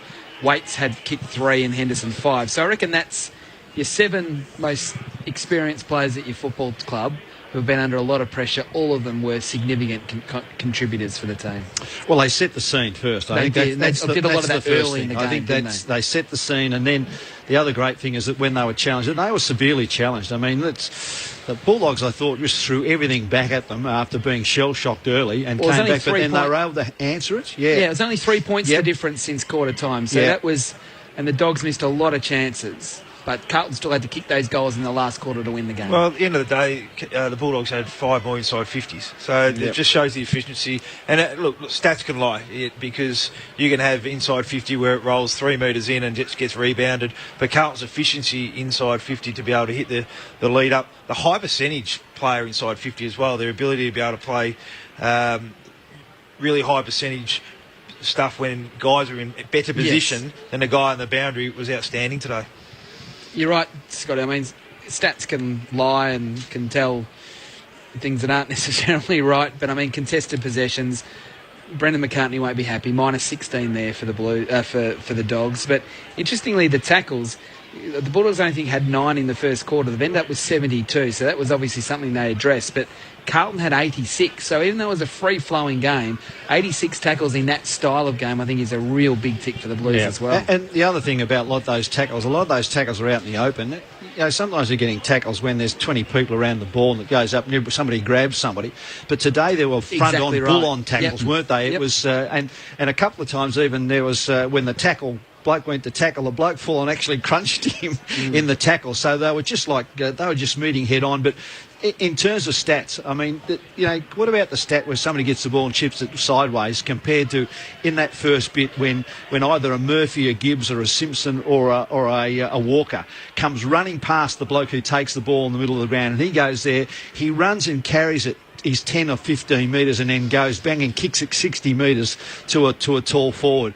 You know, how do you equate that in terms of possessions? It's the quality and it's the way the ball came and where they delivered it from. Yeah, we said yesterday in the call, about 10 minutes to go, there was some kangaroo players getting some cheap touches and, you talk about possessions and handballs and dream team point. There should be a time in the game where you go, or you kick it backwards, you don't get a possession. Yes. Just back on the tackles, one team's had 70-odd, the other team's had 80-odd. I think that's why we get so frustrated about this lack of decision-making on holding the ball and dropping the ball, because we're seeing some really good tackles where we saw Chris Yarran. The attempt was there to kick the ball, but he dropped it. He just genuinely dropped it from his hand to the ground. That's dropping the ball. But because he's had the attempt to kick it, we're having all these tackles and we want our players to tackle, but we need them to be rewarded, because there's no use tackling if you're not going to get rewarded, because the only other thing you do is endanger yourself of getting hurt. So, the umpires need to start rewarding the tackler. Yeah, so the there's been nearly 160 tackles laid today, according to the statisticians. The umpires probably played about 4, apart from those ones that were in the bottom of the pack and there's 19 blokes on you. Yeah. Well, pretty soon we're going to have Lockie Henderson from the rooms. I can't wait to find out what the atmosphere is like down there and the feeling in amongst the team, but I reckon Mick would probably have them in behind closed doors at the moment. And hopefully he's patting them on the back and saying, you not only got the points, but I love the way you had a go and we released the shackles and you were great, boys. Well, Mick let them eat in the interviewers in the aftermatch today. If he's still chopping at the journos. Is he going to trot out Sun Yat-sen's quote or something? What's he going to do? He's very kind to his players. It's just us media people sometimes. Well, I don't care what he says, and he put on a brave face. He'll sleep a lot easier tonight. This is huge for them. Yeah, huge for them. Massive. And unfortunately, the down is Chris Judd. Is that the biggest headline, or the fact that they broke through and won a game? Well, look, it's a massive headline because, you know, the risk in doing it, as we spoke about at three-quarter time. We talked about this before the game. Yeah, the conditioning. The wrist, the soft tissue. Because you just cannot get the workload. And the explosiveness that he plays with, you know, is just... It's just dangerous. It's dangerous for his own hamstrings and quads. Look, to be honest, I still wouldn't be surprised if it's Achilles. You know, he limped right from the three-quarter time huddle, and I don't often see players limp after a hammy, you know, unless it's a really bad one. He did grab up high up in his shorts, though. You know, just... Is it too much of a controversial thing to say, Stan, that it is a big story, but it's not a big story because it's about Carlton? They're sort of moving on from Judd now, and I don't mean that disrespectfully because he's been an absolute champion, but today it was more about Murphy and Gibbs and these sorts of guys. It's probably as much about the fact that he didn't play a major part in it. He's sure he was hurt, but they did it without him. Yeah, and they're going to have to do that now because he's not going to have played too many more times. Look, it's a terrible thing to say, but actually when he went there, I'm saying I hope it's a hamstring. You shouldn't say that, should you? I'm saying I'm hoping it's a hamstring. Well, I saw Brad Johnson, the lesser of that. I saw Brad Johnson go through it, and it's just a nightmare. Yeah, you know, you think you're over it, then all of a sudden it reoccurs, and you know, you take a step forward, then you take two back, and you're right, Stan. I hope it's a hammy. I really do, because these are a bugger injury of these Achilles, and you just wouldn't want recurrences of them. Yeah, but Brad Johnson got hit by a golf cart. We're hearing news that on the television coverage of the game that Judd, you could hear him say audibly to Mick Malthouse on the boundary that it was the hammy. Now, we didn't get to hear that audio, but apparently that's what he said to him. G is doing his lap of the oval. Tradition continues. Yeah, the difference is as he's running around, he'll be thinking about that one that I should have nailed. Well, he had two, didn't he? He had that one where he kicked it into the man on the mark, and then had that one where it was a hot handball that he wasn't able to take. And the loneliness of the long-distance runner. Now we can go down into the Carlton rooms, and Lockie Henderson is with Martin Blake. Lockie just come out of the meeting with Mick. I imagine everyone's delighted. That's one of the great Carlton wins, I would have said. Yeah, look, we really needed after 4 very down weeks, as you guys know, so it was a great win by the boys, and I think we're really happy. Did you feel that it made much difference in the last quarter? You were down to one interchange at one stage. I mean, it was pretty heroic. Yeah, look, I heard that about halfway through, and I had no idea. So we fought it out pretty well, and the boys were really good in that last quarter. 5 goals yourself. I'm not sure if that's a career high or not, but you certainly enjoyed playing up the front half today. Yeah, look, it was good. The boys in the midfield really put in this week, and having Levi and Wadey up there as well. Wadey back was brilliant as well. So the forward line worked really well, and we're just going to continue that next week. Well, the win solves a lot of things in footy clubs, but just a bit bittersweet tonight with Juddy going down just 5 minutes into his return. What were the indications? We thought it was a hamstring injury. Have you found out anything about that or heard anything about that? Yeah, look, I'm not sure yet, mate. So he obviously didn't come back on, so we'll work out that during the week and go from there. Guys up in the box for Lockie? Lockie, congratulations, mate, on your 5 goals. We all up here thought it was a brilliant game of football, and I thought yourself and Jared Waite really set the tone for the team. Was there a real focus from a team aspect through the middle part of the ground or off half back through the middle to get the ball inside 50 really quick to get one-on-ones? Yeah, definitely. We've sort of worked on that ball movement during the week and over the last couple of weeks, and obviously it hasn't worked for us, and it worked for us tonight, and we'll look at West Coast next week and see if we need to slow it down a bit or we need to keep going fast. It'll be just a week-to-week thing. And another pleasing aspect, especially from our point of view, is you maintain your forward 6, and even when the Bulldogs dropped one back, you actually went to 7 forwards to make sure that they didn't get a free for their run and carry, but also for the quick kick forward, you had a contest at all times. Was again that's something you really wanted to focus on? Yeah, definitely. I thought the boys really fought it out today. They got a few quick rebounds. They obviously got Higgins and Murphy down there that are brilliant off half back. So we really made that a focus, and the boys really fought it out brilliantly. Great effort by the team. The pressure's on. We talked about that, but I think there was probably none more than on your skipper, and he really answered it in emphatic form right from the outset, right to the last bell today. Yeah, definitely. I even noticed. I don't really notice players very well during the game, but I noticed Murph a heap, and he was brilliant. And kudos to him. The other thing was the fact that that right from the outset was the fact that there was and you talked about that ball movement, but the fact that players just really honoured the person coming from behind and the long kicks. I mean, to me, the length of the kicking today was a real obvious one. I mean, certainly if it needed to hit up in the short pass, but given the option and you had the choice, it seemed to me, no, we're going to kick long and we're going to back in the bloke one-on-one. Yeah, definitely. I actually looked up at the screen at the end of the game. I think we're at 70% efficiency, which is pretty high, and I think we haven't been kicking the ball, especially last week. We kicked the ball really badly, so it was really good by the boys, and we've been training it pretty hard for a couple of weeks, so it's good to see something come from it. I thought today, if you're going to play that brand of football and yourself and Wadey down there, that there would be a situation where at some stage the Bulldogs would probably use their ruckman and Minson to get back. I thought Robbie Warnock played a very smart game of footy today because he kept dropping into that centre of the ground, and when it was honoured to him and it was kicked a number of times, I thought Minson got caught out. He was unsure whether to go back onto you guys or to go there and just got caught in no man's land. And so in terms of allowing you to have more of a one-on-one, I thought he played a very pivotal role. Yeah, it was. I didn't really notice Minson a couple of times getting back, so yeah, you're exactly right there. And Levi Casbolt as well, he was brilliant in that little chop-out role with Robbie, so they both did really well. Lockie, what was it like during the week? And, I mean, are you someone that reads